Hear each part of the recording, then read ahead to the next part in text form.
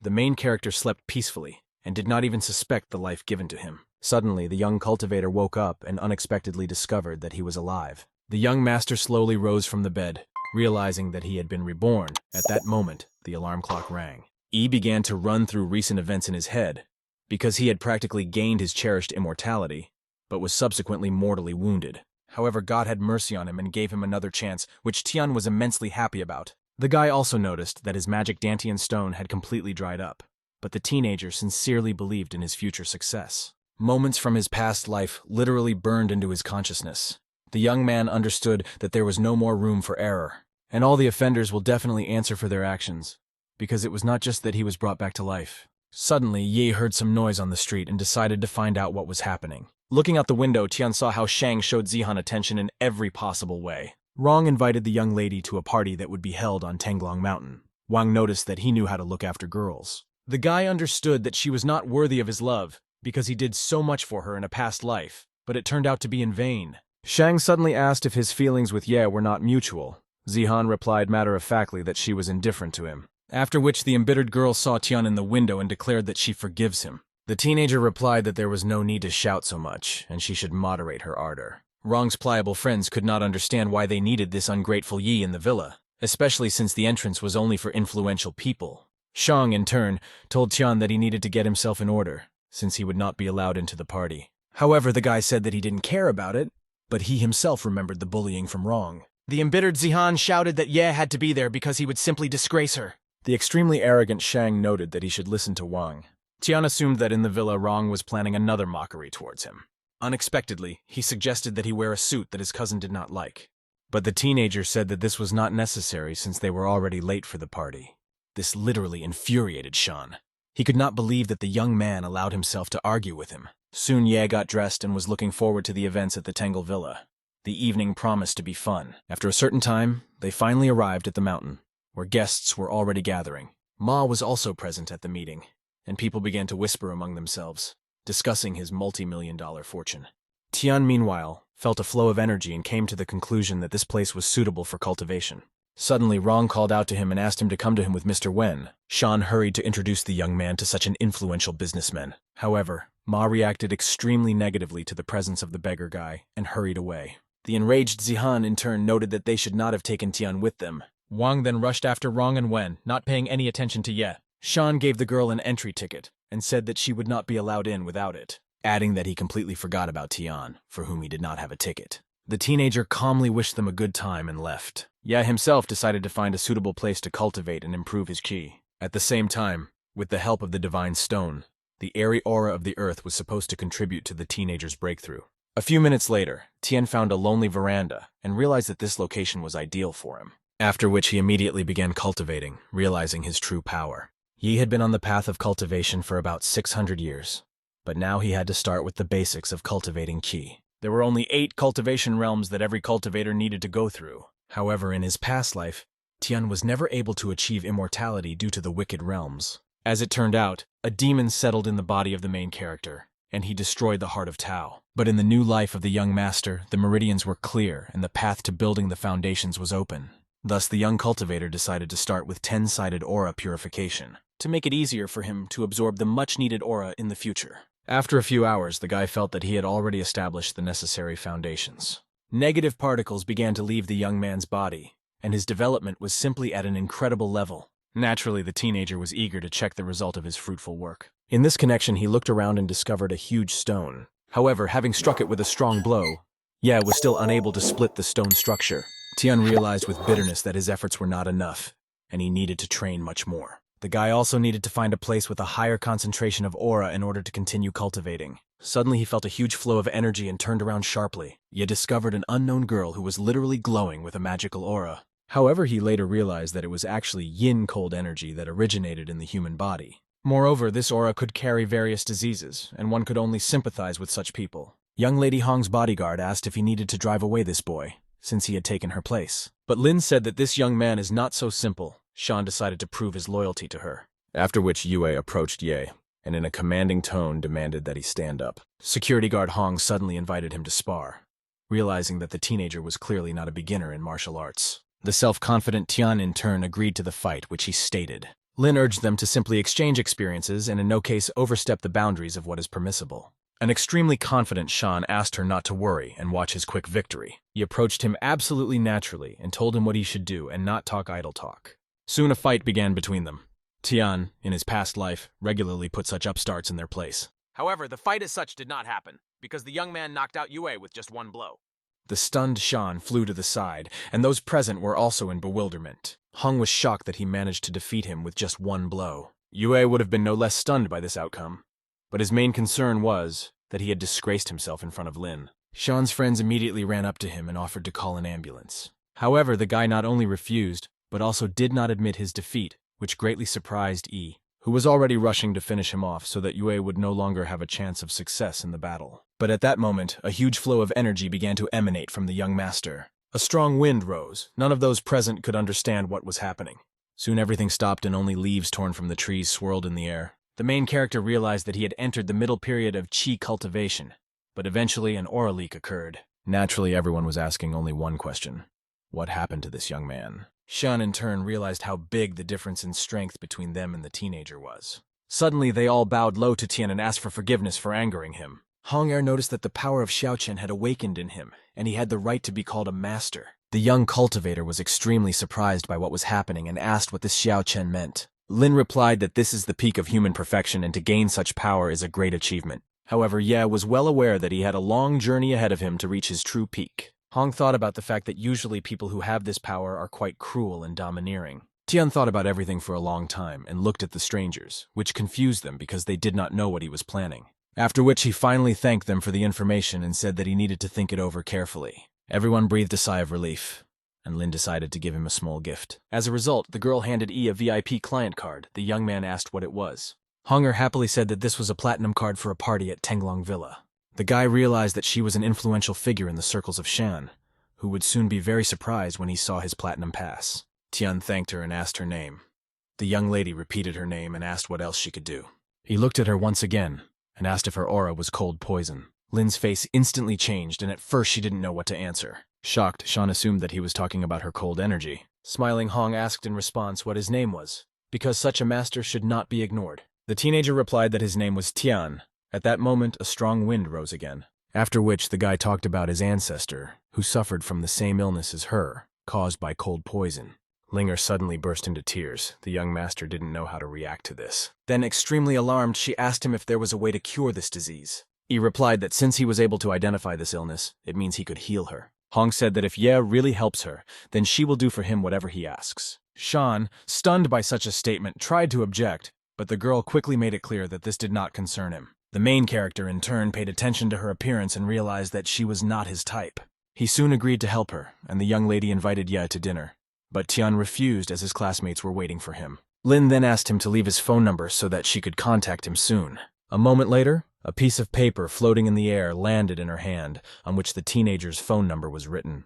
After which the young cultivator left in an unknown direction and asked her to call in a week. Hong immediately asked Yue if he knew anything about Ye's classmates. Shan began to remember that recently students from the Renwan school entered the villa, and Rong provided them with passage. The girl immediately called Wen and ordered him to prepare a luxurious table for the students from Renwan. The young man, meanwhile, felt wildly hungry and wanted to find something to eat. At a certain moment, he smelled an incredibly alluring smell and naturally followed it. The delicious aroma led straight to the villa, where the perplexed guards led him through.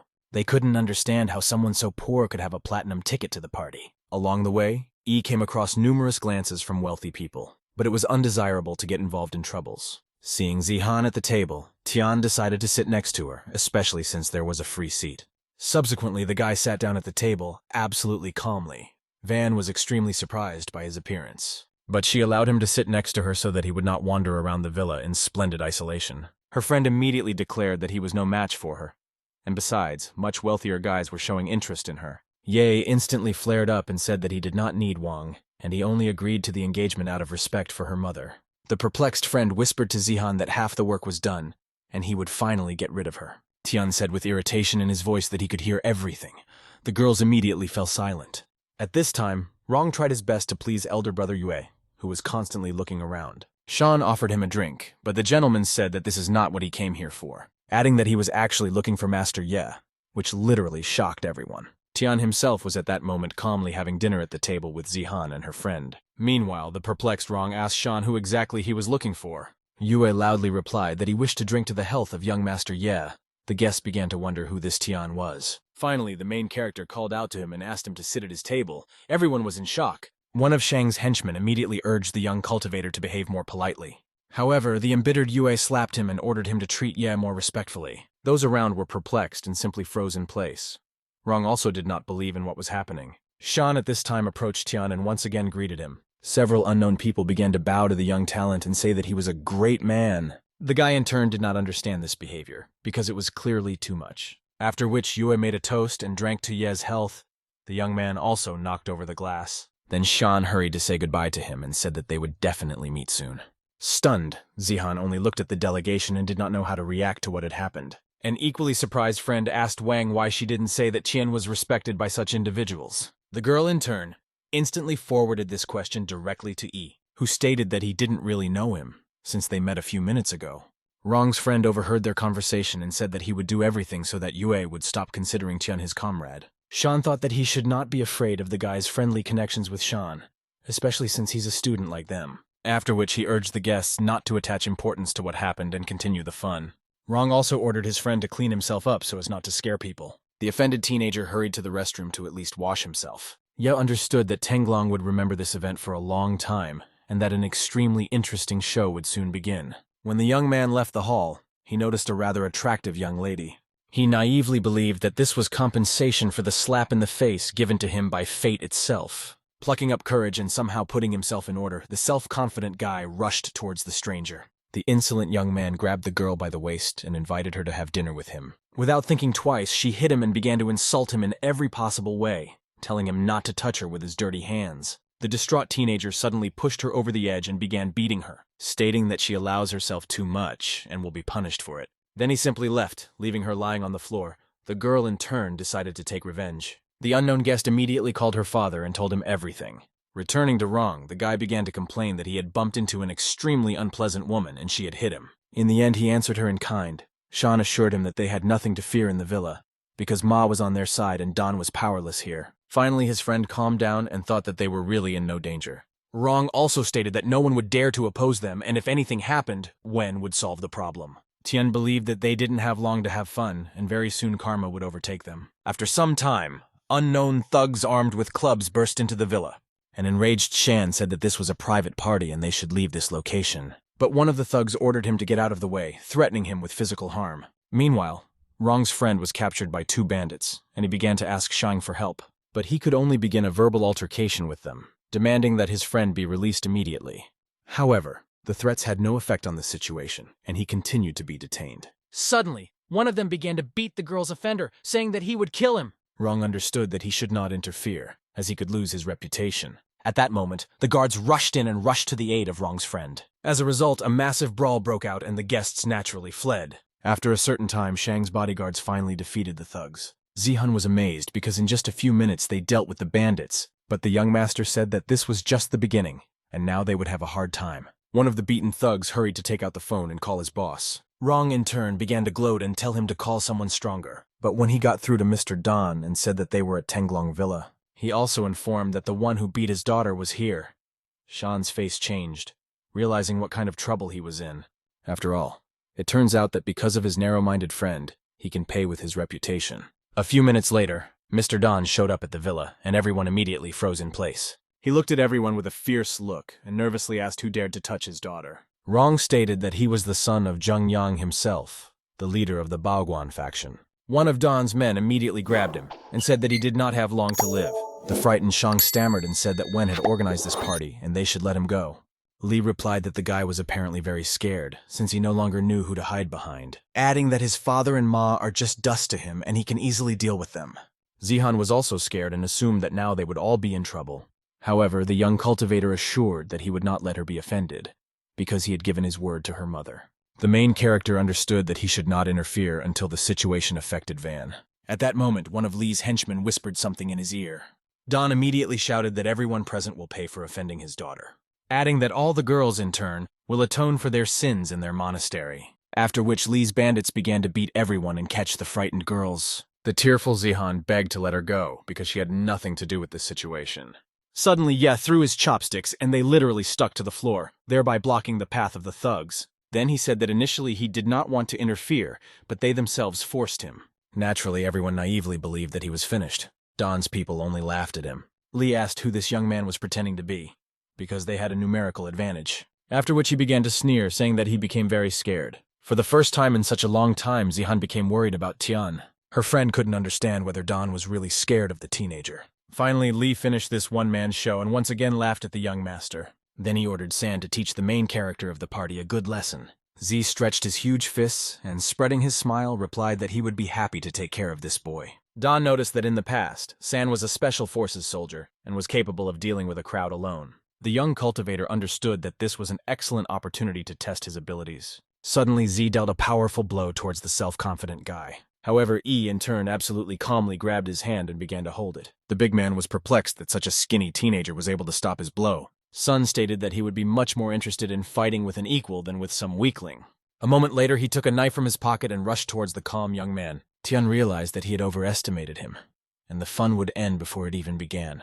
In this connection, I wondered if Z really believed that he would stop him with his toothpick. The enraged thug immediately attacked him, saying that soon he would not be so verbose. He still looked calmly into the eyes of danger. It seemed there was no fear in him at all. Zihan couldn't bear to look at it and turned away, closing her eyes, believing that he was finished. Shan and his friends, like most of those present, thought the same. However, after a couple of seconds, San flew to the side and knocked over a nearby chair. The stunned Don also asked his subordinate if everything was okay with him. The bloodied Z hurried to his feet and declared that he was fine. The embittered Lee instantly ordered everyone to attack the teenager together. The brutal bandits immediately grabbed clubs and knives and then rushed towards E. Tian noticed that it was low to attack in a crowd, but by doing so, they would save him time. Moments later, the young master broke the arm of one of the attackers, who screamed in pain like a child. The main character understood that thanks to his true ki, his skin became stronger than steel. Don was shocked by what was happening and did not know what to do with such a strong teenager. At this time, the young cultivator continued to deliver lightning strikes to the thugs. An angry Lee shouted angrily that Ye must understand one thing: he is not the one who can challenge him. After which he could not stand it and called on Tian to fight him, saying that he would personally disfigure him. The guy grinned and noted that it was a moot point as to who would defeat whom. However, at that moment, Lin unexpectedly came in and nervously asked who dared to cause a pogrom in her villa. Shan also followed her. Hong saw a recent acquaintance among the people. Don, in turn, never expected to see her here and was extremely surprised. Lee said that he was just about to go to her, but this impudent person dared to detain him. He naively believed that now the boy would definitely not escape severe punishment. Ye was also surprised by her sudden appearance and asked the young lady what she was doing here. Lin smiled sweetly and said that this was her villa and no one would dare to harm him here. Don was horrified and did not understand why she was so kind to him and how they could even know each other. Meanwhile, Tian had a drink with Hong and suddenly asked how she knew this Lee. The girl replied that they were relatives, but her parent was much more influential.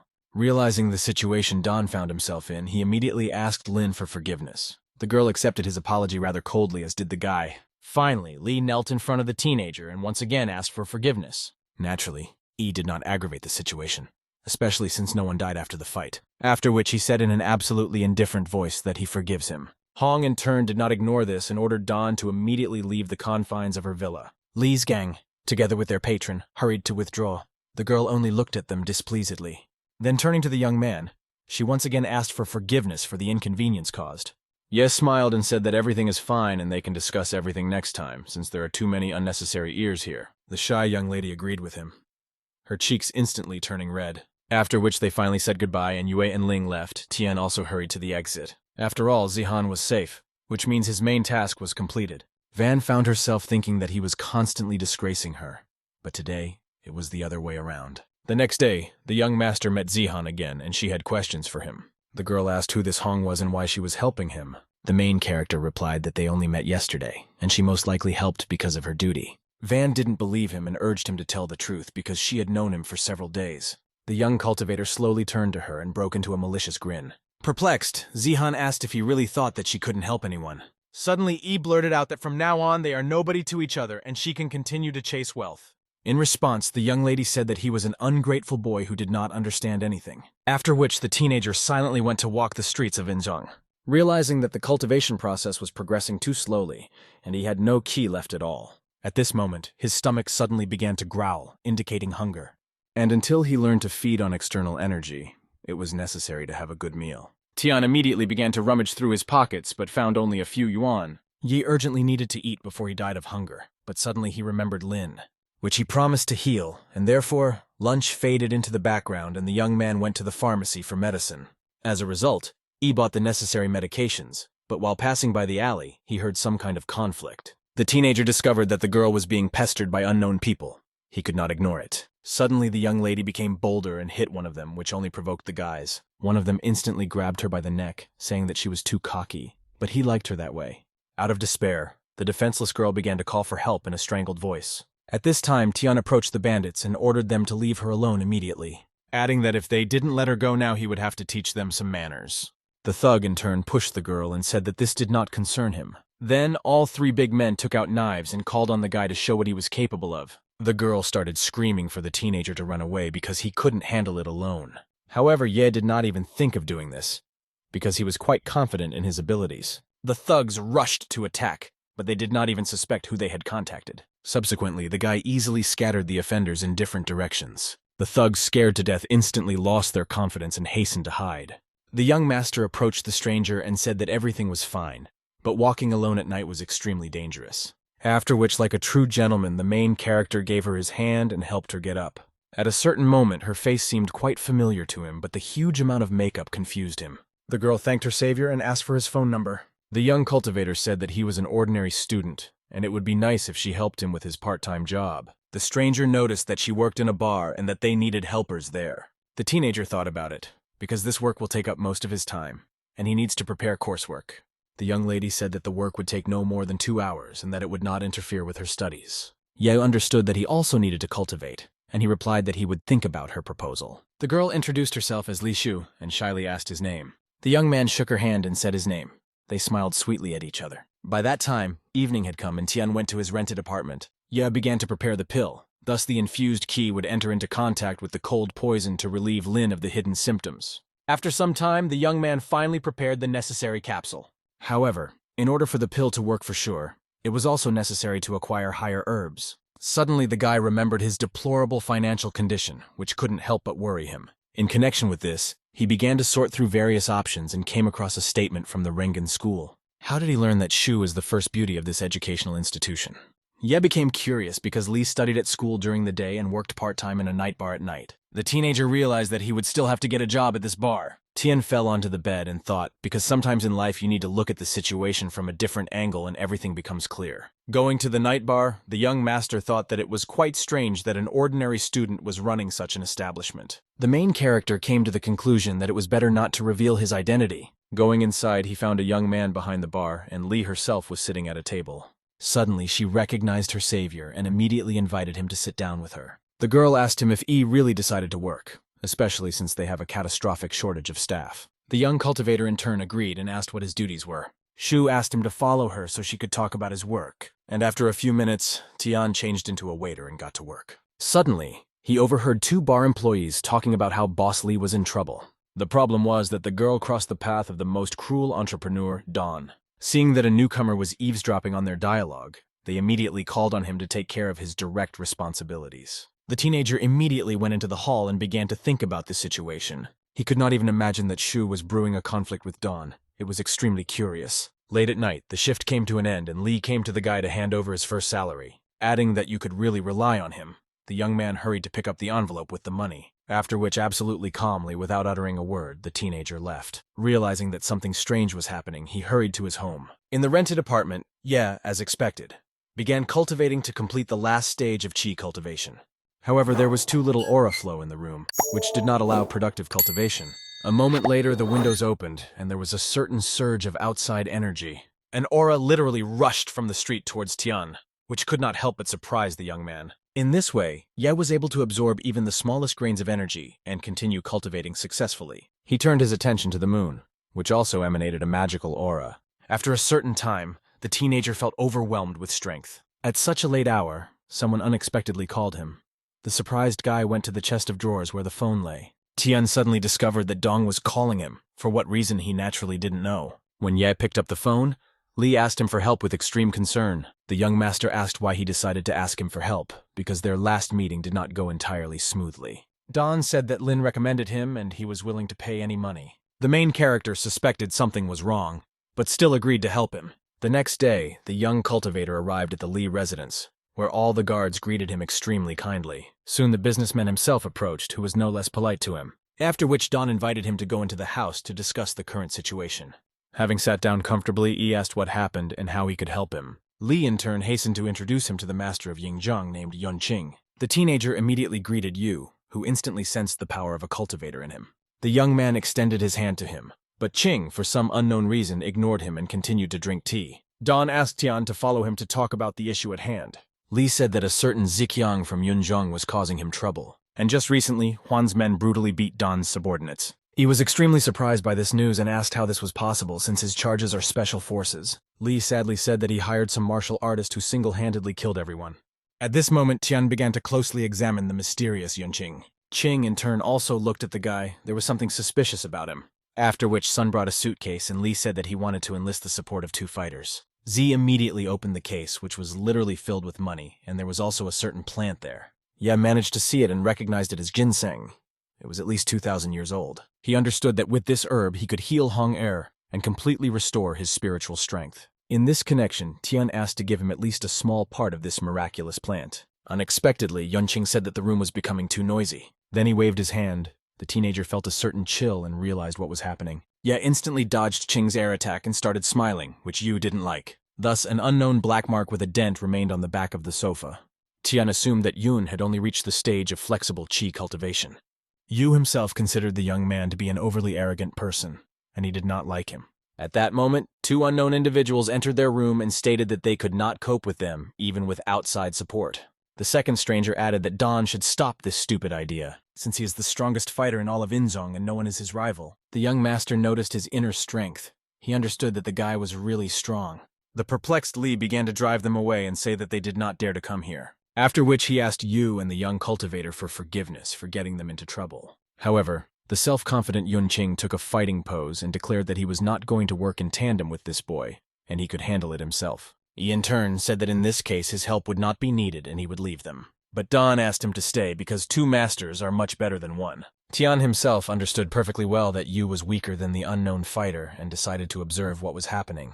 The martial artist at this time approached Qing and urged him to attack first. Don began to encourage Yun in every possible way and said that he must win. And only Ye realized what was about to happen and how bad it would be for such an arrogant Yu, who meanwhile rushed to attack from behind, once again saying that he would win without a doubt. However, at the very last moment, Song jumped aside and noticed that he was too slow. After which he shouted loudly, which put Qing into a rather strange state. As a result, Yu covered his ears with his hands and then completely collapsed on the floor. He couldn't believe what had happened because Song had defeated him using non-contact techniques. The martial arts master himself broke into a malicious grin, feeling his superiority. Finally, Yunqing realized that he had underestimated him and that he really could not win this fight. Concerned, Don wanted to say something to Tian, but Comrade Song interrupted him, who at that moment began to applaud his friend and say how much he admired his work, adding that no one from Inzong will ever be able to compare with their skill. After which he approached Don and said that they were all weaklings who should be afraid of them. He absolutely calmly objected to him,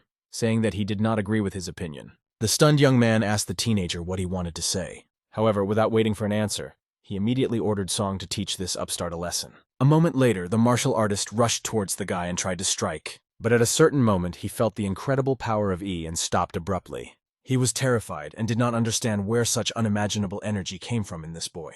Tian, in turn, did not stand on ceremony with him and grabbed him by the throat. Song could not get out. Then he lifted him up and said that martial cultivators should not waste their time on scum like him. After which he was thrown to the side like a toy and subsequently landed rather painfully. Even the tile under him cracked, writhing in pain.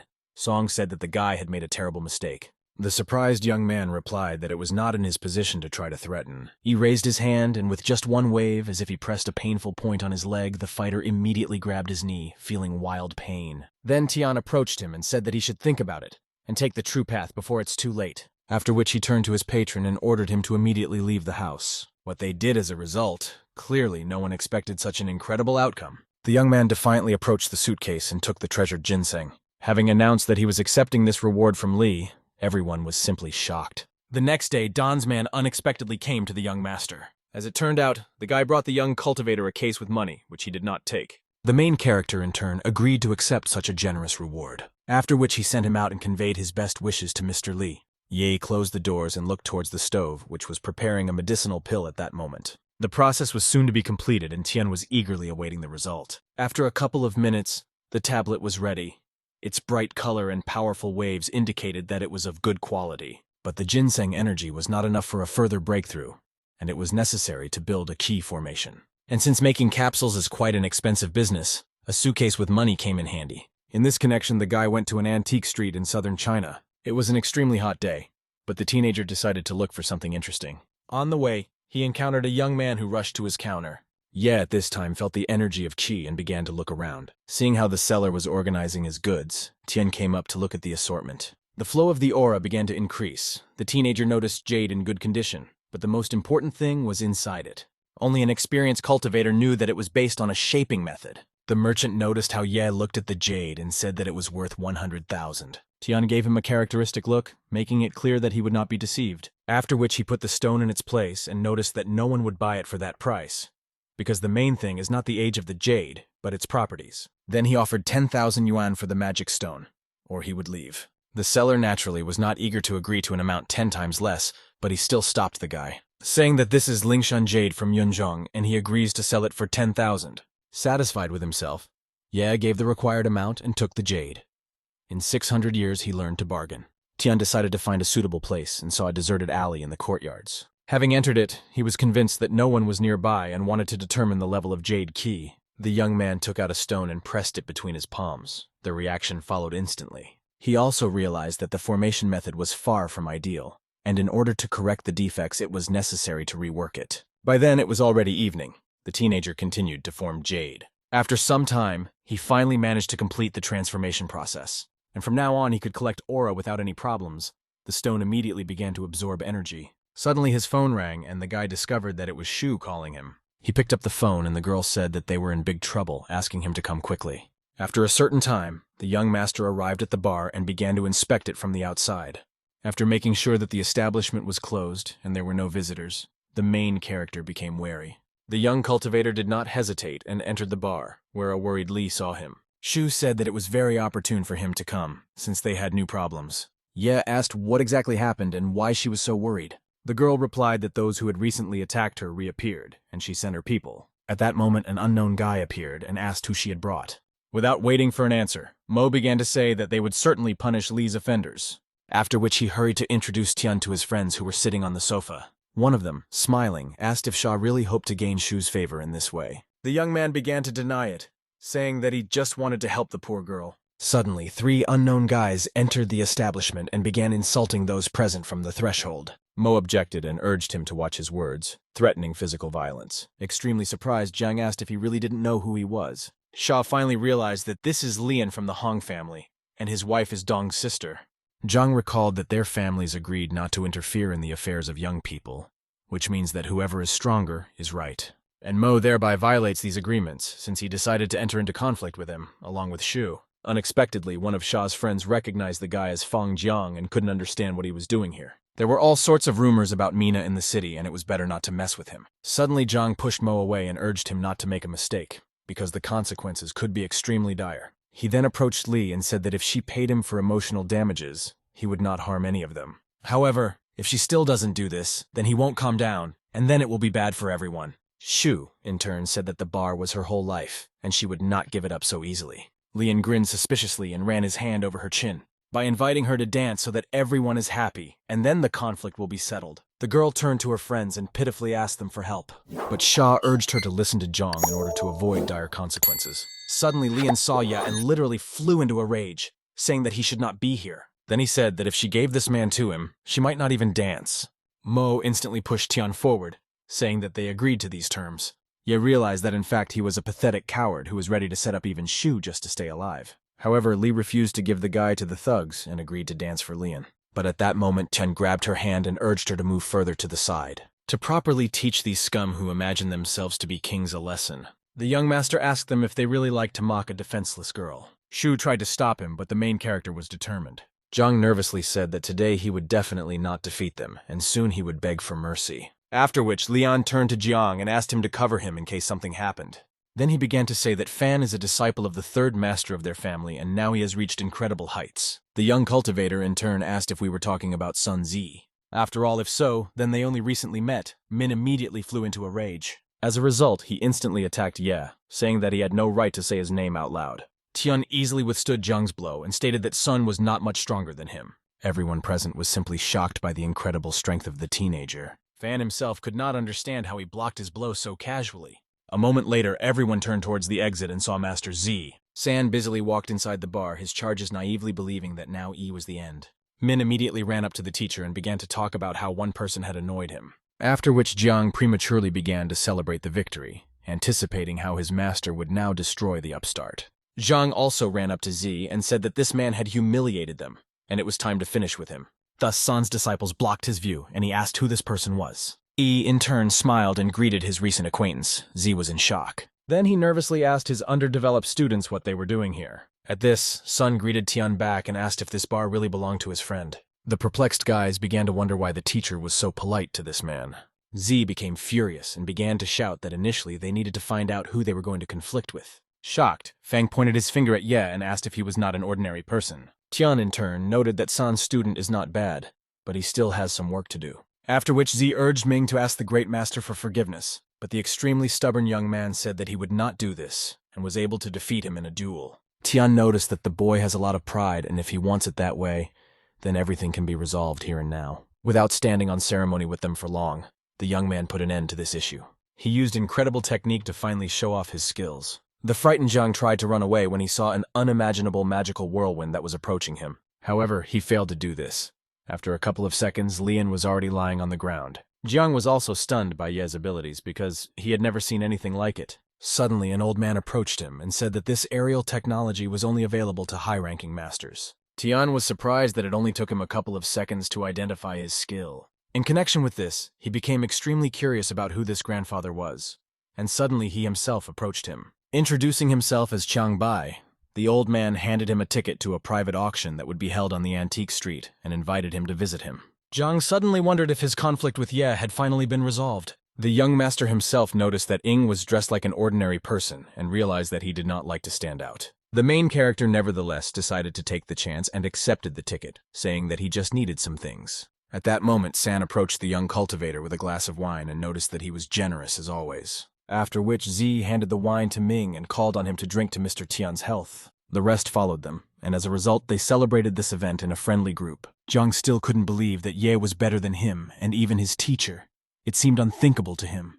Ma in turn felt ashamed, because he not only did not protect Shu, but also betrayed her. Li approached the guy and thanked him for his help, saying that she couldn't have done it on her own. The young man said very confidently that this was his job, because she hired him herself. The girl replied that he was helping her once again, and she didn't know how to thank him. Suddenly she decided that he would become the owner of half the shares of her bar. The waiters began to make fun of her, saying that their hostess apparently fell in love. Naturally, Shu reacted negatively to such a statement. The teenager watched what was happening with emotion.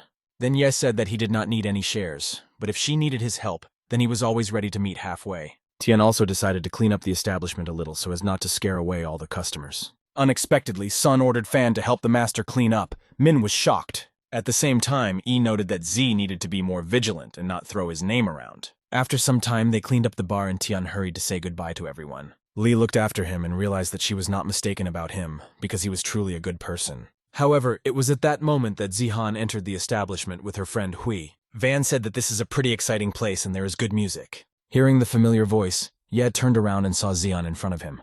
The girl was also surprised. Li Hui instantly began to thank him for saving them at Tenglong Villa. The guy smiled and replied that for him it was a mere trifle, and she shouldn't react like that. Indignant, Wang asked him since when he became so arrogant. Li urged him not to pay attention to her statements, because she was always distinguished by her sparkling humor. After which Hui suddenly invited Tian to the school festival, where she would perform. But Zihan once again began to object, and asked her friend why she invited him. The young lady decided to remind her that it was he who pulled them out of trouble, and they should be grateful to him. However, Wang said that she had known him for several days, and that in fact he was a non-entity. She suddenly grabbed her friend's hand and pulled her out, saying that she had already lost her mood. He understood perfectly well that he definitely didn't need such a stupid girl, and it would be better if they didn't know each other at all. As she left, Hui shouted to Tian not to forget about the school festival. The exhausted teenager replied that he would try to make time and come. Shu, who stood on the sidelines and watched what was happening, also wanted to be able to take the initiative into her own hands. The next day in the evening, the young master went to the festival at Rengen's school. At this event, there were a huge number of people who wanted to have a good rest. The main character sat down in his seat and thought that this was more like a concert than a festival. Suddenly, one of the girls shouted very loudly that she saw the charming Yue. The scream was so piercing that the young cultivator almost went deaf. Meanwhile, Shan walked past them with Rong and Ma. The girls literally went crazy. Ye had never thought that Yue had such a high status, because even if he cured Ling, he could not bypass him. A couple of minutes later, the festival host came on stage and greeted everyone present. Tian was shocked. Since it turned out to be Shu, he could not understand why she did not tell him anything. One of the guys suddenly shouted out that he was in love with Li and she was his goddess, which once again hurt the ears of Ye, who already wanted to leave the event. But still, the teenager found a way out of the situation and hurried to put on earplugs. At this moment, Shu invited Hui to the stage with a song, of course, about love.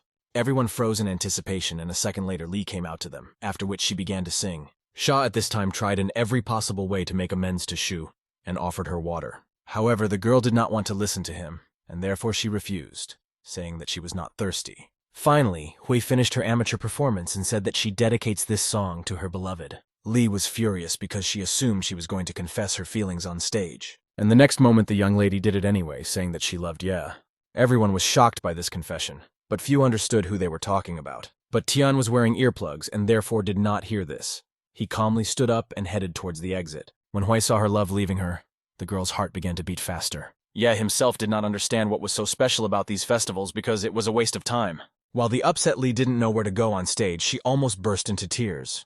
Suddenly, Shu came out to her and called on everyone to applaud the talented Hui for her incredible performance. In fact, she was sincerely happy with this result, because Tian did not reciprocate her feelings. The next morning, the young master began cultivating diligently again. Meanwhile, Xiu wrote to him and invited him to the Imperial Bar, but Ye did not see her messages. After all, the main character was busy processing the aura into ki energy, and all he had to do was absorb it. Moreover, with ginseng and the miracle pill, this process was much more effective. Mineral cultivation is a technique based on 10-sided aura cleansing. What the young cultivator was working so hard on, he literally lost 7 sweats. But the result was worth it. After a certain time, Tian finally completed the procedure. The teenager felt a surge of strength and admired the work done. He also did not forget about Lin, who needed to be cured as soon as possible. And the very next day, with everything he needed, the guy went to Hong Er's house, where Shan joyfully greeted him and said that Lin had asked him to accompany him. Soon they went inside through a beautiful courtyard, and the young man began to think. After all, in this location there was a good concentration of aura. But this had a negative effect on the carrier of cold poison.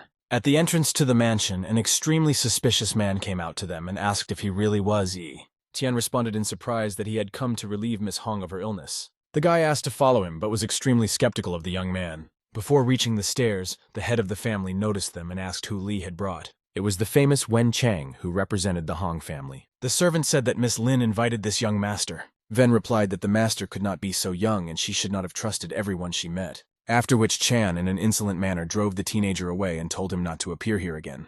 At that moment, a girl ran out of her room and called on them to calm down. She ignored her father's objections and ran up to Ye, saying that she was glad to see him. An enraged Wen ordered her to behave like a girl, then asked Li to send the boy out.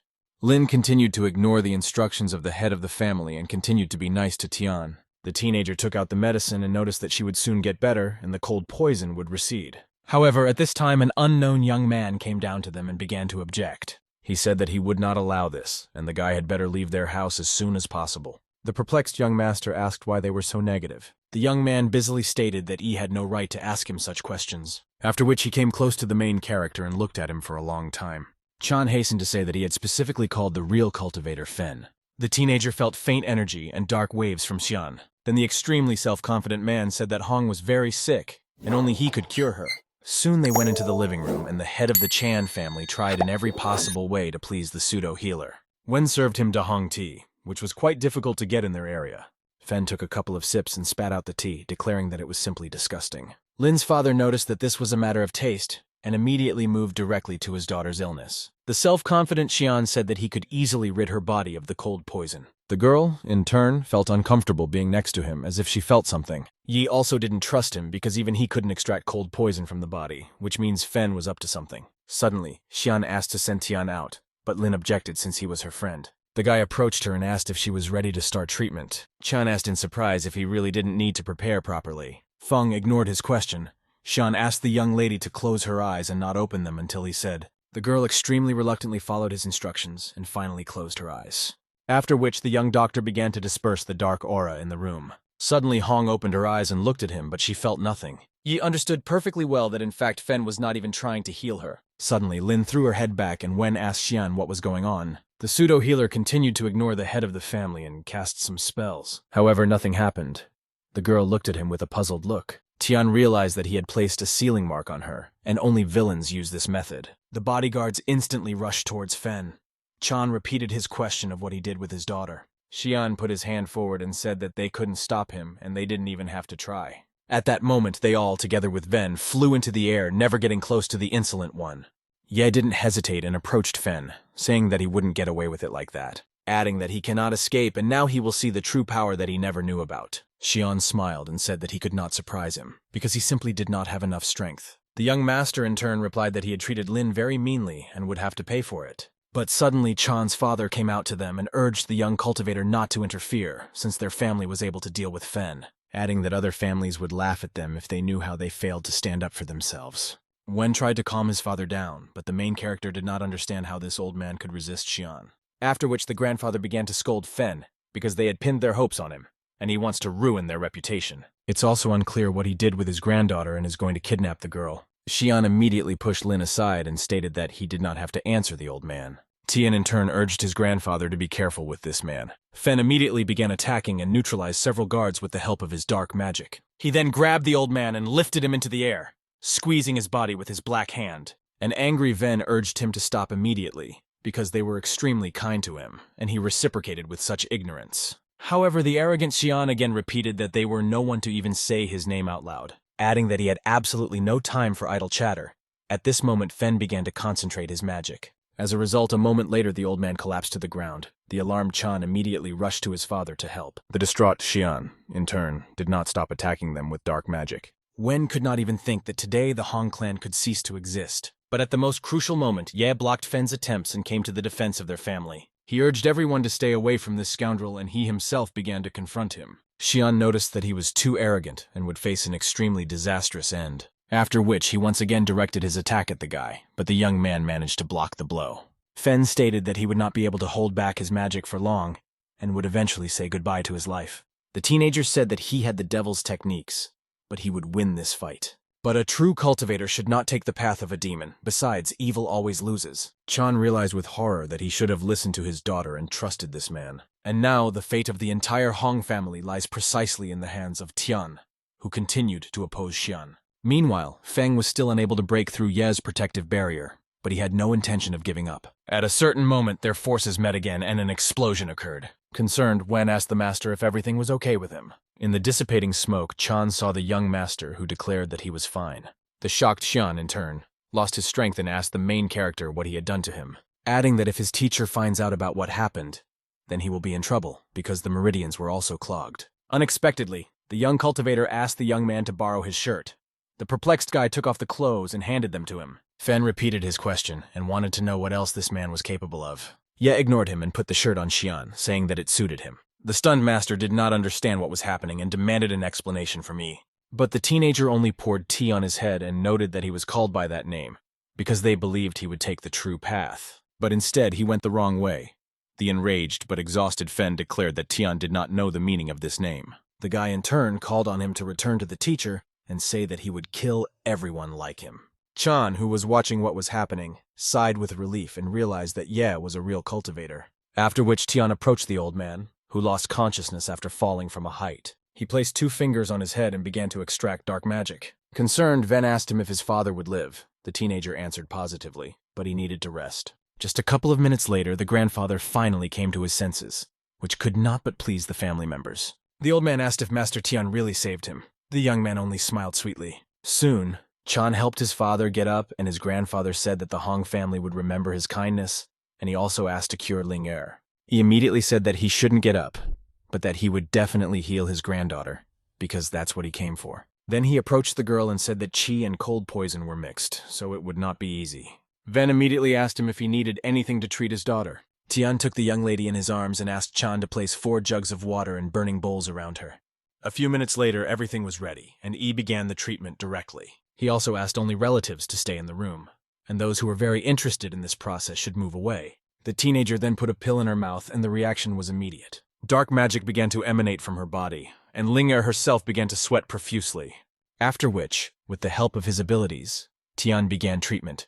Suddenly, the girl's body began to lift off the ground. He continued to cast some healing spells, which took a lot of his strength. But the main thing is that a huge flow of negative energy began to leave Hun's body. The bowls and jugs were emptied, which indicated that everything had worked out. And a few minutes later, the girl finally woke up and saw her savior in front of her. One of the maids helped her get up, and Lin herself asked what happened. And only those around him joyfully realized how great a man the young master was. Chan, in turn, began to thank the main character for saving his daughter. The old man joined him and noticed that the young cultivator not only healed her, but also helped her deal with Fen, adding that if he needs their help, he can always call them. Naturally, as a true gentleman, Tian refused any reward. However, grandfather still ordered Li to bring the documents to the Flaming Maple Villa, after which the servant gave the necessary papers to the guy, and said that the Hong family always generously thanks their friends. But Lin suddenly said that the villa was too small and she should be his reward. He was simply shocked by the girl's decision and did not know how to react to it. But the old man understood perfectly well that she was not worthy of such a man, and urged her not to talk nonsense. Tian in turn agreed to the villa and thanked him for such a generous gift. The upset girl asked to take the young man to his new place of residence. After all, the guards only allow members of the Hong family to go there. The guy kindly agreed. You notice that this house is ideal for cultivation, because there is a high concentration of aura there. Lin hastened to warn all the servants and bodyguards that Tian is the new owner of the villa, and they must obey him. But the teenager hurried to make some adjustments and turned to the servants. He suggested that they return to their old owners and come to the villa a couple of times a week for cleaning. The surprised young lady noted that this was not the best solution, but Yes said that he loved being alone, which extremely upset her because the girl assumed that he didn't like her at all. With the arrival of the full moon, Tian began cultivating again, because it was at this time that the concentration of aura reaches its peak. It was also necessary to restore the mineral structure, since the battle with Xian practically destroyed it. It is worth noting that the absorption of qi consisted of 3 stages: counteraction and protection with synthesis. Thus, countering with defense can stop the attacker. After the procedure was completed, Yi proceeded directly to the synthesis stage. However, at a certain moment something went wrong and the capsule exploded. As a result, a mark was left on the floor. Tian could not understand why this happened. Suddenly, someone wrote him a message asking if he knew where he could buy a gemstone. Meanwhile, at the auction house, Huo decided to make an expensive gift for Li. His friends started asking about the bracelet. The guy was modest and said that it would look good on her wrist. One of his comrades thought that he decided to propose marriage to her, because the accessory was from the Qianlong era.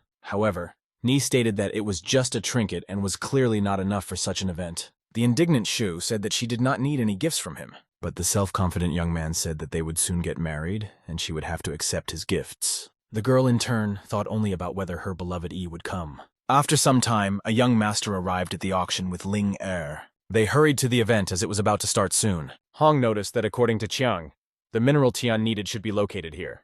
At the entrance, Huo and Shu saw the young cultivator with Ling and greeted them. The main character said that he needed 1 valuable mineral, which should be here. Li didn't like the way Hong-Er looked at the teenager. She was literally torn with jealousy. Suddenly, Lin took him by the arm and urged him to go to their seats to see the items on display in person.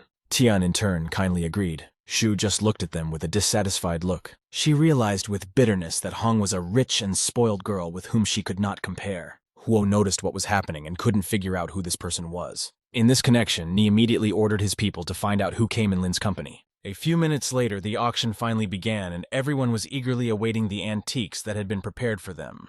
After which the presenter came out and, asking for forgiveness for the delay, hurried to present the first lot. It was a Ming Dynasty bronze horse sculpture whose starting price was 10 million. Bidding immediately began, and people began to actively compete with each other, measuring their financial situation. He was shocked by such prices, and realized that he would not be able to save money. As a result, the sculpture was sold for 18 million. Tian, in turn, was thinking about where he could earn money in order to easily acquire cultivation items. Finally, it was the turn of 7 minerals, and their price started at 50 million. Ye was the very first to raise the price to 55 million, because the young man understood that with these minerals, he would complete the formation of qi. There was talk among the visitors that he was from the Hong family, and it was probably better not to mess with him. The girl counted to 2, and it seemed that the teenager would acquire the much-needed capsules. However, at the very last moment, Huo deliberately raised the price to 80 million. Thus, Ne purchased this lot, even though he did not need the minerals. The upset young master, in turn, headed towards the exit. Everyone began to discuss that apparently he was not from the Hong family. Suddenly, the main character was caught up by a worried Lin and asked why he didn't ask her for money for minerals. But the young cultivator assured her that all was not lost and there was a way to get them. But it was much more difficult. At this time, a smug Huo came up and said that Ye was a loser because he could not outbid him. Shu suddenly announced that she was not feeling well and hurried to leave Nei. The guy immediately asked what else she needed because he spent a lot of money on her gifts. When leaving, Li replied that she did not need any gifts and would never marry him.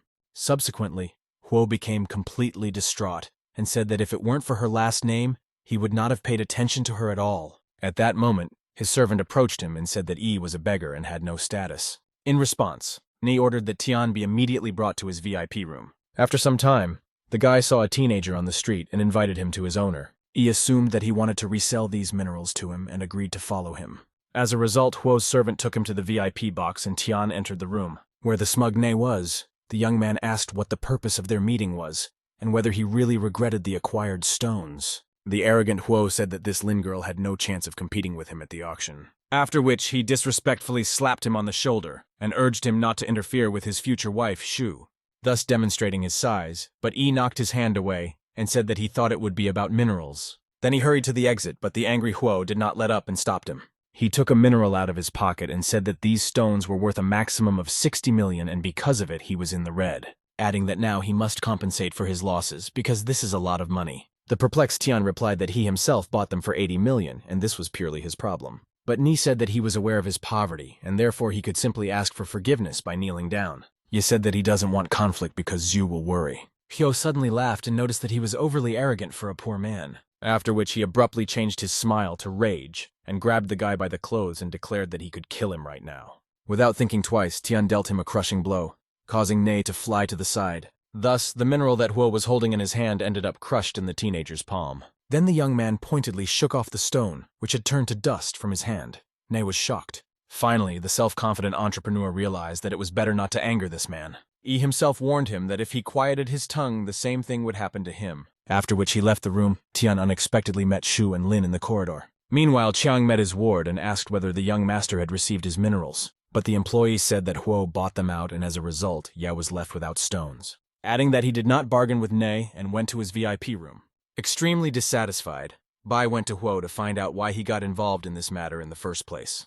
At this time, a worried Lin asked the main character what happened. The young cultivator replied that he was simply teaching this ignorant person a lesson. Hong, in turn, was angry at Ne's outburst and was not going to leave it like that. At that moment, Huo came out of the VIP box and asked Xu who this guy was. The angry girl reacted nervously to his question and said that she would not answer him. The embittered young man said that he was not going to tolerate her antics forever. Ni also wanted to hire people to finally deal with this upstart. Suddenly, Ing approached him and asked if he really bought these minerals for such a price. Surprised, Huo asked a counter-question why he was so concerned about this situation. Chiang said that he wants to buy back these gems and that is why he is here. After all, he initially held this lot for Master Ye and did not think that Ni would be interested in the minerals. Then he offered to buy them back. Huo was shocked by the fact that the old man was on Tian's side and came to defend his interests, while he called him a runt, which Bai didn't like very much, and he urged the guy not to insult the master. The arrogant young man replied that although Ye is familiar with martial arts, he has no right to be called a master. After these words, Ing literally went mad and attacked Ne with insults. Horrified, Huo asked why he was reacting this way and what made him so angry. Subsequently, Chiang drove him out of the auction house and declared that the Ni family would not appear here again. Meanwhile, an enraged Don ran through the corridors in search of Old Man Bai. Suddenly, an indignant Huo came out to meet him, saying that Ing and this scum had no right to talk to him like that. Li saw the insolent representative of the Ni family and could not restrain himself. As a result, he hit the young man and literally knocked him down. Huo was shocked. Don said that the teenager did not dare to insult Master Ye, since he was the greatest person. Stunned, Ne asked him for forgiveness, because he did not know that Tian was his friend. After which Li grabbed him and said furiously that if this happened again, he would be in trouble. Huo almost burst into tears and once again apologized, asking Don to let him go home. The businessman immediately gave him a check for 100 million and calmly took the minerals, to soon hand them over to Ye. Thus the conflict was settled and Li let the guy go. The next day, Dawn and Qiang went to Flaming Maple Villa to give Qian the stones. Bai was shocked when he saw the magical light emanating from the young master's house. Suddenly, the flow of energy began to increase, and Li, in turn, was afraid of this. Even Ing moved away and covered his eyes with his hands, as the light literally blinded him. The main character himself continued to calmly cultivate in his room. Even though the divine stone exuded pure energy, Ye could not completely absorb it. After all, without a stable key structure, the absorption process will be unstable. Unexpectedly, Dawn and Ing came into his room and they asked what kind of magic it was. Tian asked for forgiveness and said that he was just cultivating and didn't want to scare them. After which the teenager asked why they actually came. Li replied that he learned that the young man was unable to obtain the necessary minerals and found the same ones. Ye took the box of magic stones and realized that Dong had taken them from Huo. It was also obvious that they didn't just come for this and the guy asked what they needed. Li sighed heavily and noted that it was really impossible to hide anything from him, and he needed help. He said that there was a martial arts tournament next week and they needed a master to represent Yingzhong. Tian asked in surprise why San would not take part in this competition. Don sadly said that in the past Z was a first-class fighter, but not now, and therefore they need a worthy master. In addition, in the tournament, you can lose your entire fortune and family, but Ye, as the strongest cultivator, is able to win. But the teenager noticed that he had no intention of leaving anywhere. Li immediately said that it was in Minzhong. As soon as Tian heard about Minzhong, he instantly remembered one scoundrel named Hao. The memories suddenly faded in his head, because Van had once crossed the line. Subsequently, he lost his father, and from that day the young man dreamed of retribution. He was so immersed in memories that he didn't even notice how hatred filled him. As a result, he almost broke the armrest of the chair. Don did not understand what was wrong. Unexpectedly, Tian agreed to go to Minzhong for the competition, but on one condition. Asking Li to find out as much information as possible about the Wang family in the city. A few days later, they arrived in Minzhong, where preparations for the tournament were already underway. The Don asked the young master to sit more comfortably, but the young cultivator had other concerns. The main character was almost sure that Hao would not miss the opportunity and would definitely come to the competition. Yi also felt incredible energy from every second person passing by and realized that everyone here was a cultivator. Meanwhile, an unknown little girl was running away from her bodyguard. Subsequently, he did not notice and crashed into Tian, who did not notice her. The dissatisfied girl began to be rude to the guy and tell him to look around. The young man in turn was dumbfounded, because such a little girl was already a cultivator. Don asked her not to be rude to the guest whom he had specially brought to the tournament. However, the young lady suddenly became offended, and the perplexed Ye asked if she was also participating. Li stated that she was looking for her master and was Huan Shi's daughter, so she could not participate. Suddenly, Tian felt a fairly strong flow of qi and turned around. He saw a huge man in front of him, who asked if his name was Yi. Song immediately approached them and Li asked why he came here. Yu Feng, in turn, asked if this boy had recently encroached on the life of his son. However, the guy asked his father not to start a fight ahead of time, because the tournament would start soon. As Song Sr. left, he noted that he was lucky, because they were not in the arena, where he would not even live to see the second round. Dong asked Ye not to pay attention to these upstarts, but Tian was worried about the lack of Mingzhou representatives. Li noticed that Wang had not arrived yet, and that the American Azure group was usually the first to arrive, adding that Feng Xian, who tried to kidnap Lin, was from this group. At that moment, little girls ran behind them and talked about how the battle between Yunzhong and Mingzhou would soon begin. Don and Tian sat down comfortably to watch the upcoming confrontation. At that moment, Song Yu entered the arena and stated that apparently the Mingzhou representatives were scared. However, a moment later, someone turned into a hurricane and said that Fen was talking too much. It turned out to be one of the representatives of Mingzhou, who began to demonstrate his skills. He did not give Song a chance to attack and attacked first, delivering a crushing blow. As a result, Yu Feng flew to the edge of the arena and began to writhe in wild pain. Tian immediately jumped up and declared that he uses the same techniques as Xian, which means they are in cahoots. Thus, he easily defeated Song, and suddenly Ye called out to him and said that he was ready to fight him. Naturally, the cultivator agreed to engage in a duel to the death with the young master. The main character entered the arena and confidently said his name. The guy was surprised. After all, Xian told him about him, after which the fighter began to provoke Ye in every possible way. Qian began to ask what the Azure Group's goal was and what the Wang family was planning. The self-confident master replied that he was not going to talk to him about it and that he did not need it. Seeing the black smoke, Ye understood that he had many lives, and he, like Fen, also turned away from the true path. The cultivator did not want to talk to him anymore and instantly attacked with dark magic. However, the teenager promptly activated the protective barrier and stopped his attempts. The fighter noticed that Hao told him that today's tournament brought together a much larger number of worthy opponents. Qian once again urged him to say how Wang was related to the Azure Group and what they were up to. The master still did not make contact and stated that the dead man had no need to know this. After which he again rushed to attack. The magic blades immediately flew towards E. However, the teenager destroyed all the swords using absorbing energy, which literally discouraged the cultivator, and he began to take it seriously, stating that Hao would soon return from the Tang family and he would present him with the boy's head. This information shocked Tian because he assumed that Wang was dating Shu. The master once again tried his luck and rushed towards E, but he did not even suspect what awaited him. As a result of their collision, an explosion occurred. All spectators were stunned by this outcome. Dan, in turn, became worried about Tian and was about to run out into the arena. But when he saw the guy standing over the defeated fighter, Li calmed down. The young man still asked him about Wang's plans and the Azure Group, but the cultivator himself did not believe that he had lost. Ye pressed his foot on the wound and asked where their meeting would be held. The master said in a choked voice that they went to the Imperial Hotel. Finally, the teenager calmed down and left the arena. The audience never ceased to be amazed at his strength. Dan himself could not believe what had happened because Tian had defeated such a strong fighter with such ease. After which Ye apologized to Li, as he urgently needed to leave on business. The young man intended to end the Wang family once and for all, while saving Tang Shu. Qin looked at him enthusiastically and thought that it would be nice if he became her teacher. After some time, the young master reached Shiyu's house, which was full of guards. Ye heard one of them tell someone on the phone that she was not here. Concerned bodyguards immediately went in search of her. The main character knew that she always avoided meeting with other families. At the same time, the girl escaped in the same way, jumping out the window. It was at this moment that the young cultivator discovered Shu crawling out through the window. Tian also understood that his guard should not know about this, and needed to figure out how to distract the Dongman. As a result, the young man could not think of anything better than throwing a stone at him, and the bodyguard instantly lost consciousness. By that time, the young lady had jumped from the window and rushed towards the park. But at a certain moment she did not notice the branch she stepped on, and a characteristic sound was created. Suddenly a smiling E approached her, and the girl in turn was scared. Shu immediately urged the teenager not to make any noise so that the guards would not notice them. Tian understood that while they did not know each other, she should under no circumstances be put under pressure.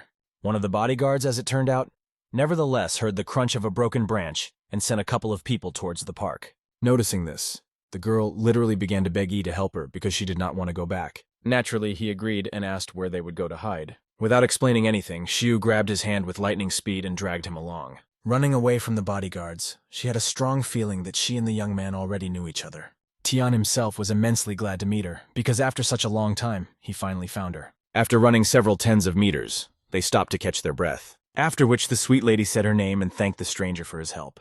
The guy also introduced himself as Ye and extended his palm to her. They shook hands and Shu smiled sweetly. Tian decided to ask her why she was running away from the guards. Then the girl told about her cruel father who prevented her love.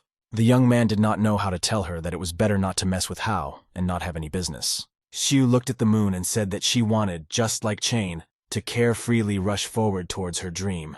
Tian smiled in response and said that this would happen if she listened to her heart. Tan looked at him mysteriously and said that she felt as if they had known each other for several years. At that moment, his heart began to pound and he declared that one day they would definitely meet. By that time, a car had arrived for her, and once again, thanking him for his help, she got into the car. He looked after her and thought that no one would ever hurt her again.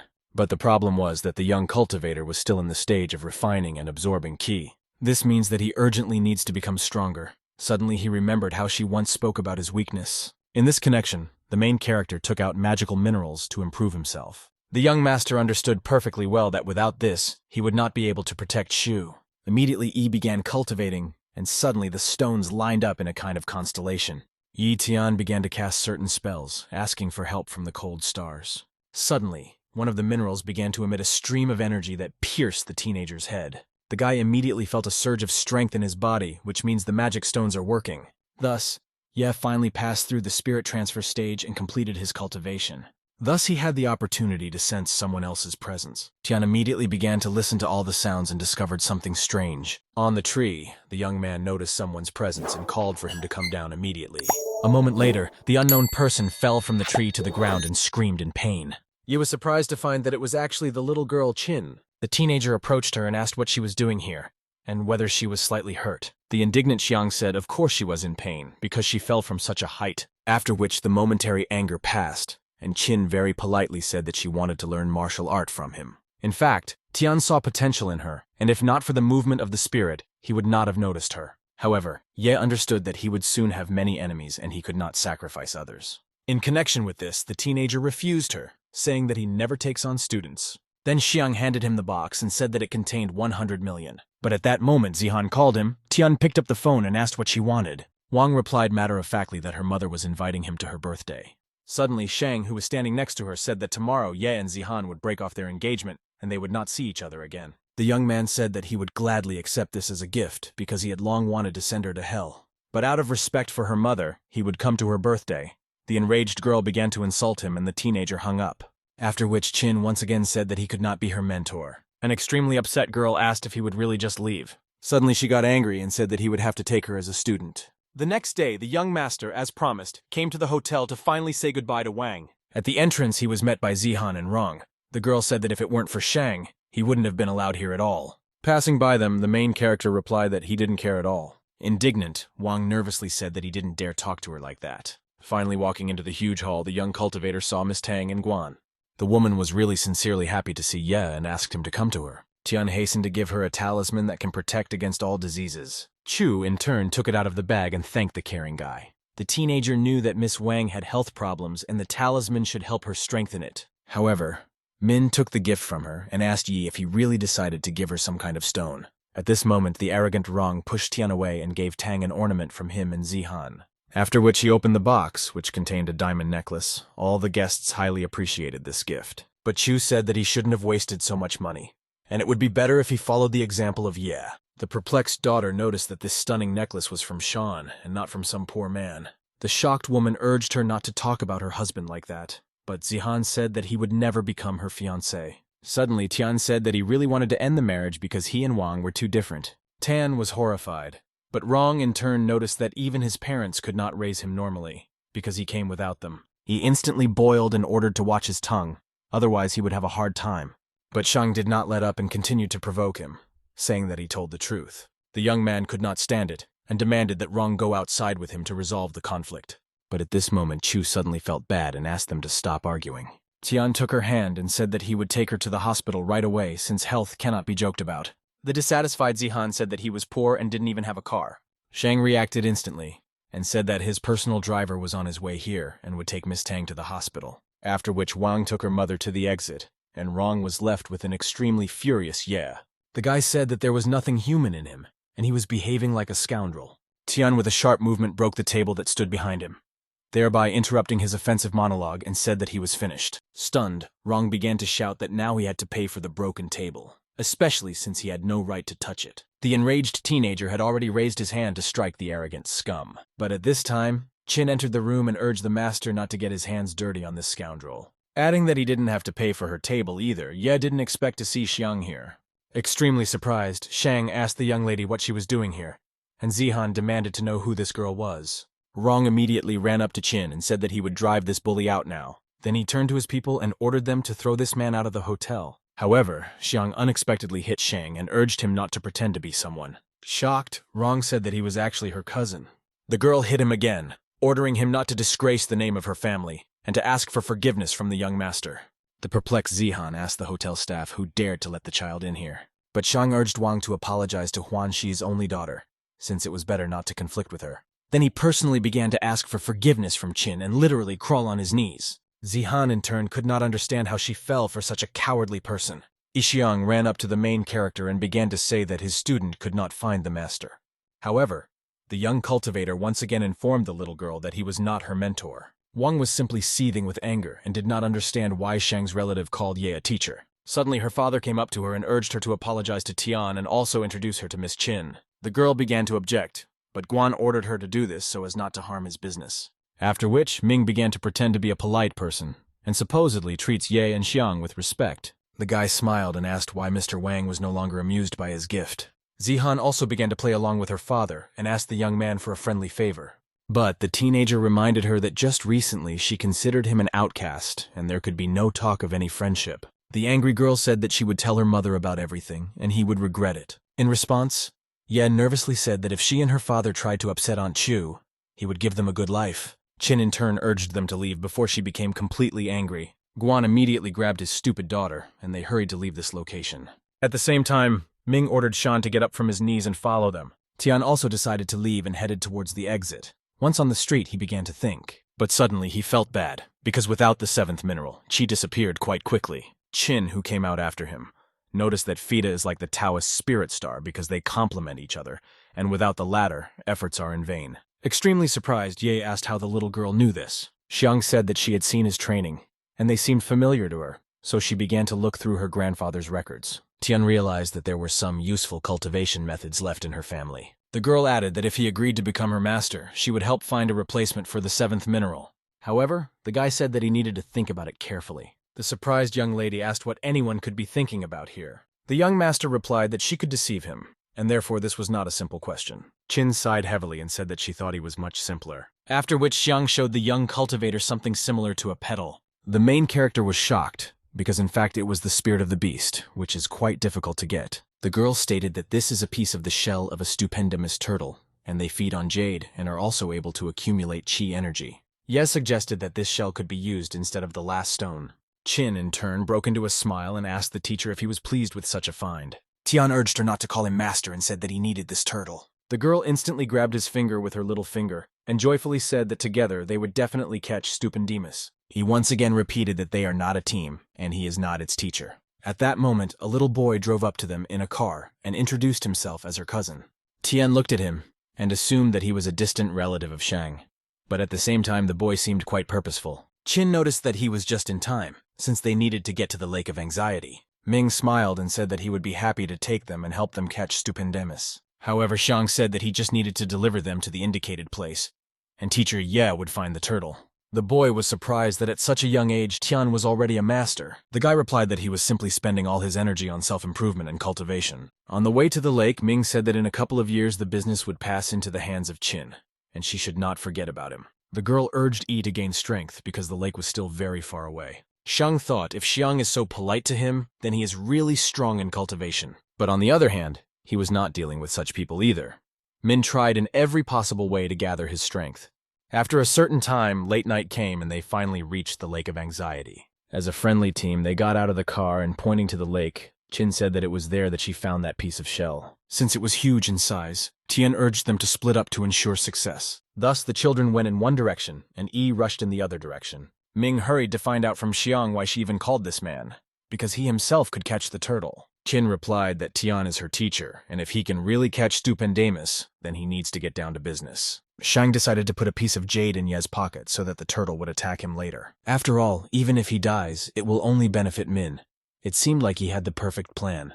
After some time, Stupendimus swam to the shore of the lake, where Xiang and Shan were walking. Suddenly, a huge turtle jumped out of the water, and Qin, in turn, managed to jump back. The girl called out to Ming and called on him to catch the sea beast. The boy instantly rushed to her aid, having said that it is best to attack from the back. At this time, Stupendimus waved his tail, but the boy managed to jump away. He understood that he was really lucky, because otherwise his plan would have collapsed like a house of cards. Xiang threw magic ropes around the monster's neck, and Shang tied up the hind limbs. Qin immediately asked him to call Ye for help.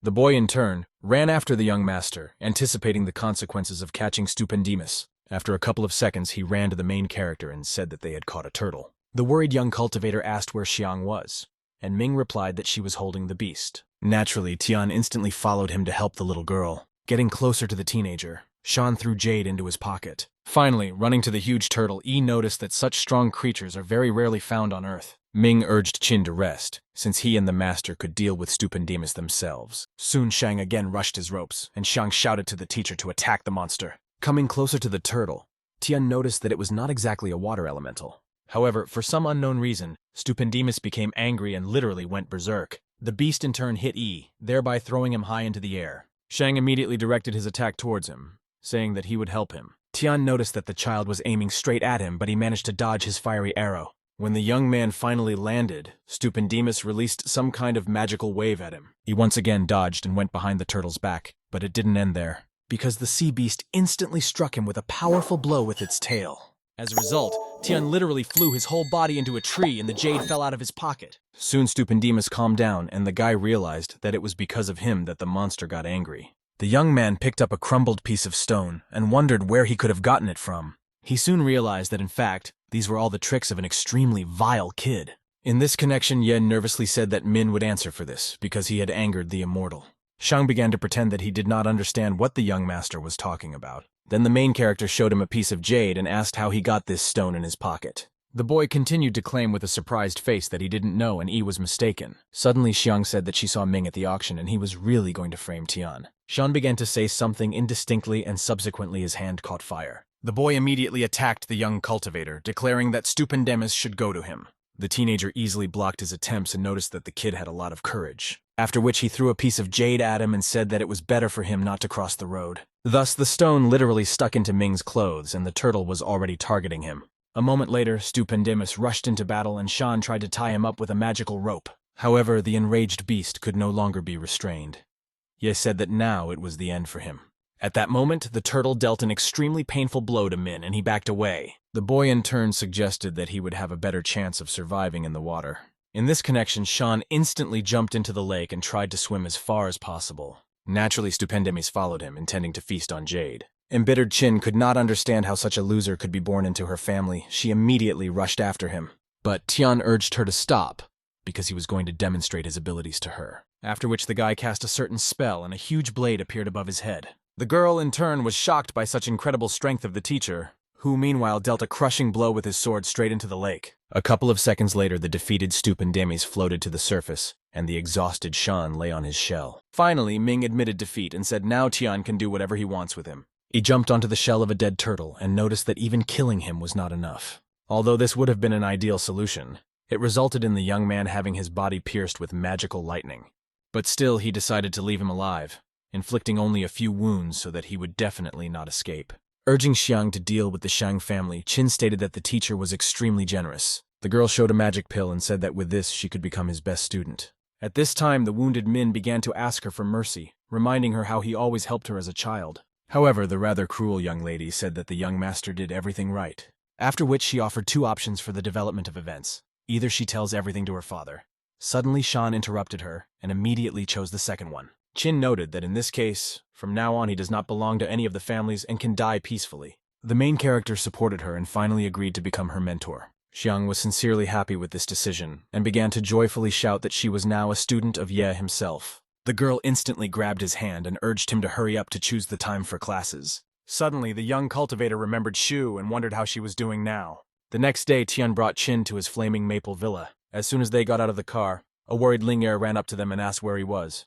Surprised, Xiang asked in response what she was doing near her teacher's house. The girls literally incinerated each other with a hateful look. Yi just watched what was happening. Unexpectedly, Qin showed her Stupendemis core, and stated that she was now Tian's disciple, and was not pursuing him like her.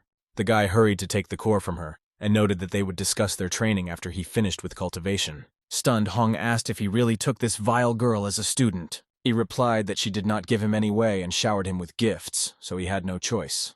Suddenly, Lin asked him if she could also become his student. The young man was surprised. Xiang immediately began to object and say that he should not agree to this. Hong said that in fact she had wanted to study with him for a long time, from the moment Tian healed her. After which the girls again began to sort things out for a long time. Qin accused her of just wanting to butter him up, adding that, unlike her, she obtained the core of Stupendemis for her training. Then Lin told Ye that she had some information about Wang, whom Tian had been looking for so long. The guy in turn immediately changed his face and urged her to talk about him. After all, as soon as the conversation turned to how the young man remembered Tang, her image literally flashed before his eyes. Hong said her grandfather found out that Wang was planning to marry Shu to take over her assets. The young master said nervously that this Hao was an incredible scumbag. Xiang in turn could not understand why he suddenly became so angry. The protagonist already intended to set out to destroy Wang, but Hong urged him not to do so. After all, if the young cultivator actually went there, the Tang family would cease to exist. However, Ye continued to declare that Shu needed to be pulled out of the hands of this scoundrel. Lin replied that even their families with Qin could not help. But Xiang said that there was one way. Hong said sadly that there really is a way, but it is extremely terrible. An enraged Tian said that he already knew. He just needed to protect the Tang family. After all, even if it is mortally dangerous, he cannot just take it and retreat. Lin soon brought him to the office of Director Tang, who was looking for bodyguards, and she recommended Ye to him. But since this location was swarming with Wang's spies, Hong hurried to hide. Tian thanked her for her help and headed to the office. The security guard led the young man to the director and said that the man Lin had recommended had arrived. Mr. Tan kindly invited him in and greeted the teenager. The director immediately got down to business and stated that he trusted him with the safety of his daughter. At that moment, Shu came out to him and, recognizing him as her savior, said that she was in good hands. Then the joyful girl ran up to her father and asked where he found it. Suddenly, outside the door, he heard Hao talking to the driver, who begged for his life. Tang immediately urged Shu and Ye to hide in the closet so that Wang would not discover them. They instantly ran into the closet, and the director said that no matter what happened, they needed to sit quietly. A couple of seconds later, Hao and Tan's personal driver burst into the office. He began to ask him for help. The head of the corporation worriedly asked what happened to his children. Wang smiled and replied that they had fallen into the hands of the Azure Group and were now helping with cultivation. Tan tried to reassure his driver, saying that he would do everything possible to free them. At this time, the arrogant cultivator called someone and announced that he had a child. The shocked Liu said that Hao promised to let his poor children go, but Vian stated that in fact he had deceived him and these were empty words. Xiu could not stand it and began to say that this was bullying, and she also wanted to get out of the closet. But Tian instantly covered her mouth with his hands and urged her to sit quietly, because this was for her own safety. Then he hugged her and said that everything would be fine and he would definitely protect her. The young master continued to hold her back and try to explain that Hao should not find out about them. He added that he would only let her go if she stopped screaming, after which the young cultivator slowly lowered his hand. Sad Shu remained silent with great difficulty. The main character said in a whisper that they would talk about the current situation after Van left. Meanwhile, Tang asked Hao what he needed to do to leave his family alone. The arrogant master confidently stated that he never leaves what he wants. Therefore, he needs his daughter along with the director's company and all the staff. Tang sadly said that in this case he would have to kill him. Wang only smiled in response. After which he said indifferently that his life was not at all interesting to him. Suddenly, an unknown person entered the office and said that the Azure Group was waiting for Mr. Hao and asked him to follow her. The guy started flirting with her and noticed that with such a beauty he was ready to go to the moon. Van headed for the exit and stated that he was not going to wait long for his decision, so he had a month to think about it, adding that if Tang does not make the right decision, Hao will destroy his entire family. After Van finally left the room, the old man became suddenly ill. At that moment, Shu ran out and said that for their safety, she was ready to become Hao's wife. But the father replied that if she did this, then this demon would not give her life. The girl sadly said that otherwise he would kill them all. After all, they should not forget the people who helped them reach such heights, and she cannot sacrifice them for her own good. Yi, in turn, was angry that at such a crucial moment he did not have enough strength to change everything. In this connection, Tian asked for forgiveness from them and said that unfortunately he was too weak and would not be able to help them. The director replied that apparently this was their fate, and he was ready to accept it. And he also thanked the young man for his efforts. The guy said that the best solution was to get Miss Shu out of here. But since she also wants to save the employees, it will be quite difficult. He approached the girl and said bitterly that at the moment he could not fight with Van. The young lady lowered her eyes and replied that there was no need to worry so much, and they were grateful to him anyway. Suddenly, Ye felt the presence of about 50 cultivators on all 30 floors. Tian immediately reported this to Tang and offered to hide Shu from Hao's spies. The teenager pointed his hand at her and said that no one would be able to find her for a month. The extremely alarmed old man, in turn, asked what would happen next. He answered quite confidently that he would definitely gain strength and save them. Meanwhile, Xiang and Ling Er were waiting for the young master to arrive at the Flaming Maple Villa. Qin suddenly asked her if the young cultivator would meet Wang. Hong replied that anything was possible. Then she asked in response why she calls him her teacher. The girl said that he promised to teach her martial arts, but he has been gone for several days. And it was at that moment that the extremely upset main character came into their room. Yes said from the door that they needed to urgently go to Yingzhou. Xiang instantly jumped up and asked if he had really decided to start a war with Hao. Lin also let slip that his family owns numerous assets in Mingzhou, and they cannot compare with them. Then Tian said that he would need to enlist someone's support in order to finally defeat him. Qin noticed that her father had recently talked about the arrival of the dragon catchers. The young man asked if it was possible to cooperate with them, and whether they were strong warriors. Xiang replied that they are the strongest in the country, and the Azure Group is their only competition. They also need a mentor and she could recommend him. The guy was surprised. After which he thought that this could be a good chance for success, to become their ally and resist Hao. Yeah, in turn agreed, and the joyful Qin said that she would do everything in the best possible way. After some time they found themselves near a building and the girl said that the dragon catchers were here. Tian saw 2 guards at the entrance and was surprised, since their ki was quite strong.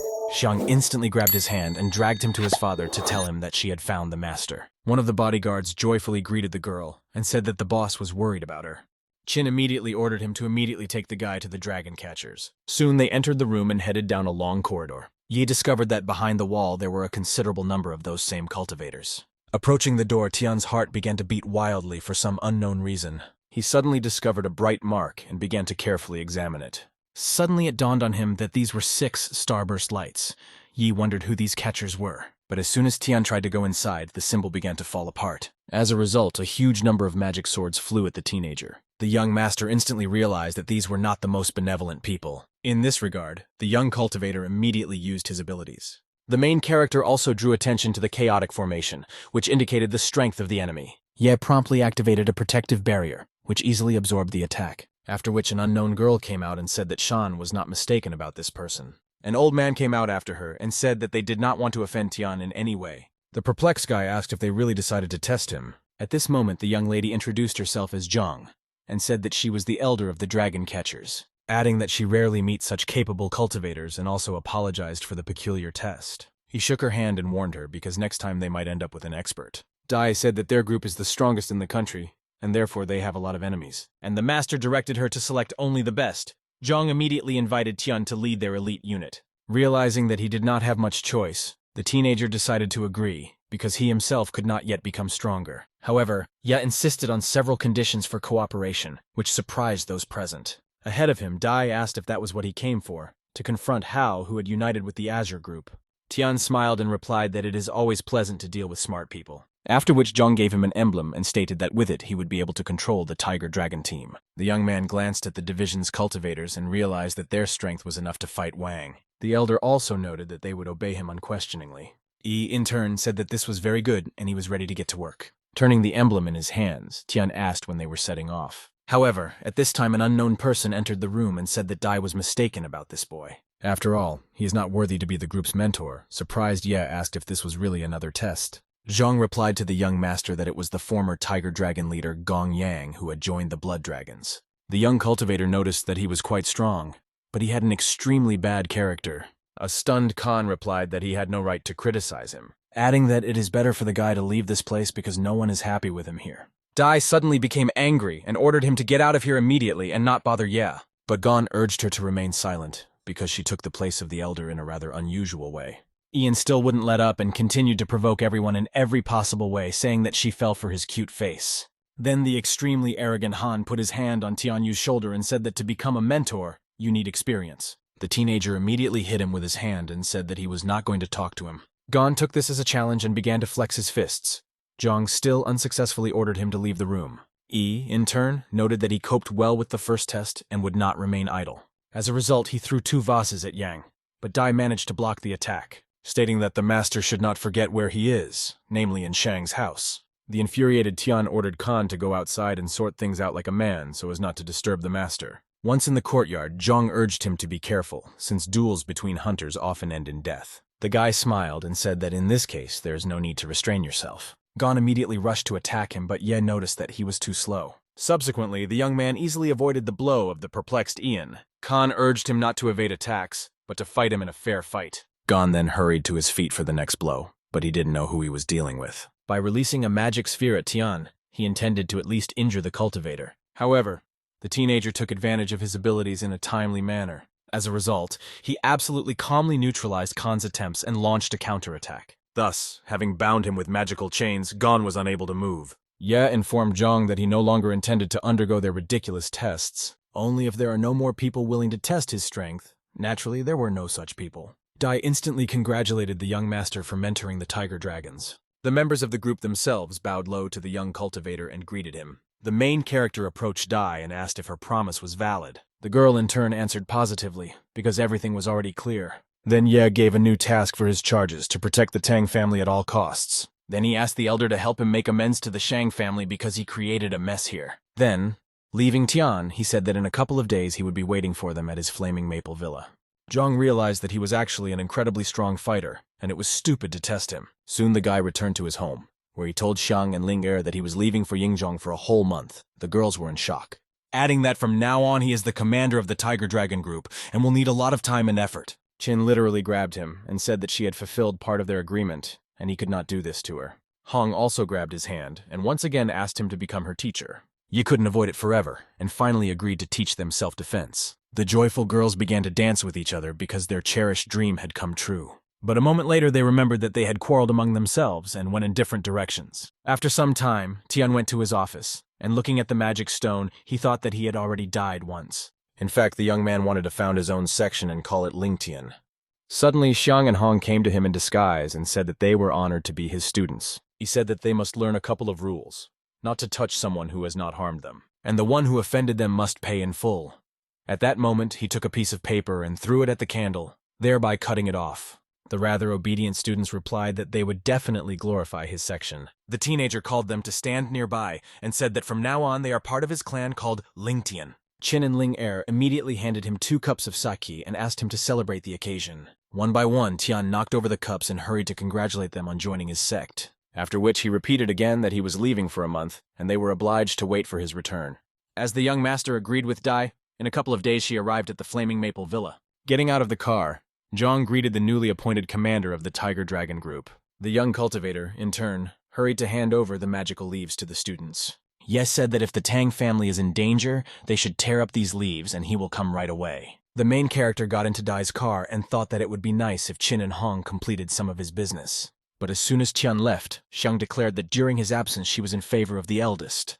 Stunned, Linger objected, saying that she was actually the one who met Ye first. Qin said that she was the first to become his student, and therefore Hong should obey her. A few hours later, Tian successfully reached the indicated place. Zhang said that she would immediately call the blood dragons in training. However, the young man urged her not to distract them from such an important practice, especially since they were in no hurry. The teenager himself began to cultivate in order to strengthen the connection between minerals, because they, in turn, feed on the energy of the divine stone of the 9 heavens. After a certain time, Ye felt the negative aura begin to leave his body. Suddenly, Tian felt someone's presence and demanded that the stranger show up. An unknown cultivator came out from behind a tree and asked if his name was Ye. The guy answered positively and asked a counter question about who he was and what he needed. The young man identified himself as the leader of the blood dragons named Ma Fei and asked for guidance from the group commander, after which he handed over some paper, which indicated that he had been challenged. At this moment, another named Yin Yang said that he was a member of the blood dragon squad and wanted to fight with him. Tian only laughed in response and noted that they were quite brave. Then he called for the other 13 people hiding in the forest to come out. Ye said despite their courage, he will not stand on ceremony with them, and they must understand this. Guan said that his group values strength above all else, and if he really wants to become their mentor, he must win.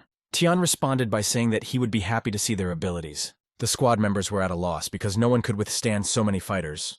Yin called on his colleagues to demonstrate their skills to the young master. Everyone immediately rushed towards the young cultivator. Ye stood absolutely calmly in place. The blood dragon group, in turn, began to run around the main character. Tian said that this is an extremely useless tactic and they will not confuse him. At a certain moment, the teenager raised his hand and almost caught Ian. Ying was shocked and did not understand how he was able to discover it. But at the same time, the fighters continued to use their fighting method. The young man urged them not to be shy and to make every effort. A moment later, Yi once again caught one of them and dealt a fairly noticeable blow.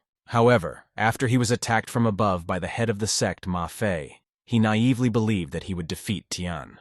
But the guy easily avoided his attack and jumped to the side, continuing to provoke them. Ye also noticed that Guan is quite strong but extremely slow, and this is his weakness. The angry Fei called him to action, not idle talk, and again rushed to attack. Chen parried his blows again and again, expending only a small part of his energy. Then he stated that this blow was much faster than the previous one, but weak. Defiantly shaking the dust off his shoulder, the smug commander of the Tiger Dragons urged them to continue.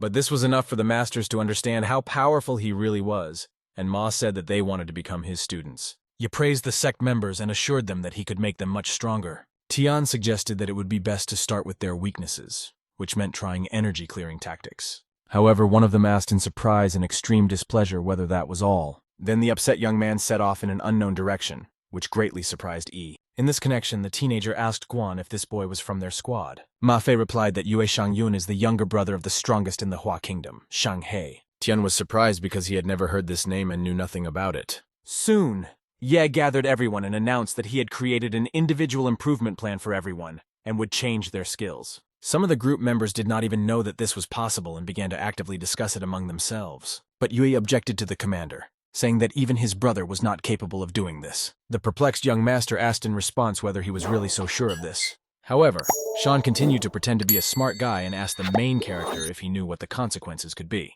The young cultivator in turn was interested and assumed that the boy was hiding something. In this regard, Ye earnestly asked him to share such important information. Yun replied that their abilities are the result of long training and changing them will not lead to anything good. After all, even God himself is not immune from failure, and they simply risk losing their energy. Adding that in his youth, his brother did this and acted as a guide, trying to change the skills of his friends. But it all ended with the fact that the comrade's energy flow could not escape.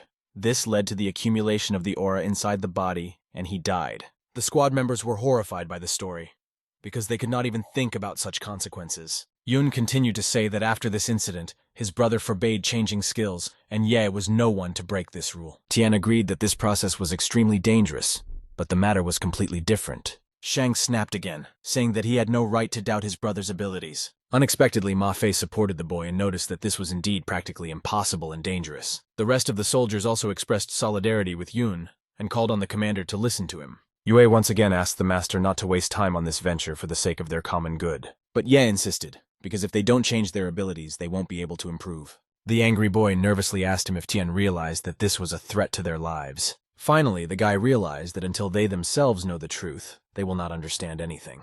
He stood silently and thoughtfully for a long time. Yun thought that Tian was simply scared, which is what he asked him about. In fact, Ye discovered that Shang was literally burning from the inside out from the fire attribute. Tian approached him and said that now he would show him something special. After which, as if the flame had been taken away from him and his hand ignited, the stunned Yue asked what he was doing. The young man said that in fact strong energy only brings chaos. Although it suits him, he has poor control over it, and because of this, the fire can leave his body. However, Shang did not believe him, and began to behave even more aggressively, ordering him to shut up. But the commander still told him that if he didn't change his abilities, he risked ending up as his brother's friend. Yun at that moment went completely mad and rushed towards Ye, intending to kill him. Tian, in turn, realized that it was most likely too late to explain this to him. As a result, Shang, having lost all control, entered into a fight with the young master. The young cultivator couldn't understand why his speed suddenly increased. Shocked by this outcome, Ma Fei immediately ordered everyone to grab Yue as he was distraught. Yin decided to distract him so that the others could stop the boy. However, Yun was not himself and began to attack his own brothers, which no one expected. Yang managed to block Shan's blow. The main character urged them to be careful, because he is really strong. But at a certain moment, Yue brought down Yin's protective barrier and thereby injured him. Yun urged them not to block his path and declared that Yi could not be trusted, because he was a deceiver. Guan ordered everyone to attack him at the same time and finally stop him. However, this did not end in success either. Suddenly, Shang completely ignited. His eyes also glowed with fire, and he said that they all had to believe him and his brother. After which he unleashed a series of crushing attacks on the squad, after which everything around was covered in flames. Ma said that apparently they could not defeat Yue, since his strength was growing rapidly. Tian decided to help them and activated a protective barrier. Everyone was shocked by its unimaginable power. Thus, Ye intended to find a counterweight in the battle with Yun and use omni-purification. In this connection, the newly appointed commander ordered the clan to distract him so that he could get down to business. Guan ordered the others to listen to their immediate teacher in order to stop Yue. Shang continued to mindlessly resist them. The fighters instantly applied their famous tactics. Tian looked around to find a suitable place to clean. Then the teenager saw a small clearing by the lake and realized that this was an ideal location. He immediately began to use his magic to create some kind of mark. And when everything was ready, he ordered the disciples to lure Yue to this place. Most of the fighters immediately rushed to the mark. Naturally, Yun followed them. However, he couldn't understand why they suddenly started running away, which made him even more angry. Gradually, Shang approached the right place, and Tian began to complete the job. A moment later, a huge water dragon flew out of the mark. Yue had no way to avoid colliding with it. As a result, the snake literally swallowed him, and the guy felt wild pain in his body. A black aura began to emerge from him. Yun finally realized that he could not escape. After some time, the exhausted Shan tried to get up and did not understand what was happening. He continued to behave inappropriately, and asked the young master why his powers had disappeared. The protagonist replied that he freed Yue from chaos and temporarily sealed his energy. After which the young cultivator gave him a pill and said that he would never be the same, but he could be healed. Finally, Yun came to his senses and thanked the commander, saying that it was as if something was tearing him apart from the inside, and he could not control it. Ye replied that his powers were imperfect, but the reason for such a reaction lay elsewhere. The perplexed Shan in turn asked what really happened to him. Then Tian showed him the bracelet that flew off his hand, and noted that perhaps this happened because of him. The shocked young man said that this was the Green Guild, but he did not understand how he ended up with this item, adding that he once met with them, and the black fog is saturated with their energy. Suddenly he remembered that his brother received this bracelet when he won the royal tournament. Ye suggested that the Green Guild had already infiltrated the kingdom, and from now on, they should be on their guard. Guan said sadly that he knew it and the situation was much worse than he could have imagined. Tian decided to help Shang restore his spiritual strength in order to finally heal the boy. Yu once again asked for forgiveness for his behavior, and said that he was ready to change his skills. Fei joined him and also asked the commander to teach them how to change abilities. The guy said that if they work hard, they will finish it in a month. You really wanted to teach them everything they needed so that they could fight together against Hao. A few days later, Tian led the squad to the waterfall and said that he had adjusted their skills, and now a turning point was coming, adding since now their element is water, it is best to train at a waterfall. After which he called on everyone to sit around him and begin teaching the 7 stars technique. Yi felt his energy spreading evenly throughout his body, so contact with other fighters helped him stabilize it. After a certain time, the joyful students informed the teacher that they felt changes in their bodies. Tian understood that he couldn't stop there and needed to continue cultivating. Thus, they absorbed more and more much-needed energy. And after a few days, the young man finally broke through to the next stage of development, which was called the Wisdom of Clear Honor. This was an incredible result for the young master who had been working toward this for so long. The entire Blood Dragon clan began to congratulate the teacher on his breakthrough to a new level. The main character immediately began to improve the effectiveness of training and his charges. Yin did not fully understand what exactly this technique would consist of, but it was extremely interesting. Most of them respected the young cultivator, because he possessed an impressive number of different techniques. At the end of the hardest training, Guan ordered everyone to thank Ye. At that moment, Zhang suddenly approached Tian and said that with his help they had become stronger. The guy, in turn, asked what she was doing here and why she decided to come. Dai stated that she needed to discuss a couple of issues with him regarding the upcoming exam.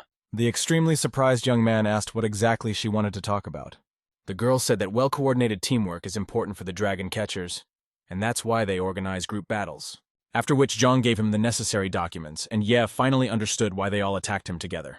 Dai asked him to prepare them for the exam, which would take place in 3 days. Tian replied that he would do everything in the best possible way, and the young elder left. Soon the main character informed the squad that for the most part they were ready for the exam, but they needed to work on teamwork. Also, we must not forget about diligent training in order to pass the necessary exam. 3 days later, they all met at the place indicated by the elder to conduct tests. Where the martial dragons had to be fought, Ye understood that their spiritual level was higher than his disciples. Each of them began to provoke in every possible way a detachment of blood dragons, because they knew that they were stronger than them. In this regard, they naturally underestimated this sect, simply mocking them. Yin was about to attack the arrogant fighters, but Tian said that he alone could not defeat them. The most self-confident of them began to demonstrate his abilities. But the young cultivator's sect followed his instructions, and they all attacked them together. Yin was looking forward to a good slaughter and declared that nothing could save them. The leader of the fighting dragons grinned maliciously. He habitually cracked his knuckles, declaring that blood dragons were nothing. The young man made a rapid dash forward, throwing out his fist.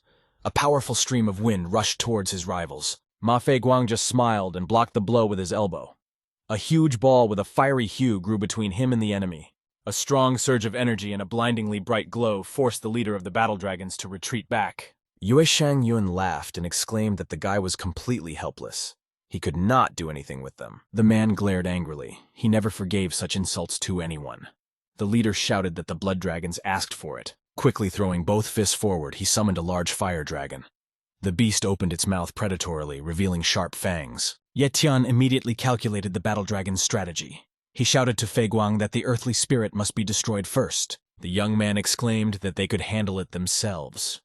Together with Yin Yang and Shang Yun, the fighters created a protective purple circle with a 6-pointed star. Even the leader of the fighting dragons couldn't handle it. A strong flow of air from the spirit of the 7 stars threw the man high into the sky. His partner cried out in amazement, turning pale. The man angrily declared that the dragon catchers would pay for this. The leader of the fighting dragons stood up from the ground with displeasure, exclaiming that this should have been done a long time ago. He demanded to attack the enemy. The 5 fighters put their index and middle fingers together. They summoned a purple circle with a 6-pointed star. The leader gloatingly stated that the fighting dragons are stronger than the other dragon catchers. They cannot lose to the blood dragons. Ye Tian looked at the enemy hexagram with alarm. He immediately realized that it contained the black mist and the skeleton's shackles. The leader of the fighting dragons soared into the air with the help of purple wings. Below him, a dark funnel was spinning in the middle of a purple mist. Ye Tian excitedly asked Ma Fei Guang to pay closer attention to the black fog. "This thing is more dangerous than it looks." The guy replied that there was no need to worry. This time his help will not be needed. Together with Shan Yun, they ran forward. The fighters from the Blood Dragon faction stood up with their hands raised. They stood in a circle and projected a white disc in the sky. The fighting dragons soared upward with the help of purple wings. Having prepared purple clots of energy, they circled over their opponents. Seeing the leader of the fighting dragons approaching faster and faster, Ma Feiguang almost begged the heavenly portal to activate. The fighters of the battle dragons felt their victory, and as they approached, they slowed down, raising their hands with clots of energy. Fortunately, at this moment, the hands of the blood dragons glowed with a bluish light. The portal began to activate. A thick pillar of energy pierced the heavens. It seemed that it was entirely created from electrical discharges.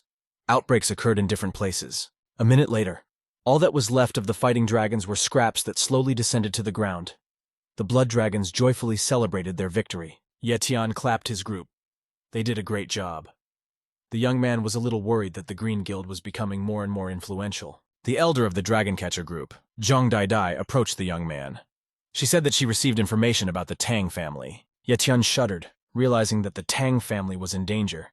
He worriedly asked to tell what happened. The girl thoughtfully said that all the protectors of the family had disappeared. She herself suspects that Wang Hao is involved in this. The master folded his arms across his chest. He said that the Azure group is getting stronger. Most likely, Wang Hao will also compete at the next tournament. Ye Tian looked at the joyful dragon catchers celebrating their victory. He asked permission to go about his business. The guys were already strong enough. The man walked up to his charges and slammed his fist into his palm. He declared that it was time to say goodbye. Turning around, Ye Tian headed in the other direction. The hem of his white cloak fluttered as he walked quickly. Feng Guang asked him not to leave. The master did not turn around. He admitted that he managed to get close to the students in 20 days, but he could not stay. This way, he will put them in danger. Ma Fengguang bowed and exclaimed that the blood dragons were ready to follow the teacher. Shang Yun stated that they vow to help until their death. The young man could not believe that they trusted him so much. Ye Tian turned to the students and announced that they were heading to Yangzhou. The students joyfully exclaimed in one voice that they agreed to follow their mentor even to the ends of the earth.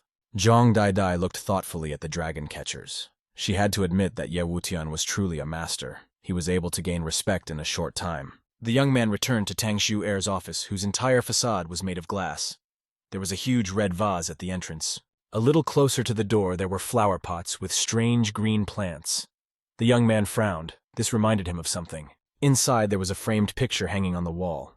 Ye Tian saw its contents as blurry, so he assumed that the Tang family had invited the master. The young man smiled faintly. He had dealt with such formations more than once in the past, so he could handle it here too. As soon as the guy decided that he would do this a little later, the painting completely disappeared from the wall. The room became gray. He walked slowly down the corridor, still thinking about the gaps in his memory. Ye Tian was lost in thought and did not see Shu Er behind him. The girl was wearing a red dress today. She was very glad that the master had finally returned. They had a lot to discuss. The young man smiled and said that he arrived a few days ago. He himself was very glad to see that everything was fine with the girl. Tang Shu Er smiled shyly. She quietly said that she could only feel so good thanks to the help of Ye Tian's friends. The guy immediately felt an alarming note in the hostess's voice.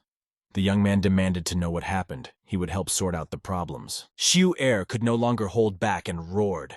Sobbing, the girl admitted that she saw her father for the last time 3 days ago. She wiped away her tears with her fist and reminded her that Wang Hao had given her a week to think about it.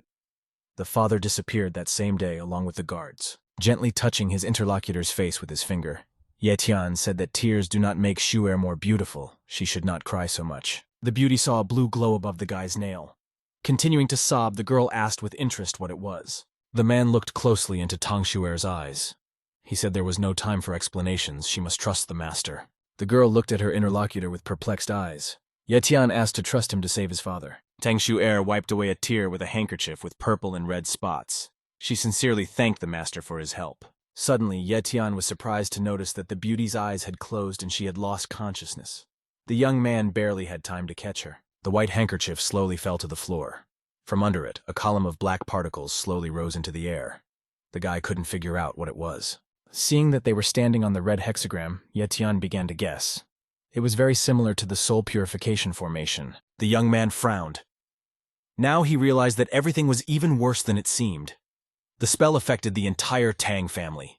Ye Tian turned to the side and called the blood dragons to him. All his students ran out from around the corner. They were ready to carry out any order. The master pointed at the fiery red hexagram, demanding that the disciples destroy the formation immediately. As soon as the young people approached the protective circle, they were immediately thrown aside by a strong release of energy. Several people appeared in the room. 2 tall bodyguards wearing sunglasses led him into Director Tang's room. The dark cap on one of the men also seemed familiar to the young man. He suspected that he was dealing with representatives of the Azure Group. Tang Shu-er roared as soon as she saw her father. She begged to return her father and was ready to agree to any conditions of the kidnappers. Wang Hao grinned. He hinted to Yang Shang that they now have a powerful weapon in their hands. They need to use the yin-yang body. Ye Tian began to understand a little. The yin-yang body energy is needed to create a dark type of formations. They need a girl precisely for this. The young man angrily turned his head in denial.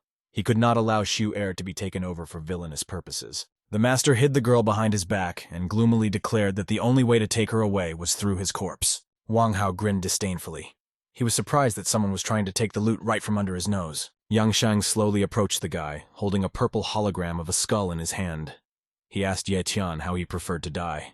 Noticing that the master was heading towards the enemy, Tang Shu-er excitedly asked the young man to be careful. Ye Tian gritted his teeth angrily. He was glad for the opportunity to avenge the Tang family and firmly replied that there was no need to worry about him. Yang Shang shouted a spell loudly. Everything around was covered with a purple fog, in which the ominous outlines of flaming skulls were clearly visible. Ye Tian managed to put up a protective barrier in time. He noticed with displeasure that his opponent had released mourning spirits. Before Yang Shang could strike again, the master threw his right hand forward. The spear seemed to become an extension of his hand. This moment was ideal for throwing the spear.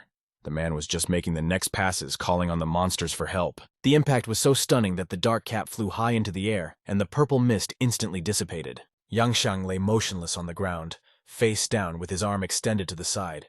Ye Tian was surprised to see purple mist coming off of him. The purple demon hovered gloatingly in a room shrouded in fog. The young man realized that the enemy had taken on a new appearance. The humanoid demon rushed towards the master, extending gnarled fingers with sharp claws, declaring that it would devour him. Ye Tian managed to jump back. The enemy's powerful paw whistled in the air, describing a semicircle. The demon growled angrily. Watching his opponent creep up, the young man thought that he could defeat the evil spirit if he turned his energy into divine energy. The master quickly raised his hand up, activating a star breakthrough. A violet disk of 21 elements hovered above his outstretched fingers. As soon as the demon went on the offensive, Ye Tian attacked him. The disk crumbled. All the elements flew towards Yang Shang. The evil spirit could not fight off many elements. Having lost his right arm, he whined resentfully and began to complain that he was in pain. The young man did not stop and continued to strike until the demon crumbled into tiny particles. Yang Shang wearily rose to his knees. He realized that in the human body, he would find and be able to absorb even more souls. Wang Hao extended his hand to his partner, creating a clot of energy. He angrily stated that the Wang family had no intention of supporting him. Yang Shang realized that this was the end and began to beg for mercy. A beam of energy instantly pierced his body, and the entire room was covered in red fog. Ye Tian saw that under Tang Shu-er's feet there was a red circle created by a negative formation. He asked worriedly how the girl was feeling. Wang Hao gloatingly raised his index and middle fingers up, ordering the bleeding to begin immediately. He angrily added that now he would have to finish the matter for Yang Shang and lowered his hand down. Red streams of energy flowed into the palm. Ye Tian realized that he was a little late. Wang Hao had already activated the formation. He jumped into the air towards the red circle. The dragon catchers and Tang Shu-er couldn't even move. Their spiritual energy quickly moved towards Wang Hao. The young man realized that first of all he needed to get rid of those flows. He flew up to the place where they branched and hit with a beam of energy. Shu-er fell to her knees and grabbed her throat. Ye Tian guessed that the girl was suffocating. There was almost no spiritual energy left in her body. He ran up to the brunette and touched her back, asking her to be patient a little longer. It will all be over very soon. Seeing that the mentor was also saving the dragon catchers, Ma Feiguang said that they could handle it themselves. Ye Tian demanded silence. Wang Hao has been trying to attract souls to himself all this time. He did not work with souls so often and realized that he needed to do it faster. The man contemptuously told the master that he had no reason to imagine himself immortal. The young man continued to restore the spiritual energy of the fighters. He angrily replied that he did not have time to communicate with losers, and launched an energy beam at the enemy. Wang Hao easily blocked the blow. Smiling, he proposed a deal. Only then will the guy be able to save the Tang family. Raising his dark cap, the man said goodbye and warned that he would return in a week if Ye Tian did not show up for the martial arts tournament. Tang Shu'er almost fell to the floor unconscious. The young man barely managed to pick her up. He felt very guilty for not being able to apprehend the villain. Ye Tian angrily looked after Wang Hao. He angrily said that the guy would pay for this with his life. In fact, the man only pretended to forgive the master. Wang Hao himself had a hard time fighting and retreated only for this reason. Ye Tian carefully picked up Tang Shu'er in his arms and carried the girl to a soft bed. The young man sighed heavily. It was not easy for her. A strange sound was heard from behind. Ye Tian quickly turned around and saw that Director Tang had fallen to his knees. He was also not feeling well. Ye Tian managed to run up to the man in time and hold him by the shoulders. The young man worriedly asked what happened. Director Tang did not answer. His eyes were closed, sweat streaming down his face. The master realized that one of the particles of the man's soul was lost. The young man walked out into the corridor and called out to his students, demanding that the blood dragons protect the Tang family. All the dragon catchers immediately appeared in front of the master.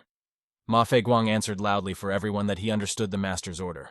Director Tang was still sitting with his eyes closed. A curve separated from his blue aura, going far to the side. Ye Tian flew into the air, following the trajectory of the soul particle, and flew out of the office building. Luckily, he had the skill of soul chasing. Flying near a dense forest, the young man realized that the trail stretched to Mount Chongmingdao. He wondered what could be there. Not far from the forest stood a one-story building. Its roof was covered with tiles. Ye Tian landed and looked around. Frowning, the man moved his hand to see the true appearance of the building. He knew that this was actually a large temple. When the illusion was broken, a statue of a humanoid creature made of red stone appeared before Ye Tian's eyes. 3 men came out of the temple. The leader of the group angrily asked how the young man dared to sneak into the territory of the ghost puppets. The young man was familiar with their clothes.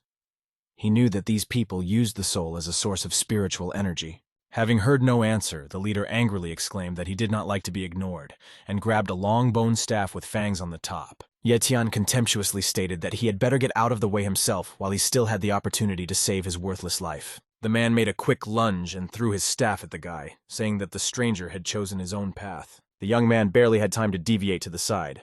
The staff loudly hit the wall of the temple. The leader of the group laughed maliciously. He exclaimed triumphantly that now no one would save the guy. It was too late to back down. Ye Tian summoned a spear while extending his middle and index fingers upward. The young man shouted angrily that he had already asked not to distract him. Taking off into the air, the master quickly made circular movements with his hands. In the circles of fighters, this whirlwind of 7 stars was quite famous. The man flinched in surprise. He admitted that the stranger was not such a weakling. The henchman froze in place. A gray-haired old man in a gray kimono appeared out of nowhere. Stretching out his hand with a bone sword, he blocked the advance of the whirlwind. Ye Tian immediately sensed Director Tang's energy in the elder. Most likely he has a piece of his soul. The leader of the group bowed to the old man, striking his fist against his palm. He told the young man that this was their leader. Ye Tian turned to the elder. He said he came to the ghost puppet territory to pick up something. The old man angrily threw a bone blade at him, declaring that to do this, he must first ask permission from his sword. During the flight, the bone sword was modified. Several fangs were added to it, and the blade itself resembled a spear. After dodging the blow, Ye Tian looked at the old man's weapon with interest. This sword appears to transform on command. The blade crashed into the floorboards with a creak, and a web of various cracks immediately spread across them. There was no time to examine the enemy's sword. It flew towards the young man again. Ye Tian easily jumped up, avoiding the blow. The leader of the group smiled faintly. The man no longer doubted that the guy was finished. He would not be able to resist for long. The elder chose a new tactic this time. Along with the sword, many sharp fragments of stones flew at the young man. Ye Tian quickly created a huge protective sphere. A hail of stones rained down on him from the sky, but did not cause any harm. The old man frowned. He began to realize that he would have to tinker with the stranger. He really understood martial arts. The long sword hovered in a vertical position in front of the guy and slowly began to rise up. Ye Tian watched him with suspicion. The elder shouted that the young man should be proud of himself. He will die from the blade of the ghostly puppets. The guy carefully followed the old man's manipulations. Ye Tian realized that the master could not control the blade himself. Looking around, the young man noticed that a red trail led from the bone sword to the statue. Most likely it's all about her. A long, heavy sword flew at the uninvited guest with a whistle. None of the group of ghostly puppets doubted his death. The leader of the group exclaimed contemptuously that it was time for payback. The guy would not be so arrogant now. The elder turned away disdainfully, declaring that the guy was so pathetic that he was not worth spending time on. The giant sword crashed into the place where the young man stood. Ye Tian happily asked, standing up from under the blade, who he called pathetic. The old man turned around in bewilderment when he heard the voice of the man who was supposed to die. Stammering, he cautiously asked who he was dealing with. Flying up to the ceiling, Ye Tian said that it doesn't matter. If Director Tang's soul is returned to him, he will spare the elder. The old man angrily threw a blade at the offender and shouted that he would give up his soul only if the guy caught his sword again. The young man walked up to the statue with a smile and stated that he had definitely managed to find the source of the elder's power. The man shuddered in horror and sweat appeared on his face. Stuttering, the elder asked what came to the guy's mind. Ye Tian laughed smugly. From the old man's reaction, he realized that he had guessed right, and with one blow he crushed the stone statue. Exactly the same energy pulse threw the other 3/10 of meters away. The young man shouted that he wished them quick death. Black fog began to rise near the bone sword stuck in the floorboard. The master remembered that he had already seen this before. Ye Tian pulled out his sword and twirled it thoughtfully. He had heard fantastic tales about this blade more than once. Suddenly, the young man felt the enormous power of the sword and understood everything. This weapon is capable of changing the elements and adapts to its owner. As the elder jumped into the air, the blade jumped out of the guy's hand. Ye Tian realized that the sword recognized its owner. He looked at the flying blade in bewilderment, thinking that it would be quite difficult to take possession of a powerful weapon. Moreover, it was necessary to act quickly. If the flow of energy is not interrupted, the elder will destroy Director Tang's soul. The young man called the sword to himself. The sword obediently vibrated in the air and returned back. Ye Tian extended his hand towards him. The blade hovered in the air above the guy's open palms. He happily thought that the spirit of the sword would help him deal with the enemy. A small glowing ball with a blue aura separated from the sword. Ye Tian looked at the blade with admiration, deciding to improve it quickly. The young man deftly caught the sphere with his hand. He thought dissatisfied that he was too distracted. A little more, and there would be nothing left of the director's soul. The master decided that he would deal with the blade later. He flew up, hurrying to return to the Tang family. The girl was already tired of waiting. When the young man entered the building, Shu-Er was kneeling next to her father and shaking his shoulders, begging him to wake up. Hearing footsteps, the girl turned around and saw Ye Tian. She excitedly began to say that her father still had not come to his senses. The guy lightly touched Shu-Er's shoulder. He said that she herself should not make any quick movements. The illness had not yet passed. Touching Director Tang, Ye Tian said that there is no need to worry about the man. Everything will be fine with him. The sword hung in the air. The young master put his middle and index fingers together, activating soul retrieval. Life began to gradually return to Director Tang. His eyes were still closed, but sweat appeared on his face. The man coughed and opened his eyes in surprise. Shu-Er was very happy that her father had finally regained consciousness. Ye Tian said that Director Tang would be able to return to normal life soon, but for now he should take a good rest. He said that for some time the house would be calm, uninvited guests would not disturb either father or daughter. Negative formations have been destroyed. At the door, the young man turned around and told Shu-Er that he had to prepare for the national martial arts competition. The girl did not answer. She looked at her savior with hope. Shu-Er believed that only he could help their family. Ye Tian walked out of the building holding the sword in his hand. He thought that he could not move on until he put an end to his past. The young man looked at the school building with envy. Unfortunately, he will not be able to study calmly like all students. Unlike the students who walked around the school grounds with backpacks, Ye Tian was not an ordinary mortal. He raised his head to the heavens and mentally greeted the cultivators, declaring that their immortal mentor was returning. Suddenly, the young man heard a familiar ringing voice behind him. Ye Tian turned around in surprise when he recognized Li Shiyu's voice. It really was her. The girl was wearing a beautiful yellow dress today. She was very glad that she met the master. Shiyu smiled shyly. She admitted that she was very upset when she realized that she might not see him again. When Ye Tian turned to the girl in bewilderment, she immediately realized from his eyes that the young man still remembered her. Shiyu just now saw the white sheet in the guy's hands and assumed that he was about to leave school. The young man said that he had chosen his own path, so he believes that studying will only distract him. The girl looked sadly at her interlocutor. She almost burst into tears, thinking that this meeting might be the last. Ye Tian noticed that Li Xiu was acting a little strange. The young man asked if she was all right. The beauty firmly decided that she would not let him go again. She exclaimed that she wanted to follow Ye Tian's path and asked him to take her with him. The young man sighed tiredly, closing his eyes. He admitted that the path he had chosen was very difficult, and she might not be able to stand it. Shi Yu stated that she was ready to overcome any difficulties that they would encounter, just so as not to remain in the Li family. Ye Tian looked thoughtfully at the beauty. Guessing about the relationship in the family, he suggested that the father did not respect the girl. Shi Yu could not stand it and burst into tears, admitting that she had no freedom. In her own family, she feels like just a pawn.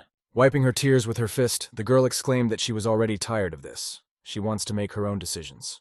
Stuttering, Shi-yu admitted that she was still burdened by the unknown. She doesn't know what awaits her ahead. It's scary. The young man remembered the previous death of his body and frowned. The girl is right. The heavens cannot determine fate. Yet Tian said out loud that he agreed with Shi-yu. Each person must make his own decisions that affect his life. He handed the yellow maple leaf sign to his interlocutor and asked the girl to find Hongling Heir at the Flame Maple Villa. The young man said that he could not go there himself. When the girl sees this emblem, she will tell Shi-yu what to do next. The beauty smiled shyly, sincerely thanking Ye Tian for his kindness. Finally, she can start a new life. The master turned away and looked thoughtfully at the school. Shi-yu made a wish. She wanted him to do well. Ye Tian hurriedly walked down the street, clutching the sword in his hand. The tournament will start very soon, so it doesn't hurt to get there early. Suddenly, Ma Fei Guang and Yin Yang jumped from the roof in front of him. Landing on their knees, the guys in black suits greeted their mentor. The young man was surprised by their appearance and assumed that the dragon catchers were now carrying out solo missions. Fei Guang said that he learned from Elder Zhang about the upcoming tournament and therefore came to warn the mentor. Ye Tian laughed as he crossed his arms. He is grateful for the students' concern, but the tournament is not dangerous. Fei Guang came closer and quietly said that he would like to whisper something. It seems to him that this year it will be much more difficult to win the tournament. The mentor asked the guy in surprise what he was hinting at.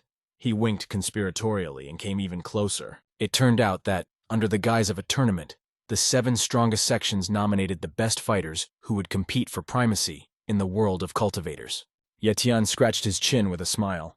Laughing, he told his interlocutor that he liked this kind of tournament even better. On the day of the fighting tournament, Lingzhen Island gathered many people. Boats and yachts arrived from all over the world. Ye Tian was here for the first time.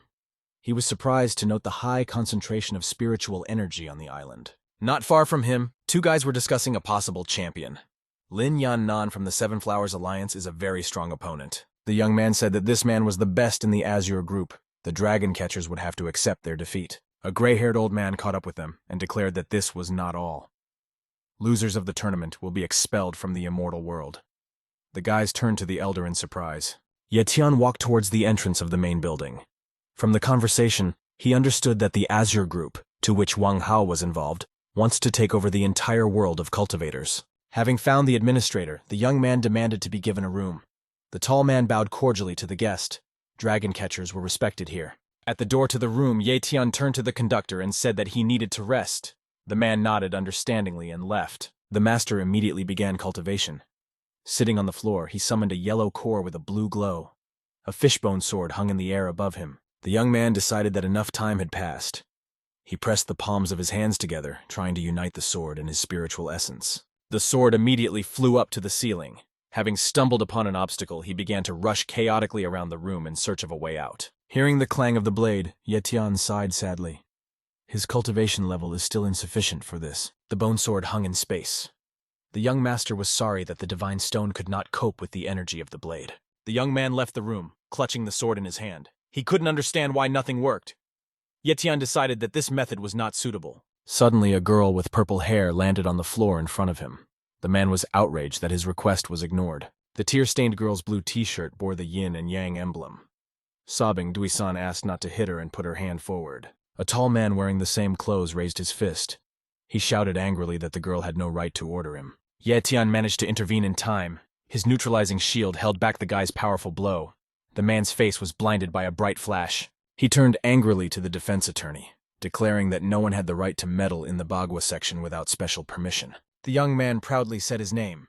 At the tournament, he will represent the Lintian section. The man frowned at him. Bowing to the stranger, he admitted that he had never heard of Ye Tian and simply advised him not to interfere in their affairs. A concerned administrator ran up to them and asked them not to quarrel. He stated that dragon catchers should be more restrained. The man said dismissively that the guy was lucky this time and turned his back to him. If Ye Tian had not been a dragon catcher, he would have already been taken away by the doctors. The young man bent over Dui-san, who was still lying on the floor and holding her bruised arm. At first glance, everything was fine with her. The girl began to stammer out of embarrassment and quickly blurted out that everything was fine with her. She was grateful for the help. Ye Tian stood up silently and prepared to leave. Dui-san suddenly asked if she could look at the bone sword. The man froze in surprise. He began to suspect that the girl knew something. Ye Tian asked if she was familiar with this sword. Seeing that the sword had shrunk to the size of a palm, Dui-san cried out in admiration. She had never seen anything like this before. Ye-tian asked the stranger with interest how she managed to understand that this bone sword was not quite ordinary. The girl laughed and admitted that she didn't know. She just felt an unusual energy emanating from the blade. The stranger bowed politely and introduced herself. Her name is Dui-san, and she's the third student in the Bagua section. Ye-tian froze in surprise upon hearing the familiar name. He suspected that this beauty was being taught by Dui-er. The girl smiled joyfully. Everything is so. She asked how the master could find out about this. The young man held his head, quietly saying that it would be better for her mentor not to recruit more students. This is a complete mockery. Dui-san touched the sword with interest, which now looked more like a dagger. She said that she was already used to everything. The sword turned out to be so sharp that the girl immediately cut her finger until it bled, and immediately pulled back her trembling hand with the blade. Ye-tian took the sword and clenched it in his fist. The young man said that this blade has one drawback. It has its own will. Dui-san remained thoughtfully silent. Besides, the girl now needed to stop the bleeding. She tried to suck it out of her finger. The man said that now Dui-san knows enough about the blade, so he can move on with his business. The girl told him that the Bagua section owned many types of secret weapons, but this was the first time she had seen a living blade. Ye-tian turned around in surprise when he heard about the living blade. The man could not understand why he himself did not feel anything. The young man made the sword hang over his palm in a vertical position. He suggested that there was a living spirit inside the blade. Dui-san said thoughtfully that this is not entirely true. In addition to the spirit, the sword stores a piece of the essence of the previous owner. Ye-tian praised the girl. It was really difficult to notice because two spirits could mix with each other. Dui-san raised her hand up, bending her thumb and little finger. She suggested working on the sword, which would take 3 days. The master activated a white circle with many elements around the sword. He decided to cleanse the sword from the Wu-Ling section's traps. The blade immediately began to transform, and purple smoke spread across it. At the tip of the sword, the smoke gradually took on the appearance of a demon. Seeing the blade in the blue glow, Dui-san gasped in admiration and raised her hands to her chin. She realized that the guy himself knew everything. Ye-tian thoughtfully replied that he really knows a lot, but not everything. For this knowledge, he is sincerely grateful to his friend. The blade demon spoke and solemnly exclaimed that he vowed to never forget his great master. Ye-tian wondered who the sword spirit could call its master. After some thought, he decided that it was someone from the Qing family. Dui-san happily said that she heard something about the great master. The young man said that he didn't hear anything and introduced himself. He said goodbye to his new friend and said that the girl could call him if he needed help. Dui-san happily said goodbye to the young man, thanking him once again for his help. There was a purple spot on her palm in the shape of a triangle. Ye-tian went to the lake. Here, far from the noisy city, he could indulge in meditation and force the heavenly stone Jutan to merge with the sword Yugu. The young man's efforts were rewarded. In nature, meditation went much faster than within the 4 walls of his home. The sword spirit fluttered out of the blade and joyfully exclaimed that he was very pleased with his release. He had to sleep for too long. Ye-tian sat down and touched Yugu with interest, smiling. Still, Dui-san was right. The blade has intelligence. The spirit raised its head angrily declaring that no one had the right to touch it. The young man has no idea who he is dealing with. Ye-tian said his full name and smiled friendly, asking if he could touch the other person now. Yugu jumped back and hovered over the surface of the lake. He started making fun of the guy's name. Only a small child could be called that. The master frowned and created an energy sphere. He said displeasedly that the spirit needed to be taught a lesson. Yugu began to grimace and deftly jumped to the side, a clot of energy falling nearby. The spirit exclaimed that the guy would not be able to hit him. Ye-tian concentrated on bringing the spirit back.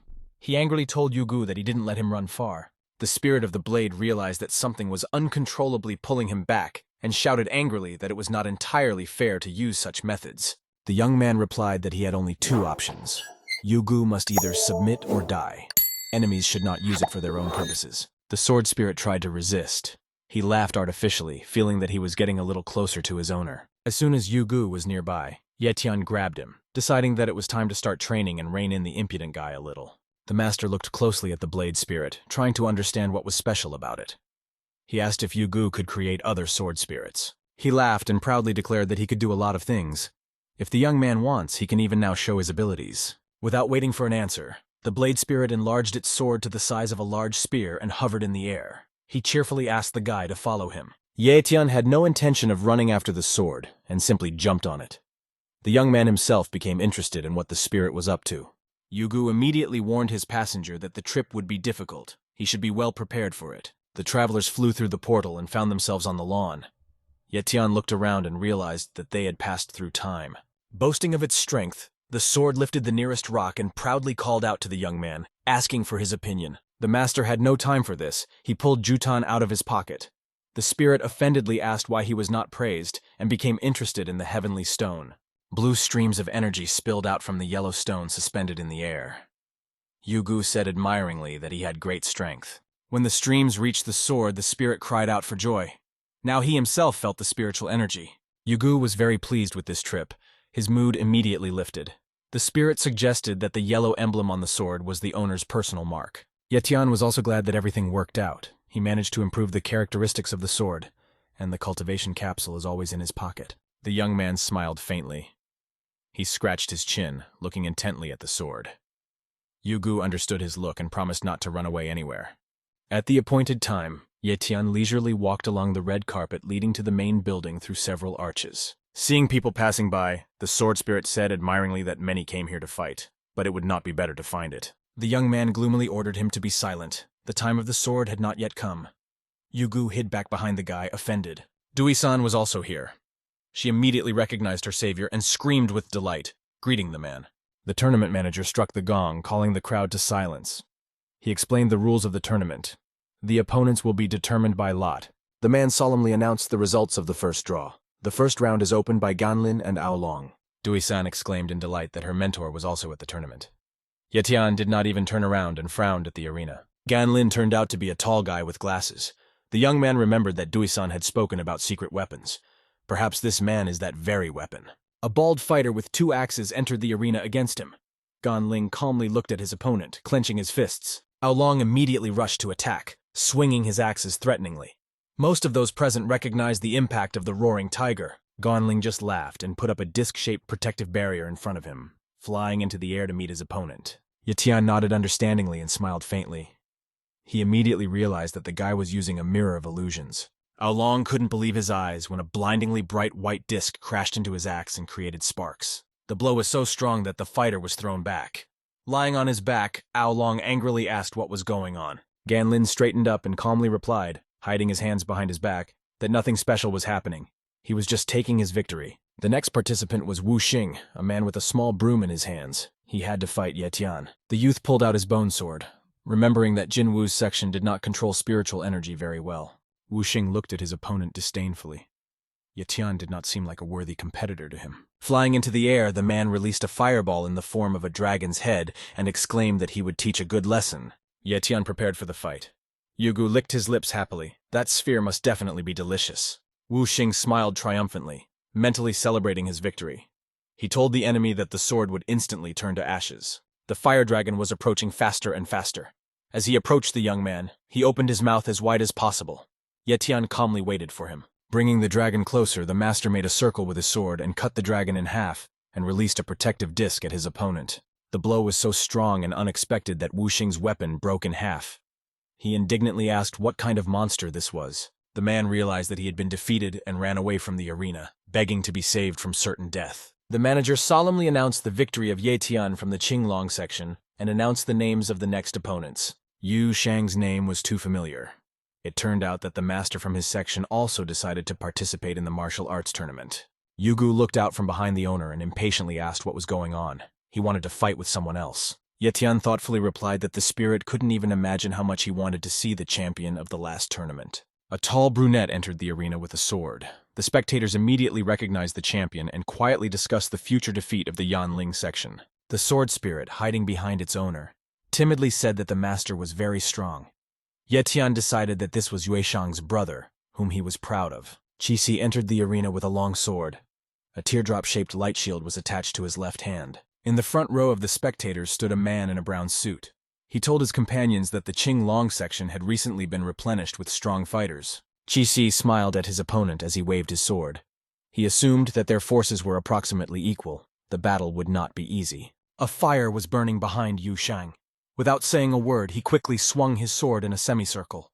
A fiery arc rushed towards his opponent. Qixi was ready for this. Turning his body around, the man blocked the energy impulse with a shield and smiled. At that same second, a huge ice spear separated from the shield. Yetian thought that it would be difficult for Yu Shang-he to resist the ice elements. The young man was wrong. As soon as the spear approached the man, he deftly cut him in half. The weapon began to crack. After a powerful energy pulse, the ice weapon crumbled into many small particles. Qi only saw a large flash at the place where the enemy was standing, but the man himself was not visible. The master realized too late that Shang He was right behind him, his sword already ready to pierce his flesh. Yugu couldn't help but comment and exclaimed in puzzlement that Yu Shang was very fast, just like himself. At the last moment, Qi put up an ice barrier between his back and his opponent's sword. While running away, he asked Yu Shang how the guy liked this. Qi quickly turned around and tried to hit the master with his sword using the element of surprise. He shouted that his last hour had struck. Yugu guessed that now Yu Shang had lost for sure. Ye Tian did not answer.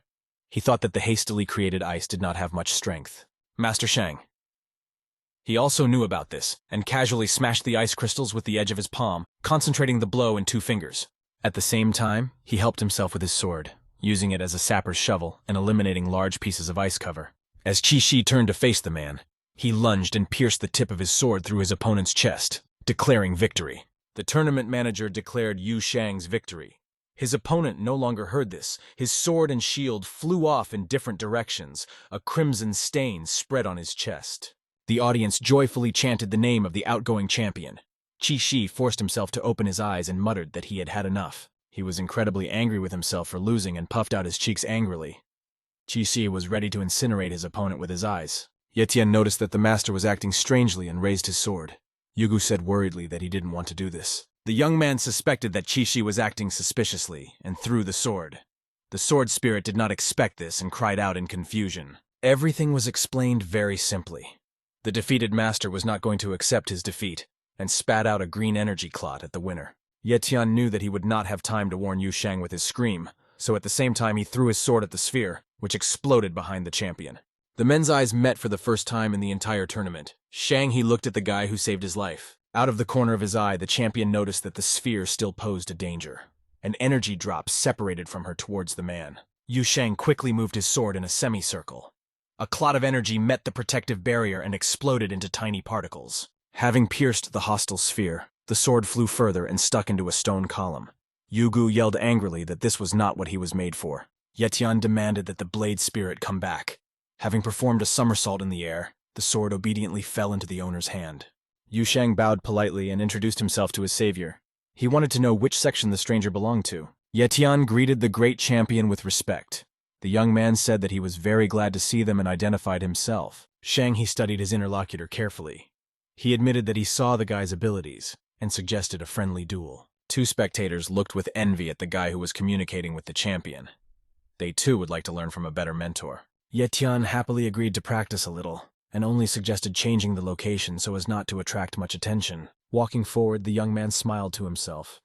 He was really happy about the unexpected opportunity to try out the sword in action. Dui-san emerged from the crowd.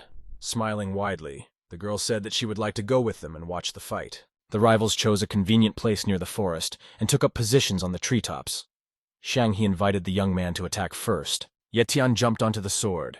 Yugu happily stated that now he will be able to show all his strength. The enemy will not win. The guy snapped his fingers.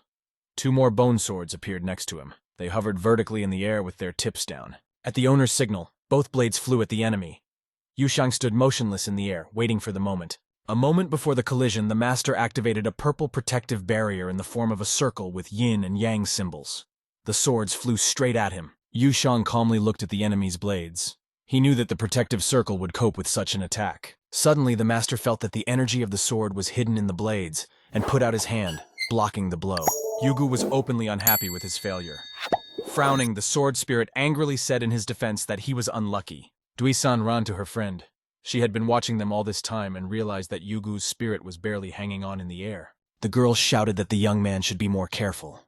She wanted to warn her friend about the unstable behavior of the sword. Ye Tian asked Dui-san in surprise what happened and reached for his sword. At the same moment, the blade fell down like a stone. The girl approached the sword, which was firmly stuck in the concrete surface, and explained that the blade could fall if too much force was applied. Yu Shang said that he had encountered a similar problem more than once. He said he would like to look at the weapon. Yugu dissatisfiedly jumped out of his trap and angrily shouted that this is all wrong, he has no problems. Ye Tian looked at his senior partner with respect, declaring that he sincerely admired his fighting skills. Yu Shang walked towards the sword, causing it to hover in the air.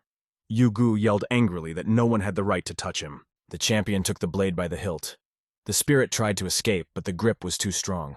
Yugu demanded Yetian to save him. The young man pacified Yugu, the blade surrounded by a blue glow. Yetian admitted that he forgot to tell. The sword has its own spirit. In Yu Shang's hands, the sword turned pink and stretched out. The man said he noticed something else. The blade spirit was still recovering. Shrinking the sword, Yu Shang looked at it closely and said that the regeneration rate was too slow. The body of the spirit must be created anew. Dui-san was happy to help her new friend. She stated that she could help with restoring the spirit, but there are few materials on the island. Yu Shang said there is no need to worry. He traveled a lot in China and was able to accumulate enough resources. Yetian is tired of listening to them, he said angrily, waving his hand, that he would figure it out himself if they couldn't help him. The man patted his interlocutor on the shoulder reassuringly and smiled. It's not that long. He promises to do everything in 2 days. The young man frowned. He himself understood that he would not be able to withstand a strong opponent if the sword was not restored. Yetian stated that this is quite a complicated process. Out of the corner of his eye, he saw Dui-san happily fold her arms so that she looked like a puppy. Yu Shang promised to do everything as quickly as possible. Yugu resentfully began to beg his master not to give it to another person. The master extended his hand upward, forming a fiery energy field. The sword hung vertically and could not budge. Yu Shang threw down a dozen different swords, axes, and halberds to the ground.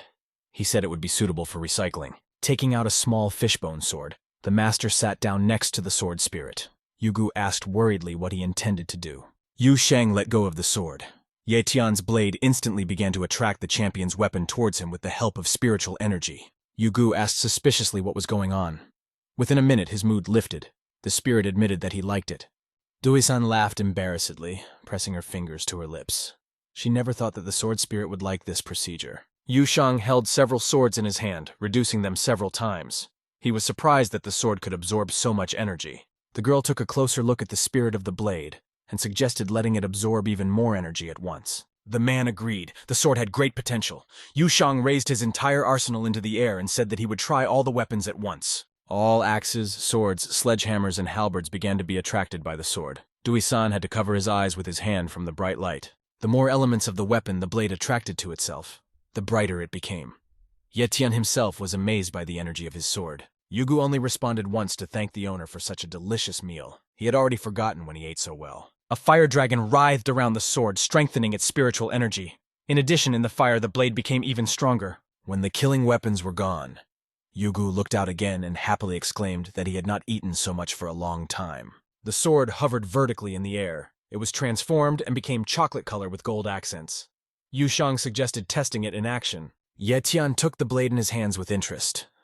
Yugu happily exclaimed that he liked the new look and asked to test the sword. The young man waved his blade for testing. A reddish glow appeared around the sword. Yugu said admiringly that he felt unprecedented strength. Yetian immediately began training, trying out various techniques. The sword whistled loudly in the air, leaving a red trail behind it. All three headed towards the main building. The young man thanked the master for his help. Yu Shang put his hand on his shoulder, asking him to borrow the sword after the tournament. Near the arena, Yugu looked out with interest from behind the owner and asked if he would encounter a strong opponent today. The manager solemnly announced the names of Yetian and Chisei Yuanshin. The blade spirit happily declared that it would finally be able to prove itself. Yuanshin was the first to enter the arena. The man had 2 swords attached to his belt behind his back. Folding his arms across his chest, he impatiently asked who Yetian was. The young man jumped into the arena, drawing his sword. Yugu exclaimed that the enemy also uses a blade. He simply must show the difference between them. Yuanshin jumped forward. Yetian looked at his opponent with suspicion, realizing that he also had a sword with a blade spirit. The young man involuntarily stepped back, seeing that a huge whirlwind was rushing towards him. The audience began to make noise. They had heard about this unique technique. Yetian prepared to repel the attack. Yu Shang looked at his young friend approvingly. Folding his arms over his chest, he knew the guy could handle it. Yetian's sword pierced the crater. Yuanshin's blade immediately flew out from there. The audience gasped in one voice. This was the first time they had seen this. Yuanshin froze in surprise. The loss of the sword made him turn pale. The man exclaimed that this was impossible. Yetian laughed and turned his head towards his opponent, condescendingly noting that he was just very slow. Yuanshin stuck the blade into his chest a little above his heart. Blood gushed out. His face began to transform. His eyes became red. The man turned into a giant. All his clothes were torn.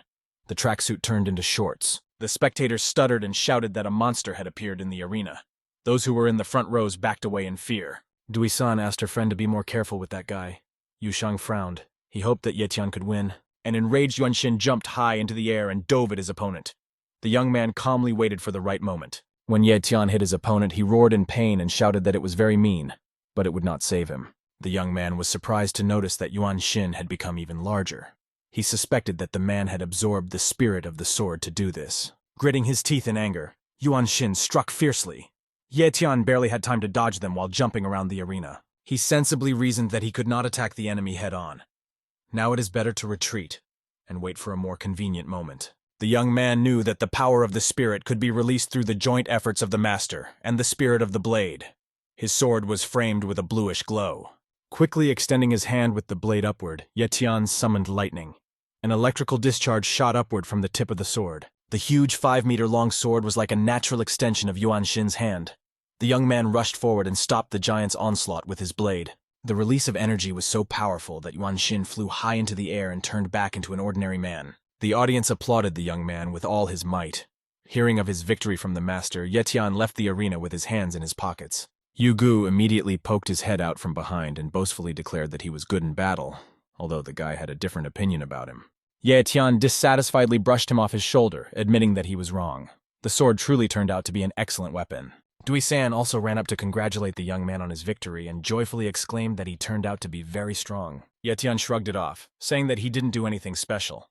The man could not understand why even this schoolgirl was trying to mock him. Yu Shang continued to applaud the young master. He admitted that he actually could not defeat Ye Tian in a fair fight.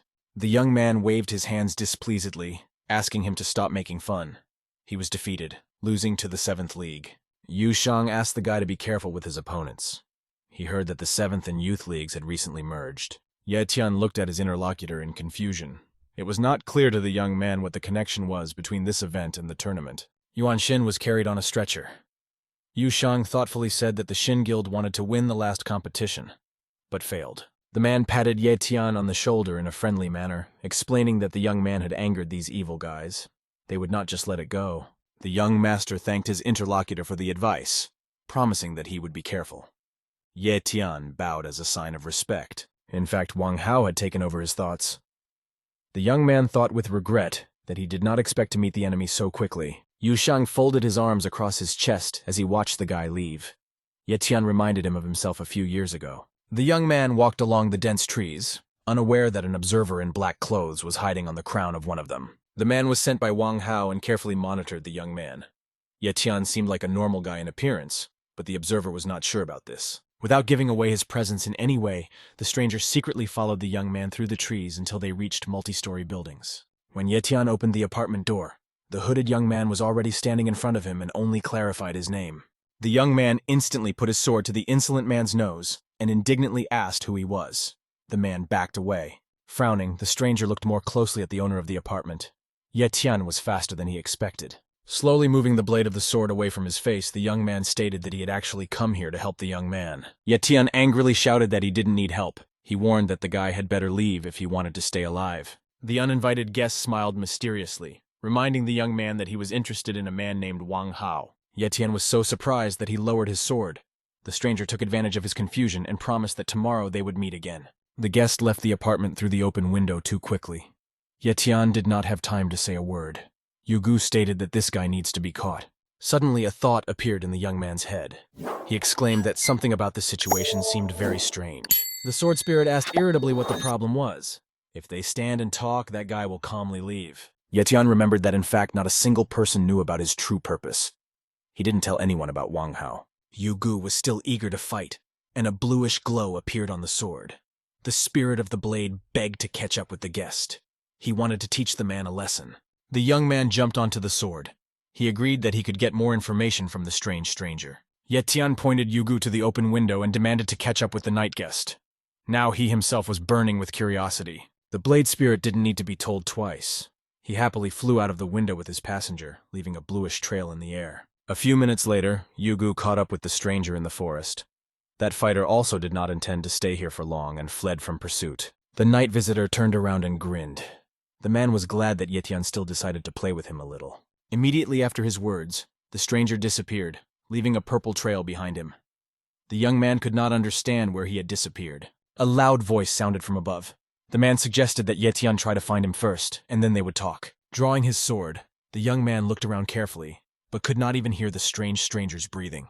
At that moment, a long sword with purple gems on the hilt flew straight towards the guy's back. Yugu was on guard all this time and immediately reacted by repelling the enemy's weapons. The stranger's blade shrank in size. The man deftly caught the blade and respectfully admitted to Ye Tian that he had underestimated him. Yugu proudly said that he was worthy of praise. The young man hid his sword and lowered his hand down. A stream of pink energy reached towards his index finger. Ye Tian assumed that he was dealing with Wang Hao. When the energy pulse almost reached its target, the stranger stuck out his elbow and blocked the blow, grinning. Thick purple smoke rose from the ring with a purple stone on the man's hand. He admitted that he wanted to get the guy's sword. The stranger proudly showed the ring to his opponent, declaring that it was a real masterpiece. Ye Tian froze in place, as if struck by lightning. The young man began to guess that the stranger was using magic. The man grinned, wagging his index finger. He said that with the help of magic you can find the perfect combination of a person and a sword. The stranger suggested that Ye Tian was very talented and could become stronger if he learned to use his sword correctly. In fact, the man was simply trying to distract his interlocutor. He was only interested in the spirit of the sword, which seemed quite strong in appearance. Ye Tian pointed his sword towards the stranger, angrily declaring that such a thing does not happen. No one can create both the sword and its spirit. The man willingly accepted the challenge. The ring on his finger transformed into a sharp throwing weapon that resembled a bat. Squeezing it in his hand, the stranger rushed to attack. As he ran, he shouted to his opponent that he intended to decide his own destiny. The opponents met in the air. The man's small, deadly weapon easily blocked the sword's attack. Ye Tian thoughtfully remembered that the blade's tip had changed many times. This meant that he had absorbed many spirits. The stranger jumped back and made a lightning-fast lunge with his left hand. 2 swords with purple hilts flew at the young man. Ye Tian immediately noticed the danger and paused, frowning angrily. The sword whizzed past. The man barely noticeably grinned and praised his opponent. He really had good combat training. The young man turned around, realizing the stranger's smile. The blade, which had flown past, was now rapidly returning. Ye Tian decided that now it was his turn to attack. Flying a little higher, the guy threw his sword at the persistent warrior. This episode amused the stranger a little. He easily parried the flying blade with one of his swords. The young man's weapon, along with Yugu, got stuck in the ground. The sword spirit plaintively asked its owner to help him get out of there. Suddenly, the sword appeared high in the sky, the flash on its hilt attracting multiple streams of energy. Catching the blade, Ye Tian thoughtfully said that many spirits were involved here, since even the powers of the galaxy were activated. The stranger laughed loudly. It was all just nonsense. He mockingly asked his opponent who told him such nonsense. The man stated that he had a specific goal. He intends to kill his opponent and get valuable artifacts. Having enlarged the sword several times, the stranger shouted maliciously that no one could stop him. He always gets what he wants. The young man was tired of listening to the strange man. He declared that the time had come to act and raised his sword. The light core on the sword continued to accumulate energy. Yugu was very pleased with his new acquisition. He happily told the owner that he had never been able to move so freely before. This was an unforgettable feeling. The stranger described a semicircle with his sword and exclaimed that he had been waiting too long for this pleasant moment. Ye Tian prepared to strike. Yugu noticed the energy portal behind the warrior and worriedly told the owner that their enemy could absorb spirits directly. The young man asked him to be silent for a little while and created a protective circle with the symbols of yin and yang. He himself understood that the guest represented a considerable problem. The man laughed and graciously agreed to give the young man life if he gave him his sword without a fight. At the same moment, 2 blue dragons attacked the stranger. Ye Tian angrily said that he would only give up the sword if he wanted it. Yugu could not bear it and flew to the attack himself, taking 2 copies of himself. He wanted to show that he could do better than the 2 dragons. The man shouted that in this case, this sword would also be consumed. Lunging forward, he activated a dark blue tornado. The funnel was approaching the young man at great speed. Ye Tian thoughtfully said that he would even agree to help the enemy. Yugu slammed into the man's sword at full speed and triumphantly exclaimed that he was finished. A bright yellow-white flash appeared at the site of their collision. The young man's blade actually turned out to be stronger.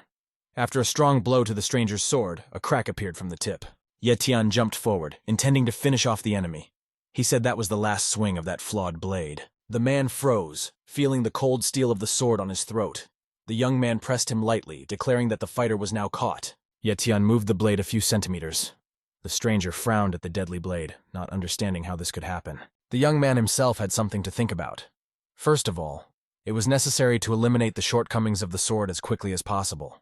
The man thought angrily that he would not allow himself to be defeated so easily. Hiding his hand behind his back, he activated the purple portal. Ye Tian immediately realized from the fighter's eyes that he was up to something and warned that it was better not to try to perform the trick. The stranger barely smirked, declaring that he did not intend to follow the orders of some boy. After a powerful explosion, a purple flash was formed. Before the eyes of the surprised young man, his guest was torn to pieces. The purple mist was so poisonous that even Yugu coughed and complained that he was having trouble breathing. Only fragments of the stranger's clothing remained at the scene. The purple haze gave way to black. The guest's voice shouted angrily that he remembered the guy. Ye Tian bent over the scraps of clothing, thoughtfully thinking out loud that retreating in such a situation was quite difficult. Yugu shouted angrily that there was no time to sit down. They need to quickly catch up with that guy before he runs away. The young man replied that the stranger left traces of blood behind him, and finding him would not be difficult. The sword spirit vowed that he would catch the villain next time. Ye Tian touched his bloody finger to the sword. Yugu angrily shouted that he was hurt and asked him not to do this again. The young man looked closely at the blade. It turned out that the stranger's blood, when touching the blade, corrodes the spirit of the sword. He reproached Yugu for screaming even in minor pain. The guy made the sword hang vertically and practice a little. Yugu angrily reminded that he was still just a child at his core and therefore deserved better treatment. Ye Tian gloomily replied that first they should improve their mutual understanding, so it would be better to start right now. He grabbed the sword, raising his hand up. The spirit tried to escape, declaring that its owner was a real devil. The young man angrily replied that he was in fact a deity. During meditation, the blade hovered in the air with its tip up. Pure bluish streams of energy enveloped it in a spiral. Yugu realized that something was happening to him again, and displeasedly asked what the owner had done with the sword this time. The young man was not going to listen to him. He activated 2 circles of 8 trigrams in the violet space for himself and the blade. When the trigrams overlapped each other, the sky turned blue. Ye Tian caught the blade and edifyingly said that they need to learn to understand each other. A dazzling white cloud of energy appeared on his chest, which crackled barely audibly, sensing a strong sword. When the young man raised the sword up, the clot separated from his chest and hovered in the air, impatiently waiting in the wings. Ye Tian realized that he needed to act quickly. The ball of energy seemed to read his thoughts and reached for the sword, allowing itself to be absorbed. The guy demanded his spiritual energy to merge with the sword and closed his eyes. A powerful explosion sounded under his feet. A high wave of energy flows reached his shoulders. On the 3rd day of the tournament, the spectators were discussing Yushin with all their might. They said that this guy was found dead. His spirit disappeared without a trace. Dui-san stood between her new friends. She admitted that she was hoping to see them fight today. Both guys were silent. The girl impatiently asked who would fight today in that case. Yu Shang didn't even look at her. He admitted that he didn't sleep well today and yawned, covering his mouth with his hand. The man said that he believed in Ye Tian's victory. The young man listened inattentively to his interlocutor. He was more worried that the spirit had disappeared somewhere. This was uncharacteristic for him. Ye Tian remembered the night enemy with his energy portal. The guy suspected that the human spirit could also be absorbed. The man noticed that the guy was acting very strangely and asked what he was thinking about so much. Suddenly, yesterday's stranger in a hood appeared in front of them. He laughed and assumed that Ye Tian was thinking about their enmity. The young man looked at the stranger in surprise, recognizing him as yesterday's guest. Ye Tian felt that the stranger had become stronger overnight. Throwing off his jacket, the man exposed his arm, severed at the shoulder. The fighter said that the tournament organizers helped him a lot. The young man looked at him gloomily. He assumed that it was this person who killed Yushin, so he became stronger. The stranger angrily extended his left hand forward and vowed to take Ye Tian's life for what he did in the forest yesterday. The young master responded in surprise that he did not quite agree with this. If anyone loses his life in the arena, it will be his opponent. The man jumped forward, raising his fist. 2 more similar fists flew next to him.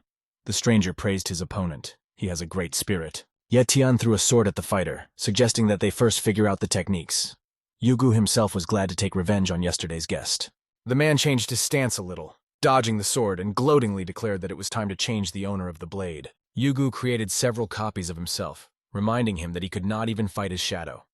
A man should try harder. 5 swords pierced the stranger's torso, but not a drop of blood spilled onto the ground. The fighter continued to stand still. Smirking contemptuously, the man said that the guy was not capable of anything else. His body was pierced by Yugu himself. The stranger was very amazed to notice that they had been transported into blue space and were standing on circles of trigrams. Ye Tian angrily exclaimed that he was tired of playing and summoned the ice dragon. A huge monster, 3 times the height of a man, immediately appeared. The stranger was no longer so self-confident. He began to vomit blood. The man asked in a quiet voice what kind of power this was. The powerful blow threw him a considerable distance. Ye Tian ordered the dragon to engage the enemy and help him win. When the young man returned to the arena, Yugu dissatisfiedly noticed that the owner had changed his mind too quickly if he wanted to leave that guy alive. Yu Shang was pleasantly impressed to see how much Ye Tian had improved his skills in just one day. Dui-san was also fascinated by the connection between the warrior and the sword. The young man frowned at his friends. He saw that he was considered a professional fighter, but he could not admit that it was all about the sword. Another man in dark clothes with a hood walked into the first row of spectators. He said it was all quite interesting. Yet Tian almost screamed when he recognized his worst enemy. Standing in the hood was exactly the person he was looking for, Wang Hao. The young man quickly moved towards him, pushing people aside and clenching his fists. Ye Tian said loudly that he would not let him go this time. Yugu flew into the air and exclaimed that he was ready to fight. The man looked at his sword in bewilderment. He was there just in time. Ye Tian instantly jumped on the sword in order to catch up with that guy in the black hood. He needs to be taught a lesson. Yu Shang couldn't believe his eyes. Dui-san began to stutter in surprise, and quietly said that she had only read about such skill. A man in a black robe walked calmly along the empty gallery. Seeing the fighter, the young man exclaimed joyfully that he had caught up with him. He rushed forward with his sword out and shouted that this time Wang Hao would get what he deserved for his sins. The man smiled, noticing the approach of the enemy out of the corner of his eye. He had no doubt that Ye Tian would follow. To his surprise, instead of Wang Hao, the young man pierced the purple haze. The man himself said that time should not be wasted on this. Ye Tian froze in shock. He couldn't understand how this could happen. He quickly swooped down and pierced the enemy. Turning around, the dissatisfied young man noticed the unharmed Wang Hao, who stood aside and chuckled. He exclaimed that this does not happen. The man laughed maliciously, turning his face towards him. He only has a voice, and his body serves as bait for Ye Tian. Wang Hao suggested not to waste time in vain, and asked if the young man would like to come over to his side. Ye Tian frowned. He shouted, waving his sword, that he only wanted Wang Hao to die. When the blade pierced the man, a purple haze appeared in that place again. Wang Hao said in a calm voice that Ye Tian has ambition and great ability, but his naivety hinders his self-development. The young man listened to him angrily. The images of all the guy's friends appeared in the purple fog. Wang Hao said insinuatingly that they were not as desperate as Ye Tian. In the young man's visions, they were all very frightened and in pain. The last man showed Tang Shu'er roaring in fear. Ye Tian angrily said that he underestimated Wang Hao's impudence. He gloomily asked what the man wanted from him. Wang Hao emerged from the haze with a smile. He admitted that before the recent battle, he equated the young man with other rivals. Ye Tian has great potential, and only a strong teacher can unleash it. Wang Hao promised to teach him everything he knows. The man said that he would give Shu'er as a slave to the young man. As soon as he came over to his side, he could do whatever he wanted with her. Ye Tian gloomily asked if Yugu could turn his entire spirit into a fire strike. The sword spirit asked what he was going to do. Wang Hao realized that the young man was not going to agree to his terms, and angrily demanded not to test his patience. Ye Tian thrust his sword forward, aiming for his opponent's face. The man smiled dismissively.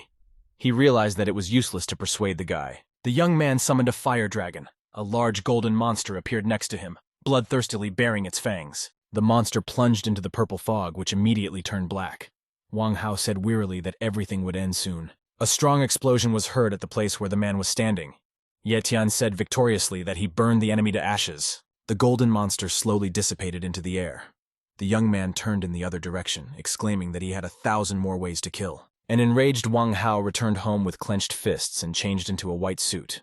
He was angry with Ye Tian. The boy turned out to be not so simple. An attendant in black livery entered the room and reported to the boss that distinguished guests had already arrived at the house. The man turned around dissatisfied and asked the footman whether Lin Yingnan had arrived from the island with the delegation. Guests kept arriving at the Wang family's 3-story mansion, but the owner still did not show his face.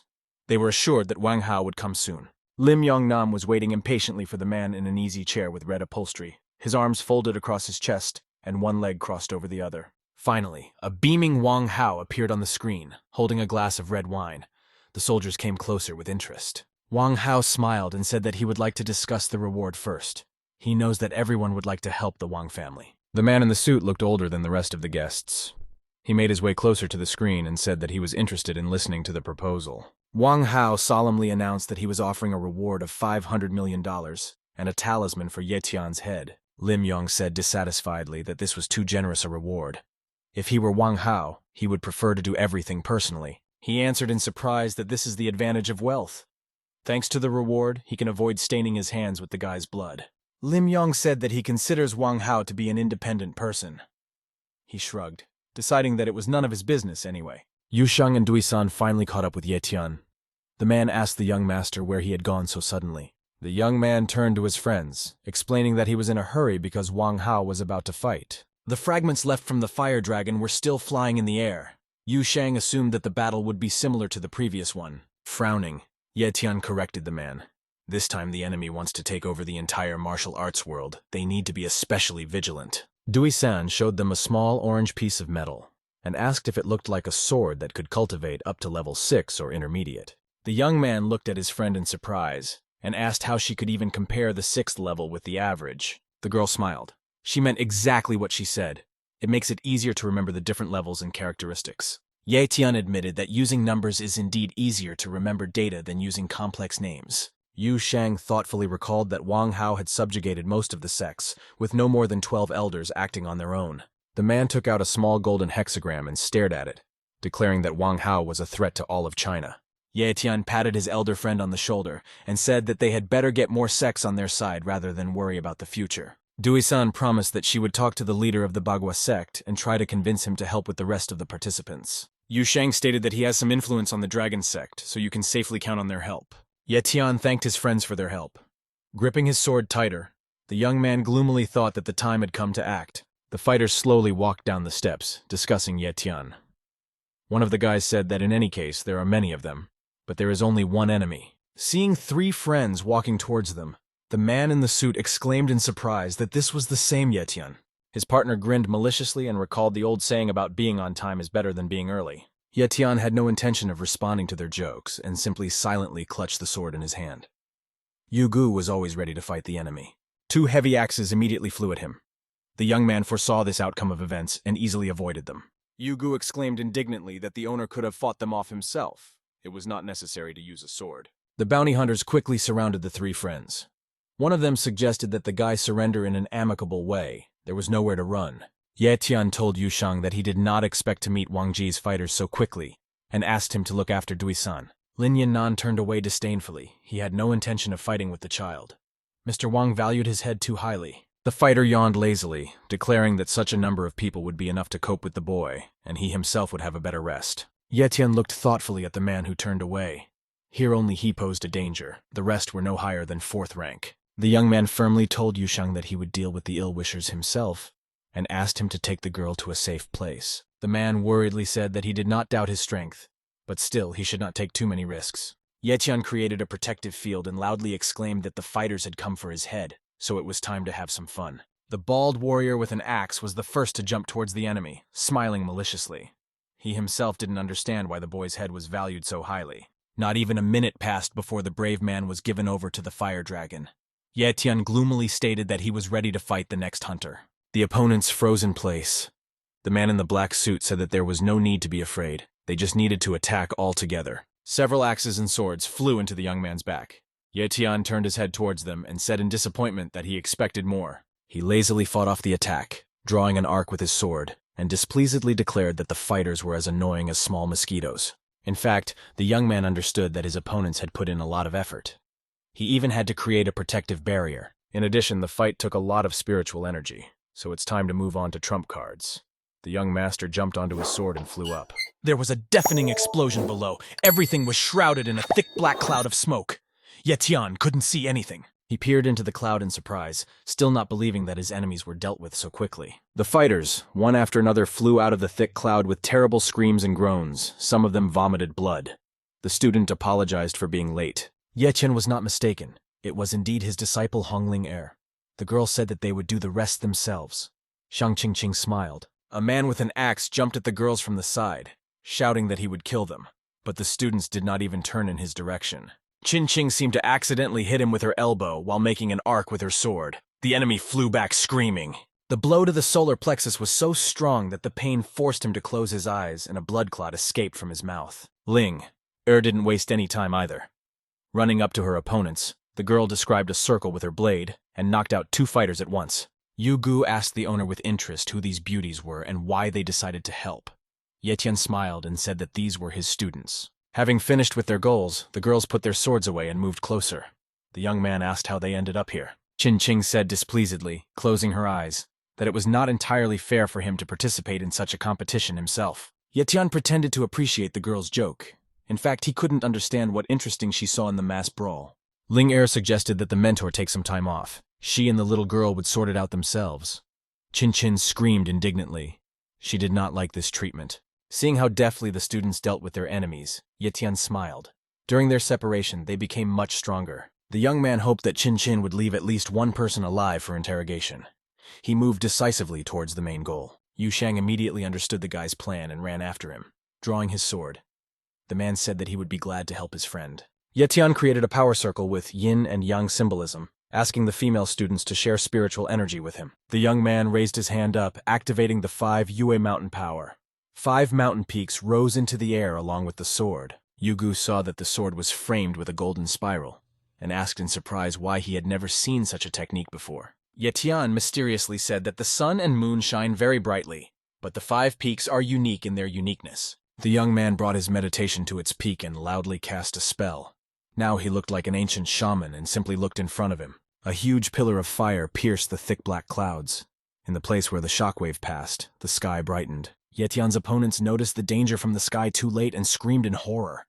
The mountains fell right on top of them. Yu Shang was more and more amazed at the guy's talents. Every time they met, the man was convinced of the enormous strength of his friend. Yu Gu praised the master holding the sword in his hand and said that Ye Tian is very strong. The young man looked away gloomily. Descending from the sky, the guy looked at the cloud of dust that had not yet settled. Yu Shang and the girls also praised him with all their might. Lin Yin watched his charges all this time. He lazily tossed 2 green balls and caught them, angrily saying that he was dealing with fools. Now the Hua state seemed less boring to the man. He realized that he could really have some fun with Ye Tian. Seeing the true strength of the young man, the fighter said that 5 billion was not enough for his head. In any case, he came here for a reason. Ye Tian looked at Yu Shang with displeasure.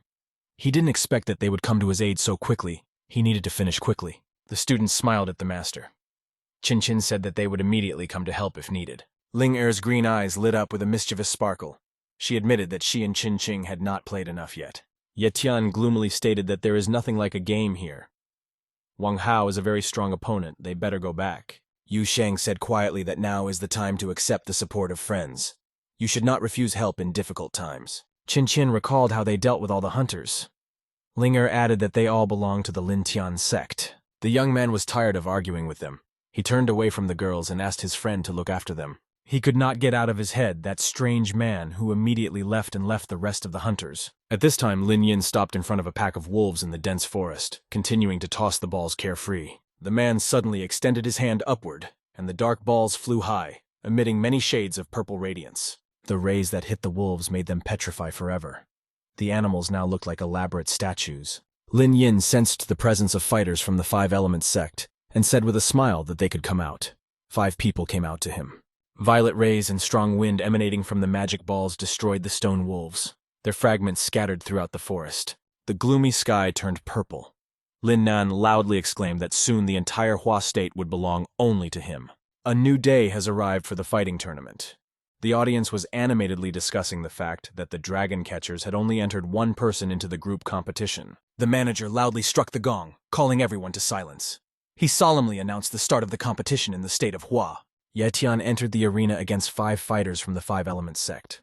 The young people couldn't believe it was that guy again. Dui-san worriedly told her neighbor that Yu Shang had done wrong by allowing the young man to fight such a strong opponent alone. One of the men jumped forward with his palm outstretched. A huge, growling brown bear appeared behind him. Ye Tian jumped to the side. In the place where he stood, there was a deep human-sized paw print. When the young man moved forward, he felt that the enemy was running after him, swinging his left hand. The fist crashed into the ground. Ye Tian managed to jump onto the sword. He was surprised to realize that the spiritual powers of the fighters were greatly inhibited. Yu Gu asked to be released to the ground. He couldn't wait to fight the fighters. The owner replied that these were not quite ordinary people. The young man turned out to be right. A roar of thunder was heard in the skies. All 5 fighters spread their red wings that grew from their shoulder blades. Ye Tian took a closer look at his opponents. He didn't see such energy often. These guys had the power of 10,000 animals forcefully put into them. The opponents surrounded the young master in the air. The young man only worriedly turned his head around, trying to find a weak spot. Dui-san saw that the opponents were getting closer, and the three of them were trying to attack Ye-tian. She shouted at him to be more careful. The girl screamed in fear that she wouldn't survive if something happened to him, and asked Ye-tian to fight less riskily. The young man activated a protective field around himself. Having stumbled upon him, the opponents flew back several meters. Ye-tian looked at the opponents in surprise. They stood like idols and seemed insensitive. The spiritual energy could not be felt at all. One of the men flew a little higher. A black haze appeared on his hands, which ended in long claws on his fingers. The young man looked thoughtfully at the fighter. These creatures cannot even be called people. They are clearly controlled by someone. Ye-tian soared high up like a rocket. All 5 fighters rushed after the guy, trying to catch up and grab him. The young man raised his sword high, declaring that the dark side would never defeat the light side, no matter their techniques. Yugu looked with admiration at the clots of energy rushing past, and asked what this new technique was. A bright fiery glow formed around the sword. A powerful beam of energy flew at the opponents from the tip of the sword. Several clots attacked the fighters simultaneously. The orderly detachment of warriors scattered. They flew away in different directions, dodging the attack with energy clots. Yugu noted displeasedly that the owner would never cope with the enemy if he attacked him so slowly. Ye-tian grinned maliciously, his eyes shining with joy. The young man replied that he was not satisfied with the quick reprisal. Yugu exclaimed angrily that he himself was disgusted to watch such a slow battle. They just need to be eliminated. Ye-tian said that these are not ordinary people. They are almost immortal. Most likely they were sent here specifically for his death. The sword spirit could not believe that such people even existed. He asked worriedly if they really couldn't be killed. The young man said that it was a little difficult to understand. He had better see for himself. Ye-tian pulled his sword forward. There were so many energy clots that the fighters could not dodge and disintegrated into fragments when colliding with them. Yugu asked the owner in confusion what was going on, turning to him. The young man himself said that they have an immortal body. The guy smiled. If he understood correctly, these fighters have some kind of restriction on the use of spiritual energy. The sword spirit finally understood the guy's plan. He wants to stall for as long as possible, and then the warriors will not be able to do anything to him. All 5 men lay immobilized on the ground. Ye-tian happily said that all that remained was to find the puppeteer who controlled the puppets. The young man extended his hand with the sword upward, activating spiritual energy. A golden glow appeared around the opponents' bodies. After a deafening explosion, many black crystals flew out from each fighter, controlling their consciousness. Ye-tian took one crystal in his hands and smiled, inviting the puppeteer to finally stop hiding and come out to fight. Lim Yong quickly turned away. He was forced to admit that it was not for nothing that Wang Hao had placed such a high reward on the guy's head. Throwing 2 black balls into the air, the man grinned. He was glad that he had finally met a worthy opponent. Ye-tian discovered that Dui-san was unconscious. He picked her up and gave her to one of the spectators, asking him to take care of the girl. The young man angrily turned to Lin Yin, angrily exclaiming that in the state of Hua, all people are friendly. There is no point in hiding behind other people's backs. The man laughed and created a purple portal. He invited the enemy to accept the battle on his terms. Ye-tian told his friends that he had to go away for a while. 1 second is enough for him to kill the guy in return. The young man noticed that Lin Nan was standing alone, and wondered whether the man was going to fight him alone. He laughed and opened his palms.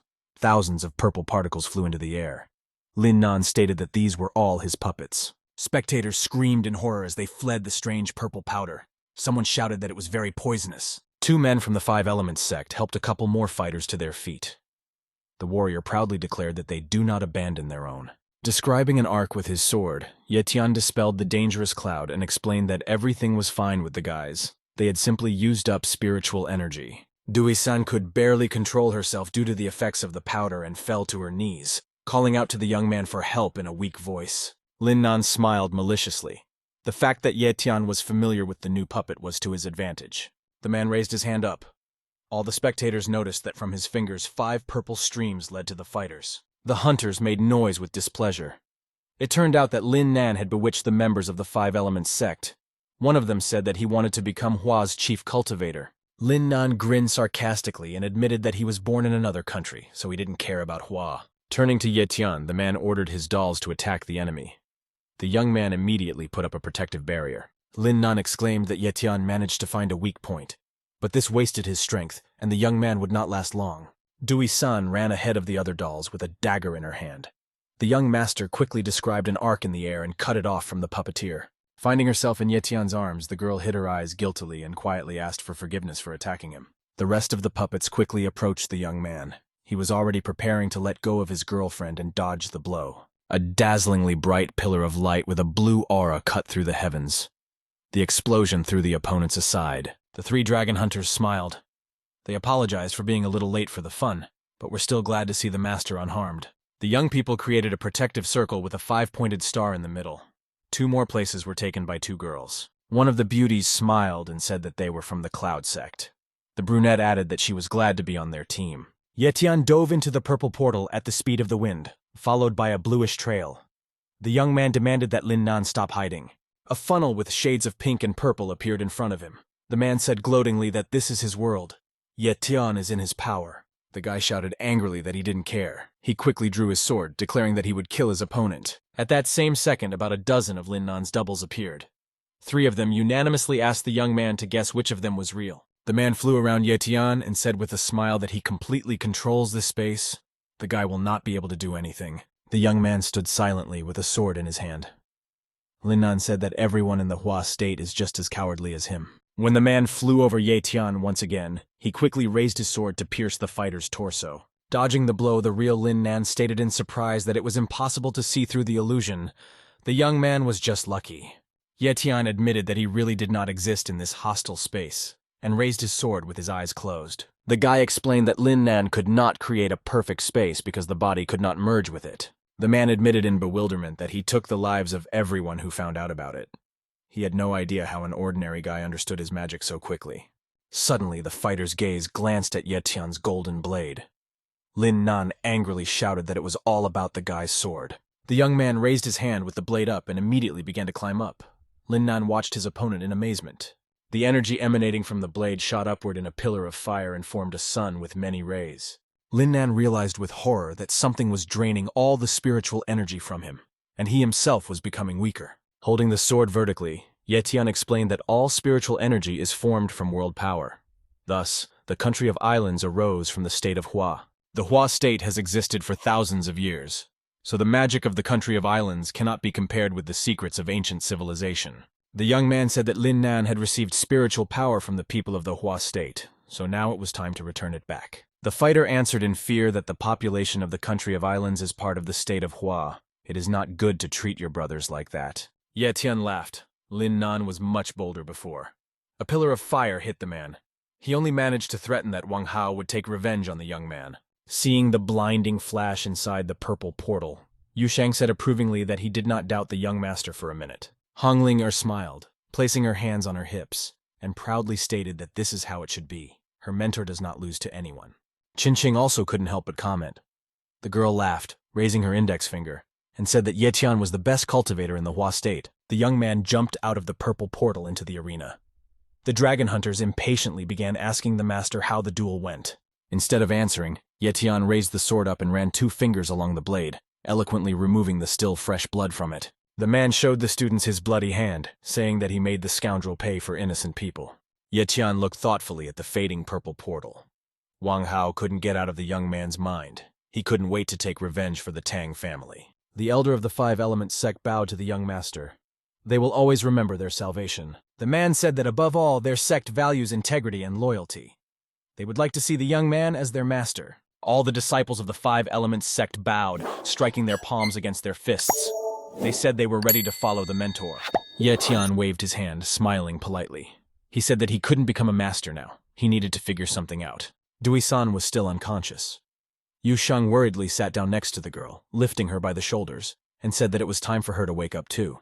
Yetian told the disciples from the 5 Elements sect that he had no time now. He needed to quickly deal with Dui-san's injury. Running up to his girlfriend, the young man excitedly asked Yu Sheng why she still hadn't woken up like the other puppets. The man replied that their friend fell into a coma after Lin Nan stopped controlling her. In addition, a sword-shaped design formed on her throat. Yetian exclaimed with concern that this was the mark of the Immortal Sword Clan. It turned out that Yu Sheng had never even heard of such a thing. The young man touched the mark left with 2 fingers, and said that such marks were usually carved into the skin of those who practiced in the clan. The guy remembered the deceased swordsman who fell at the hands of the demon, and said that the entire clan was slaughtered by the minions of the demonic king. Bending over Dui-san, Ye Tian speculated that the Demon King's spirit had caused the girl to fall into a coma. He asked Yu Shang to move away. The young man quickly raised his sword up. Dui-san rose into the air. Yu Shang screamed in fear. He didn't know that the blade spirit could awaken the sword of immortals. Yugu felt that he was losing strength and indignantly asked the owner where his spiritual energy was disappearing to. Ye Tian replied that this was necessary to save people. The young man was surprised to see soul fragments in space. Lin Nan did a good job. The procedure began to work. The girl has already begun to return to life. A grinning demon was approaching her from behind. The young man noticed that a thread was stretching from the black evil creature straight to the back of Dui-san's head. It was this thread that kept the girl in this state. Ye Tian ordered the sword to immediately destroy their connection. Feeling the thread break, the demon growled angrily. Dui-san began to open her eyes, the remnants of a dark essence coming out of her mouth. The young man cried out joyfully that she was waking up. The girl appeared in a blue space, surrounded by a dazzlingly bright white sword aura. Ye Tian couldn't help but admire her energy. Jumping to the ground, Dui-san bowed to the savior and declared that from now on she would steadily follow him. Dragon Hunter Elder, Zhang Daidai, and Five Element Sect. Elders showed their desire to follow the youth. The girl said that it was time for a group of hunters to rule the state. Yu Shang remembered that this was once the case. Then Zheng Qichai was the ruler. Raising his sword hand upward, Yu Shang shouted to the squad of dragon hunters that he was ready to offer them his help if necessary. All the members of the Five Elements and Dragon Hunter sects knelt down in a bow, blessing Ye Tian as the new ruler of the Hua state. The young man smiled, remembering his beloved Tang Shu heir. If he had such a position in his previous life, Wang Hao would not have been able to get close to the girl. Smiling, Yugu reminded the owner that he had become very rich, so it would be nice to feed him much better. Yu Shang bowed to the young man and reminded him that this year the competition between the fighters had failed, but everyone saw his strength. Looking at Ye Tian point blank, the man asked why he didn't want to become a leader. The young man admitted that he was thinking about his past. Yu Shang exclaimed that Ye Tian was the perfect candidate. The elder of the Five Element sect supported the man. The young man admitted that he was here on a personal matter. He did not intend to gain fame among the great masters. Ye Tian agreed to lead the Hua state only for the time until he eliminated the danger threatening the entire world of cultivators. All members of the 7 sects bowed solemnly to the new leader, loudly chanting his name. The echo could be heard throughout the city. The 7 elders knelt before the new ruler and held out golden signs made in the form of various geometric shapes. Ye Tian used spiritual energy to attract the signs onto his palm and asked the elders to follow him. Turning to Dui-san, the young man beckoned the girl to him and said that she should also go with the elders. Qin shouted indignantly, pointing her finger at Dui-san, saying that it was unfair. She was the first to become a disciple of the master. Ye Tian asked Honglinger to hold Qin and wait for him. After talking with the elders, he will return to the students. When all the elders took their places, Zhang Dai reported that everyone present was a little surprised by the meeting. The young man was sitting on a wide chair in the middle of the hall. The man pointed to Dui-san, who was standing next to him on the right, and asked the elders to indicate her strength. The elder of the Five Elements sect said that the spiritual flow phase is an indicator of the current level. Zhang Dai said that no one has been using such terms for a long time. Dui-san is not far from the breakthrough to the 3rd level. The water sect elder named the 2nd level according to his definitions. Her neighbor screamed angrily. For him, it was an incomprehensible set of words. Ye Tian raised his hand and said gloomily that their concept of strength is very different. With such differences, it is impossible to work together. Dui-san assumed that the new leader wanted to show the elders the materials he had read before. The young man smiled warmly, revealing that she was studying not only the sword spirit, but also the origin of spiritual energy. The girl blushed, embarrassed. She timidly pointed a finger at herself, asking incredulously if it was really that important. Ye Tian stated that he intended to reorganize the spiritual system of the Hua state. These will have to be handled by Dui-san. The girl bowed, saying that she would be grateful for the advice. The elder of the 5 elements nodded and suggested starting a discussion. Dui-san jumped up, forming a blue spiral with a dot at the top. This is where the assessment of a person's spiritual strength begins. A dazzling white circle appeared behind the girl. She said that she had spent half of her spiritual energy. Her strength was about 80 points. The elder of the 5 elements sect clenched his fist. Everyone saw a purple glow. He said that a third of his strength is 150 points. The elder dragon hunter bowed to the new leader of the Hua state and said that she would like to see his strength. Ye Tian smiled. He agreed to show 20% of his spiritual energy on the condition that it remained between them. Rising from his chair, the young man extended his hand upward. Everything around shone with bright blue stars in endless blue space. Dui-san looked at the master in admiration. She had previously only read in books about the power of the vast universe. Ye-tian's true strength is hard to even imagine. The girl smiled embarrassedly. For her, everything happened as if in a dream. Dui-san never thought that such a strong person would become her mentor. Ye-tian reminded the disciple that she had also conducted many magical experiments and had a wealth of experience to share. Dui-san became even more embarrassed and bowed her head, muttering that she did not want to talk about them as an insignificant achievement. The elder of the 8-diagram sect thoughtfully said that he knew many of the geniuses of the Hua state. He is ashamed that he has not heard about the girl before. Dui-san waved her hands, explaining that she was mainly concerned with theory. It was only natural that the elder did not know about her. Elder Zhang bowed to the girl, reminding her that understanding cultivation methods is more important than dry practice, and asked her to tell her more. Seeing the elder's sincere respect for her, the disciple became worried and fearfully asked Ye-tian to help her. The young man smiled, asking Dui-san not to panic. He himself will show everything in practice. The girl will only comment. Raising the sword up, Ye-tian asked him to show some moves. Yugu was overjoyed. He would finally be able to prove himself. A flame appeared at the tip of the raised blade. It flared up in a circle more and more intensely, and reached several meters in diameter. Dui-san created a fiery arc with one finger and explained that it would take 1 point of ki to do so if she had a fiery spiritual root. Otherwise, more energy will be consumed. The young man created a circle with a golden glow. Upon learning that this would require 2 ki points, one of the elders boastfully stated that he did not have to worry about large losses of energy. Zhang Dai thoughtfully admitted that some spells had been difficult for her before, but she did not connect this with her attributes. The elder of the 8-diagram sect said that this was true. He himself has a metallic spiritual root. Spells with other attributes require twice as much ki. The room was filled with bright light. Stammering, the girl admitted that she needed to think a little. She could not answer right away. The source of light was the heavenly stone. Ye-tian told the elders that this rare treasure could absorb the spiritual ki energy of heaven and earth. The bald elder said in surprise that this was true. He himself feels that the treasure absorbs energy. Returning the glowing stone to his palm, the young man asked how the elders, who had honed their skills for years, could not understand the wonders of heaven and earth. The elder of the 8-diagram sect laughed joyfully. During the meeting, he learned more than in 10 years of painstaking training. The 2 elders quietly discussed the heavenly stone among themselves. Any of them would gladly give up all the sect's treasures for him. Clenching the stone in his fist, Ye-tian stated that he understood their intentions. He is willing to share heavenly stones and ancient books on one condition. The elder of the 5-element sect admitted that this is so. Nothing can be hidden from him. The man asked what this condition was. Ye-tian sat on his throne and demanded that the spiritual chi system be abolished, replacing it with the hierarchy that Dui-san had voiced. The young man raised his index finger, saying he wanted to promote it as a global standard. The elders must be the pioneers in this direction. Dui-san nodded shyly. After the current meeting, it won't be difficult for her to convince her Bagua sect. Zhang Dai blushed a little and stated that her dragon hunting squad was ready to follow the new rules. Ye-tian waited patiently until all 7 elders swore that they would spread the new spiritual chi system. As he left the hall, the elder of the 8-diagram sect said that he had received the best advice over the years. Zhang Dai recalled that it was she who found the young man as a mentor for her sect. They both snorted contemptuously and simultaneously turned away from each other. Each of them wanted to become closer friends with the great master. Yu Sheng and his disciples approached the elders and asked where the ruler was. They urgently need to show the young man something. Zhang Dai pointed towards the office. She guessed that Ye-tian was talking to Dui-san, the descendant of the Sword of the Immortals. Linger and Qin held hands and ran.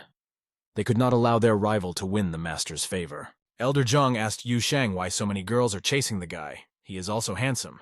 The man replied that they really had something to do with the guy. Hearing the familiar voice, Yu Sheng raised his head. Ye-tian asked what exactly he wanted to show him and Dui-san. Both students joyfully held the master's hands. Yu Sheng said that at the sight of the young man's battle with Lin Nan, he discovered a strange bead. Ye-tian asked interestedly to show this thing. The man had to turn away to hide his tears. He was offended that such beauties were chasing the young man. Yu Sheng took out a package and warned that there was something wrong with her aura. He wanted to seal it first, just in case. The man unwrapped the package, inside of which lay a black ball. He asked the master to check this thing. Ye-tian picked up a ball with a purple glow. He stated that something was wrong with him. He felt evil energy. Dui-san worriedly touched the mark on her neck and stated that it was not a mistake. The aura belonged to the Demon King. The girl timidly said that she could use the ball to increase the power of the sword. Ye-tian said in surprise that this item was very dangerous. Turning around, the young man said that there was no need to make hasty decisions. When Dui-san touches the Demon King's aura, the marks on her body make themselves known. Yugu admitted that he wouldn't mind raising the level, but the black ball looks ominous. He's afraid it will only do harm.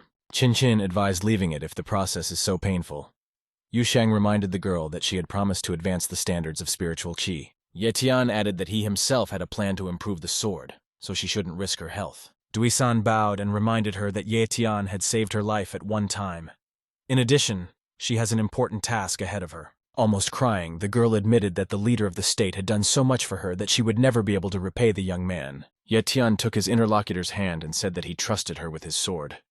Dui-san looked at him timidly, feeling very embarrassed. The girl carefully took the dark ball with a purple glow with both hands, shyly promising to justify the trust in her. Yu Shang pretended not to notice anything and bowed his head down. In fact, he realized that Dui-san was not indifferent to the young man. Reaching into his inner pocket, the man suggested that the student and the master had known each other for a long time, so he wanted to offer something. Yu Shang took out a ball very similar to the first one. He explained to the girl that this amulet would reduce pain when improving the sword. Dui-san turned to her mentor excitedly. She knew that the amulet was very rare and asked what she should do. Ye Tian began to persuade the man to take the ball, but he stopped the young man with an imperious gesture and asked for an opportunity to do something good for him. The young ruler laughed. Dui-san will really need the talisman bead, so he won't refuse to help. Yu Shang happily patted the young man on the shoulder, declaring that Ye Tian had made the only right decision and would not regret it. The mentor turned to his students and asked to borrow a certain amount of resources for a while, promising to return them in full with treasures. Ling stated that this was her gift to the master. Chin also didn't want to hear anything about returning resources back. Dui-san bowed her head, holding the sword close to her. She admitted that the Sword Immortal clan was almost destroyed and they would not survive without outside help. Ye Tian touched the girl's shoulder, promising to go to the Immortal Sword Mountain after improving the blade. He will help you understand that story. Dui-san burst into tears of happiness and wiped her tears with her fist. She said that she trusted the ruler and would do what he asked. Ye Tian warned Yugu that he had to leave him for a while. The sword spirit promised not to miss its owner. He will become stronger. The young man told the students that he was leaving matters to them and waved his hand, turning his back. The girls unanimously wished him a quick return. Returning to the city, Ye Tian first went to the bar where Li Siyu worked. The young man remembered that he had not come here for a long time. The waiter immediately recognized the man and greeted him cordially. Ye Tian saw that he was truly welcome here. Shi Yu turned in surprise with a bottle in her hands to the young people. She couldn't believe her luck. The young man had finally returned. The girl said in confusion that she no longer hoped to meet him. Ye Tian admitted that he came on business and wanted to ask for one favor. After placing the bottle on the table, Shi Yu embarrassedly asked what exactly he needed. For the sake of the young man, she was ready to do anything. Ye Tian handed her a small black case and asked her to keep it with her until Tang Shu'er came for it. Shi Yu screamed in surprise when she heard the familiar name. She guessed that that woman meant a lot to Ye Tian. The young man hastily said goodbye, saying that he had a lot to do, and thanked him for the service rendered. Shi Yu looked sadly at the young man leaving. She decided that she must definitely ask him, and stop torturing herself with guesses. Ye Tian walked quickly along the sidewalk. Shi Yu ran out of the bar and shouted out of breath that she wanted to know something. The young man did not even turn to her and gloomily advised her not to ask anything, otherwise her life would always be in danger. Shi Yu stopped, almost crying with resentment, and asked in a choked voice where he intended to go now. Ye Tian continued to walk forward. Softening his voice a little, he said that he had to pay a visit to the Tang family company. The girl kept watching the young man with a sad look. Without turning around, Ye Tian promised her that they would meet again. Seeing Ye Tian in his fighting outfit, many employees became noisy. They couldn't believe that this was the young master. The men in suits glanced furtively at the young man. One of them said in bewilderment that he himself looked much older. The visitor paid no attention to anyone. He walked to the reception desk and asked to tell Tang Shu'er that Ye Tian had kept his promise. The girl smiled warmly and asked him to wait in the reception area while she reported his request to the authorities. Ye Tian smiled back at the administrator and thanked him for his polite attitude towards the company's visitors. A friend immediately ran up to the girl. She really wanted to know why the administrator was so kind to this guy. She herself could not explain her behavior. She admitted that the stranger seemed to force her to obey. The girls looked after the departing guy. The administrator said that it was none of their business. The chairman's daughter clearly knew him personally. Ye Tian sat down in a soft chair, remembering his last visit. Then, because of his carelessness, Shu'er almost got hurt. The young man closed his eyes. The entire situation in the waiting room became transparent. He could understand where the illusion began and ended. Outside the doors, a blue aura suddenly appeared, floating through the air. Ye Tian found himself thinking that these outlines seemed very familiar. The clicking sound of heels grew closer. The young man continued to sit with his eyes closed when he heard a joyful cry. Opening his eyes, Ye Tian saw his embarrassed girlfriend and happily said that he was very happy to see her. Xiu Er said that she had to take over the management of the company due to her father's illness. She exclaimed proudly that everything worked out. Stuttering, the girl blushed and said that it was all her fault. Ye Tian said that she was doing a great job. Wang Hao would not come here for another 6 months. Tang Xiu Er roared with joy and blushed even more. The girl really wanted the boy to see how she had matured. Ye Tian closed his eyes and said that he could just turn away and not look at the tears. She has done a lot for Tang Company. The girl cleaned herself up and thanked the guest. Now she has confidence. Besides, his father can meet him now. Tang Xiu Er immediately understood what this heavy silence meant. Ye Tian admitted that he had to go. He had a lot to do. The girl talked about her first meeting with him. Even then, she singled out Ye Tian from others, but forgot that heroes belong to humanity and not to one person. Xiu Er smiled. She knows that she cannot force the young man to stay, but she wants to ask him to fulfill her wish. The girl timidly began to talk about the day when the mission would be completed. Ye Tian interrupted her and promised that he would definitely find time for Xiu Er. She raised her head in surprise and exclaimed that the man, in a strange way, was able to find out about her secret desire. Ye Tian handed her his little finger and asked her to swear on it. As for the desire, he was always sure that Xiu Er wanted it. The girl extended her finger, and the young people clasped their little fingers. Ye Tian solemnly promised to return to Tang Xiu Er. Li Shiyu witnessed this scene and now reproached herself for following the young man. Everything turned out to be not so simple. In her hands, the girl had a brown bag, with evidence that a conspiracy was already being prepared against the Tang Company. She wanted to help Xiu Er fight off her ill-wishers, and at the same time understand why Ye Tian was so attached to this girl. Shiyu sat on a dais near the entrance to the office, and sadly thought that the young man was unlikely to like this. Coming out of the building, Ye Tian saw his friend and laughed. He noticed her aura back in the office and now realized that he was not mistaken. The girl guiltily said that she should not have gotten involved in his personal life, and now she reproaches herself for this. The young man said that he was to blame for not telling her everything.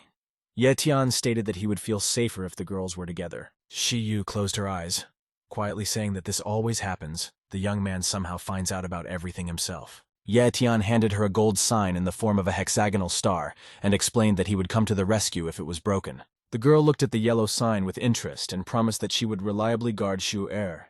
She wished the young man to return unharmed. When Shiyu raised her head, Ye Tian had already left the Tang Company territory.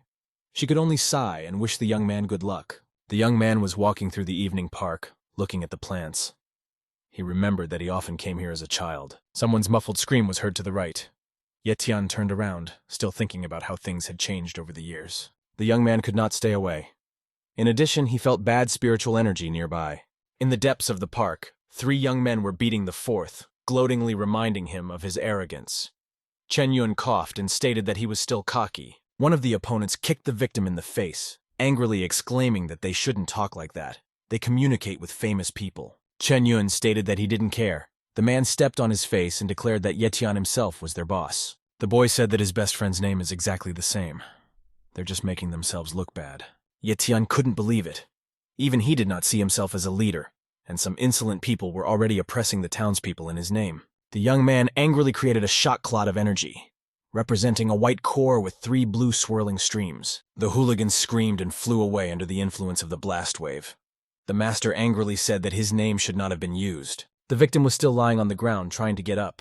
Ye Tian stated that there is no need to behave aggressively if the opponent is much stronger. Wiping the abrasions on his face, the boy proudly said that everything was fine with him. He could defeat a dozen more enemies. Suddenly, the beaten man realized who was standing in front of him. He cried out in surprise that he recognized the guy. It was Ye Tian himself. The fat man happily said that they had not seen each other for a very long time, and reminded him that his name was Chen Yun. He asked if the man remembered him. Ye Tian smiled and said that he immediately remembered him.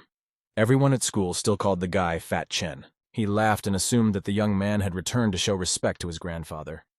Everyone knows that Ye Tian has gone to Yin City to study. The young man gloomily said that it was time to visit the grave, remembering that the old man had died almost 10 years ago. Chen Yun happily patted his friend on the shoulder, promising to join him in 2 days. He would like to treat him to a barbecue.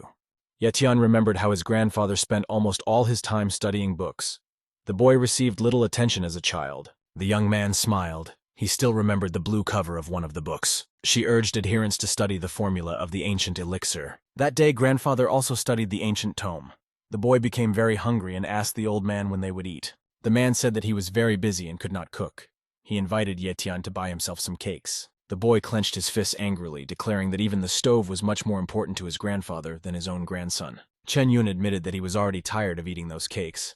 The guy asked his friend with interest what it smelled like in that hot oven. Ye Tian had never been interested in the stove. He only knew that the old man valued it very much. The young man invited the guest to open it. Without waiting for an invitation, Chen Yun quickly opened the lid and pulled out 2 black balls and joyfully declared that there was just one for everyone. The young man hoped that his friend would not tell his grandfather about this. Ye Tian stated that he would be as silent as a fish. Suddenly there was a strong release of energy. The stove fell on its side and the lid rolled across the floor with a clang. The old man immediately turned towards the noise, suspecting evil. He frightenedly called out to his grandson and his friend, but no one responded. When grandfather ran into the room, both boys were lying unconscious on the floor. The man leaned over them, trying to ask what happened. Chen Yun coughed, and a black ball flew out of his mouth. The old man now understood everything. He immediately recognized the pill he was working on. The man looked at his grandson worriedly. He could not allow Ye Tian to lose his life in this way. The old man sat down on a chair, placing his grandson on his lap, and began the process of purifying the boy's spiritual energy. After a while, Ye Tian opened his eyes. Strange visions came to him. Everything was in a blue fog. The boy immediately demanded that he was hungry. In confirmation of this, his stomach growled angrily. The old man burst into tears of joy and hugged the boy to himself. He was immensely happy that he was able to save his grandson. Ye Tian wiped his grandfather's tears, asking him not to cry. He said that he had a dream about an immortal old man who saved his life. The man promised to cook some noodles. He remembered that for many years he tried to protect his son from the influence of the magical world, but chance pushed his grandson to this universe. The old man bowed his head dejectedly, closing his eyes. He did not want to believe that this was destined by fate itself.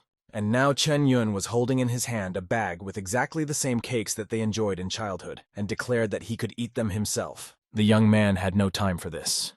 Remembering his childhood, Ye Tian realized that his grandfather created pills to help him practice magic. He asked if Chen Yun remembered how they stole 2 black pills from the furnace. The old man then became very agitated. The guy was so surprised that he even lowered his hand with the cake. He asked in confusion why Ye Tian remembered this. The young man sadly said that after that, his grandfather never returned to creating wonderful drugs.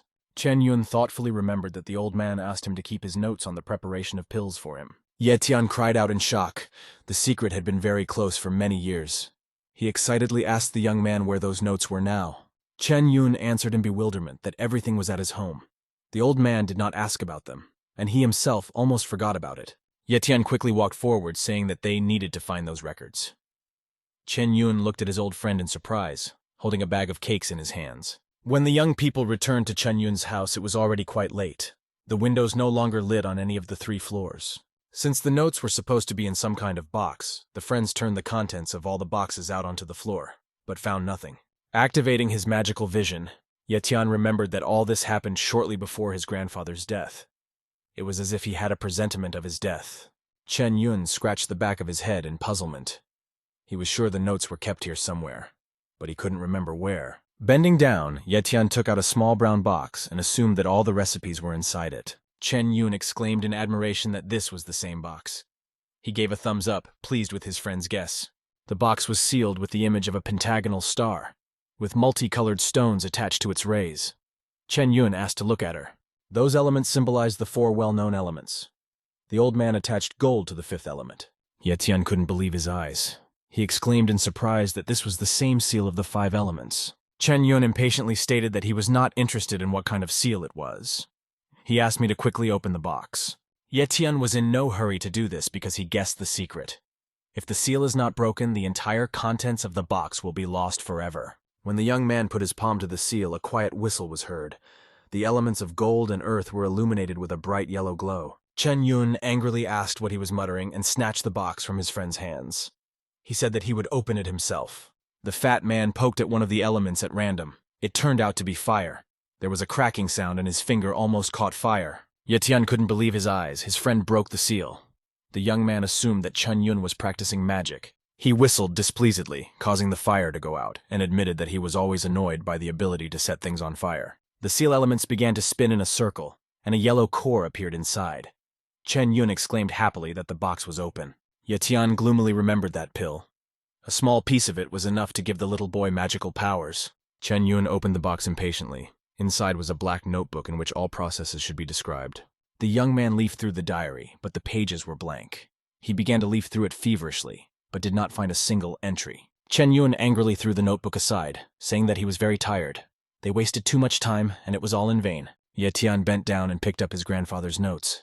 He was sure that the diary should not be empty. Most likely they missed something. Chen Yun angrily kicked the box closest to him out of anger and assumed that the old man had simply fooled them. The young man activated the invisible rays of magical vision and opened the notebook. He believed that his grandfather simply hid the records from outsiders. After some time, the first lines appeared on the white pages, which turned into hieroglyphs. Ye Tian thought triumphantly that he was right. These texts are available only to those who practice the magical arts. The young man activated a magical blue hexagon inscribed in a purple circle. He stared at the notes that hung in the air, trying to understand their secret meaning. Chen Yun saw the changes in the revealed records and exclaimed in admiration that Ye Tian was still able to do this. The young man turned around with displeasure, asking not to distract him from studying the notes.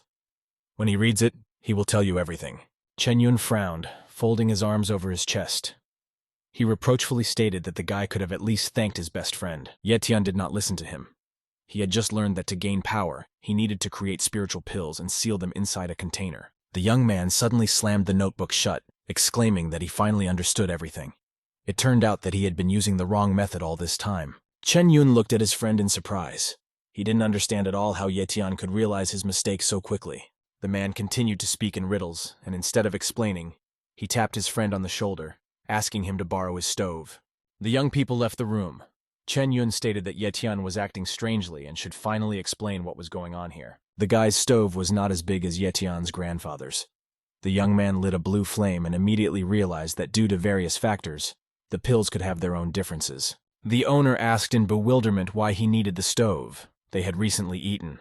Plus, it may not be entirely edible. Ye Tian lifted the furnace lid, causing the flames to rise higher, and patiently explained that he was going to create a drug in the furnace. Chen Yun laughed, folding his arms across his chest. Ye Tian now seemed to him like an ancient emperor who believed in the existence of the elixir of immortality. The young man, without a trace of a smile, declared that he really could make his friend immortal. He just needed to try the pill. Ye Tian smiled as he looked at the black pill that was in his palm. The method of its creation turned out to be simple and surprising. Chen Yun looked at his friend in disbelief, holding a black ball between his fingers. He did not believe that the pill could give immortality. Ye Tian smiled, offering to try the drug. After consuming it, Chen Yun will be able to control the spontaneous combustion of objects. The owner decided that it couldn't get any worse anyway, and cheerfully threw the pill into his mouth, winking at the young man. Light green streams of energy spiraled around the guy. Chen Yun exclaimed that he had already felt the changes. He felt much better. Ye Tian turned to the front door, saying that he was going to visit the cemetery. He invited the owner to join him. The young people walked for a long time along a wide path among the mountain forest, until Chen Yun exclaimed that he was very tired and could not go further. Turning around, Ye Tian saw his friend out of breath. He thought that it was not worth involving the guy in the practice of magical arts. The young man turned away dissatisfied, wondering what to do next with his friend. Suddenly, there was a deafening explosion. Ye Tian noticed a transparent bluish smoke rising from the forest, and worriedly remembered that this was where his grandfather's grave was located. The young man rushed straight there, trying to understand who owned such enormous power. He suspected that the Demon King was involved. Unfortunately, the worst happened. At the site of the old man's grave, there was a deep crater, at the bottom of which a broken tombstone could be seen. Ye Tian was beside himself with anger and shouted angrily that he would make that impudent person whose hand rose to desecrate his grandfather's grave pay. The young man was well aware of this quiet rustling and bluish smoke. This unmistakably indicated that the Supreme Demon King was nearby. Ye Tian took off, saying that he had to check the area as quickly as possible. Chen Yun tried to keep up with him. The young man quickly created a blue shock ball. The opponent turned out to be faster. The deadly rays hit the place where he stood before the jump. Not even a few seconds had passed before the dark silhouette jumped over the tall bushes in one leap. Only the rustling of leaves betrayed its movement. At the place of escape, Ye Tian found several quadrangular silver stars. It turned out that the Demon King had been following them for a long time. Chen Yun was finally able to catch up with his friend. Out of breath, the guy asked if they managed to catch the Demon King. The young man turned away and admitted that the villain managed to escape. Chen Yun exclaimed that his grandfather's grave had been desecrated. The young people went down into the dug grave. The tombstone was broken. The lid pulled to the side revealed an empty coffin. Yetian angrily slammed his fist on the grass next to the empty coffin. He cursed himself for not coming here sooner. The young man fell to his knees, apologizing to his grandfather for his lateness. Chen Yun only now realized that the roar was coming from here. Yetian roared, not embarrassed by his friend's presence. He reproached himself for not being able to preserve even the remains of his grandfather. At this moment, a small brown pill slipped out of a poorly closed pouch in Yetian's pocket onto the grass. A blue glow appeared around the broken tombstone. Chen Yun asked, puzzled, what was going on with the tombstone. The glow became brighter. Powerful rays burst out from the tombstone. When they touched Yetian, the guy completely disappeared. Chen Yun stopped understanding anything. He grabbed his head in concern, declaring that he was already tired from this crazy day. The silhouette of a man appeared not far away. Without turning around, the grandfather's spirit assumed that Yetian had come to visit him. The young man decided that this was a good sign. Most likely the old man wants him to continue his magical research. Yetian happily greeted his grandfather's spirit. The spirit of the old man smiled warmly at his grandson. He had grown a lot during their separation. The ghost put his hand on the young man's shoulder, apologizing for not passing on his knowledge earlier. Magic is very dangerous. He could not afford to drag his grandson into this. Yetian stated that this is not entirely true. In fact, fate itself decreed that he began to practice magic. The spirit said that for a very long time he doubted what to do. He decided to enclose a piece of his soul in his tombstone. The ghost took his grandson by the hand and told him that their family fought against the clan of the Demon King. After this, he had to leave the magical world. Yetian showed a small brown box, guessing that it was because of this that the old man was reluctant to teach him magic. The old man's spirit said sadly that the Demon King's seal would soon be broken. He wanted to seal it himself, without dragging his grandson into it. The young man interrupted the old man, clenching his fists angrily, and finished speaking for him. The king's puppets discovered grandfather's plan and came to destroy the remains. The ghost turned away, reminding his grandson that the path of magic is full of difficulties. The young man should think carefully about this. Yetian surrounded himself with streams of blue energy and swore to his grandfather's spirit that he would make the entire Demon King clan pay for their actions. Seeing his friend safe and sound, Chen Yun happily ran up to him. He was glad that the young man had finally returned. Yetian did not say a word and turned away, a tear streaming down his cheek. Chen Yun asked in surprise what happened and what he intended to do next. The young man angrily clenched his fists and angrily replied that he intended to make the grave desecrators who dug up the bones of his grandfather pay with blood. A loud sound was heard above the forest, like the flapping of wings. Raising his head, Yetian saw the black silhouettes of creatures moving towards the immortal sword mountain. The young man realized that now it was his time to protect his grandfather, and moved after his opponents. Chen Yun asked in surprise where he was going. Yetian turned his head to his friend, gloomily declaring that he had better go home. He goes to the immortal sword mountain for retribution. Chen Yun asked if he recognized the villain's name. The guy readily offered his friends to help. Yetian said that this is a little different. Seeing an incredibly bright flash in the sky, Chen Yun asked in fear what was happening. He assumed the grave robbers had returned. The young man laughed and reassured his friend. This time it was not the Demon King's minions who came to them, but his friends. Dui-san descended from heaven on a sword and joyfully announced that she had fulfilled her promise. The spirit of the blade had finally reached the highest level. Chen Yun laughed. He actually thought that these were Yetian's friends, but only a little girl came down from the sky. The young man asked to forgive his friend for the insult. He simply did not understand anything. Yetian asked Dui-san why she came to this place. The girl showed a sword, around which a purple glow formed. He gained the ability to read the master's thoughts and learned that he was in danger. As soon as he found himself in the hands of the owner, Yugu shouted in fear that he was hearing about this for the first time, but he didn't say anything like that. The young man was glad that the sword became more gentle. Dui-san bowed shyly and said that she was simply following an ancient technique. Chen Yun listened to the conversation and began to realize that he had made a big mistake. He worriedly suggested that Yetian was a big boss. The young man turned to his friend, saying that the guy shouldn't know much. It could ruin his life. He promises to keep his friendship forever. Chen Yun watched in surprise as his friend flew towards the immortal sword mountain on his blade, while the girl simply flew through the air next to him. He angrily shouted after Yetian that he shouldn't brag like that in front of him. One day he will become the best magician in the area. The purple silhouettes became smaller and smaller in the night sky. Yetian shouted that Chen Yun should go to the dragon hunters and tell him about his friendship with him. The immortal sword mountain was completely surrounded by a bluish fog. The young people landed and looked around.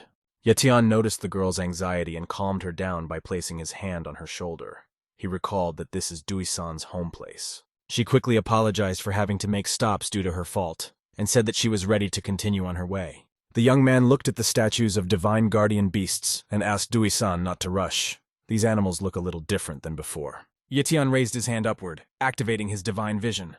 The large blue cross above his hand illuminated the entire space around him. When the rays reached the statue with the dragon, its eyes glowed with red, ominous lights. Dui-san exclaimed that they were possessed. She ran away, giving the young man an example, and told him that these statues were installed as a protective barrier for the divine gates. Fleeing from persecution, the young people jumped onto the sword. Yu-gu shouted indignantly that he didn't look like an elevator. When everything calmed down, the guy and the girl went down to the statues. Dui-san stated that they needed to find the eye of the barrier. Otherwise, they would not be able to get inside. The young man smiled smugly, raising his sword up and activating a lightning bolt. He knew how to find what they needed. It seemed that the whole sky consisted of many electrical discharges. The lightning emanating from the sword spread across the sky and smashed the statues into fragments. After a series of loud explosions, the sky was illuminated by such a bright flash that Dui-san involuntarily covered her eyes with her hand. When it became quiet around, the girl dared to open her eyes and asked if it was possible to break the defense. Yu-gu proudly stated that it couldn't be otherwise. It was not in vain that he raised his level. Ye-tian smiled faintly, feeling powerful streams of energy emanating in a spiral from the owner. The spirit of the sword declared that it was glad to be near him. Dui-san laughed loudly and thoughtfully admitted that she could only cultivate the spirit of the sword, but did not know how to develop its character. Ye-tian stated that he only wanted a sword without bad intentions. He invited the girl to continue on her way, saying that they had lost a lot of time. Noticing Ye-tian lowering his sword, Yu-gu indignantly asked him not to look down on him. He is truly amazing. Dui-san at this time bent over the destroyed statues, begging her ancestors to forgive her for some inconvenience. He said that he had brought the master to remove the curse. An elder's voice rang out in the sky. The man said that their mission had been completed, and now everything depended on the girl herself. Having caught up with the young man, Dui-san continued her journey to the Temple of the Immortal Sword. After some time, they found themselves at the entrance to the sanctuary. The girl said worriedly that she guessed the plans of the Demon King. Most likely he needs one of the holy weapons. Ye-tian decisively opened the temple door, inviting the girl to follow him in. Yu-gu said that it was quite dark inside. It was suspicious. A series of loud bangs were heard in the building. The sword spirit exclaimed that he was not mistaken. It was indeed a trap. Flying over the temple, Ye-tian exclaimed in bewilderment that someone had activated a protective barrier against him. Dui-san noticed that two giant hands of dark green color were reaching out to the young man, and she screamed, warning the master in fear. The huge palms closed with a deafening sound. Ye-tian angrily shouted to the giant that no one could stop him. The master rushed to the attack, leaving his double behind as bait.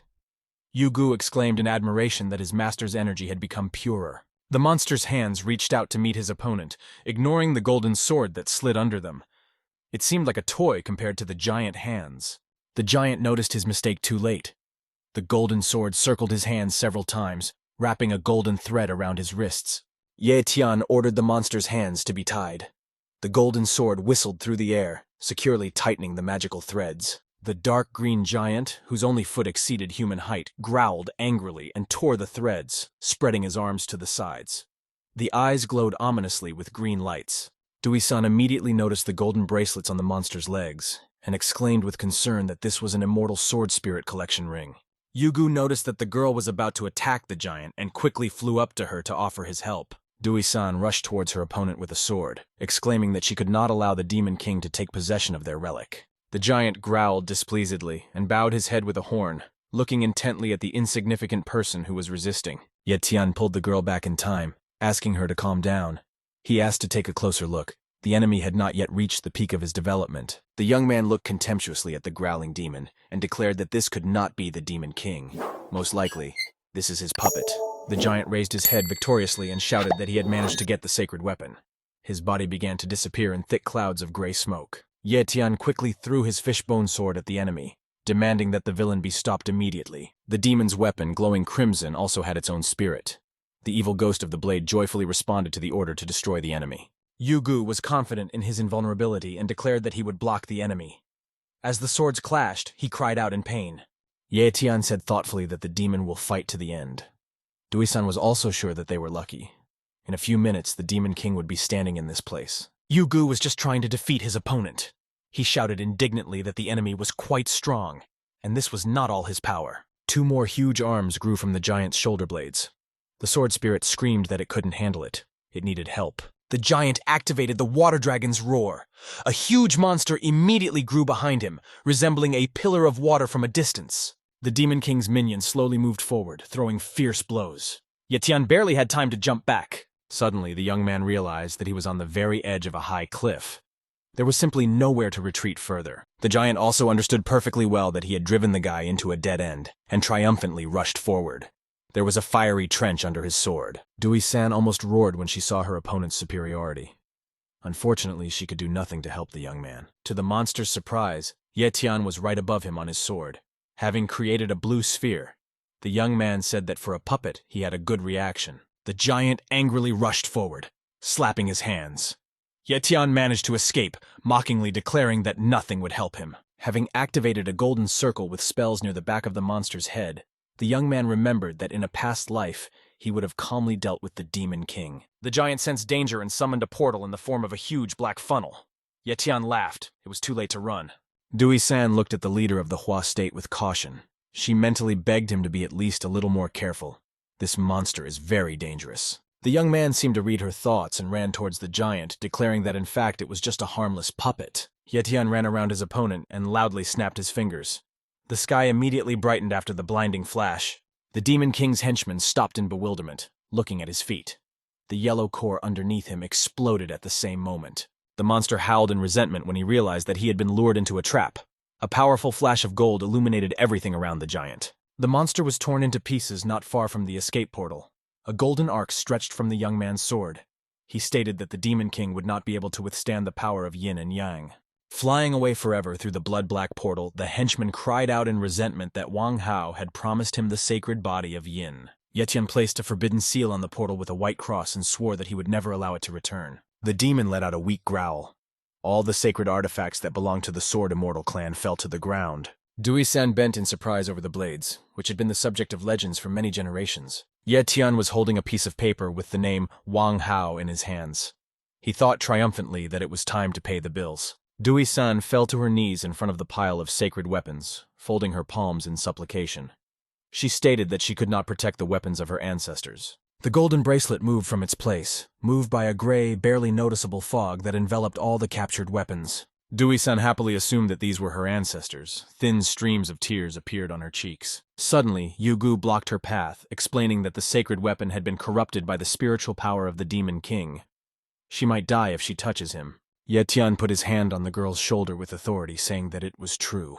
She better calm down and pull herself together, Dui-san sadly said, turning her head. That she couldn't give up this weapon so easily. This is all that remains of their clan. The young man enclosed all the sacred weapons in a golden spiral and asked the girl to just cast the required spell. Dui-san was noticeably nervous, afraid of making a mistake.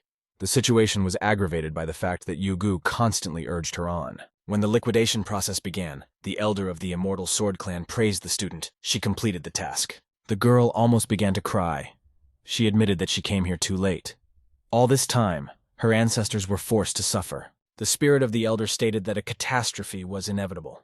Dui-san could not influence it. Their sword will be reborn from the flames. The ghost looked thoughtfully at the curved sacred sword, blackened by fire. He said that the Demon King's failure to obtain the weapon was a great success. The elder looked sadly at his beloved sword. Unfortunately, it must be destroyed. Dui-san frightenedly pulled the young man by the sleeve, asking him to explain what happened to her ancestors. The sword spirit still hung above them in the fiery sphere. When the girl came closer, the spirit said that the weapon should not be left in this form. It will bring disaster after being desecrated by the Demon King. The ancestral spirit then turned to Ye Tian, declaring that he would rather fall by the master's hand than be destroyed by the enemy. The young man bowed to the ghost and apologized in advance for what would happen now. He activated a powerful burst of energy. Yu-gu rushed towards the ancestral spirit from the Sword Immortal clan with the speed of the wind. He steadfastly awaited his fate. The sword spirit cut through the polluted blade and flew on. The weapon was torn to pieces by a powerful explosion. Dui-san vowed to avenge her ancestors. The young man closed his eyes, remembering with sadness how his master's sacred weapon was destroyed in a past life. Dui-san caught part of the spiritual heritage of her ancestors by placing her palms. Ye Tian stated that the future of the clan is now in her hands. The girl surrounded herself with a fiery spiral and exclaimed that she would give the master the heritage of her ancestors so that he would avenge them. The young man's face was illuminated by a bright fiery flash. The rays emanating from it penetrated the guy's consciousness. Ye Tian understood that this was a huge sacrifice, and asked Dui-san if she would regret passing on the legacy of her ancestors. Clenching her fists, the girl firmly stated that she would never do this. She knows that in the entire world only Ye Tian can avenge her. The young man turned away, putting his hands in his pockets. He told his interlocutor that she had too high an opinion of his skill. Dui-san continued to look at his back with secret hope. Ye Tian seemed to read her thoughts and said that he accepted this order.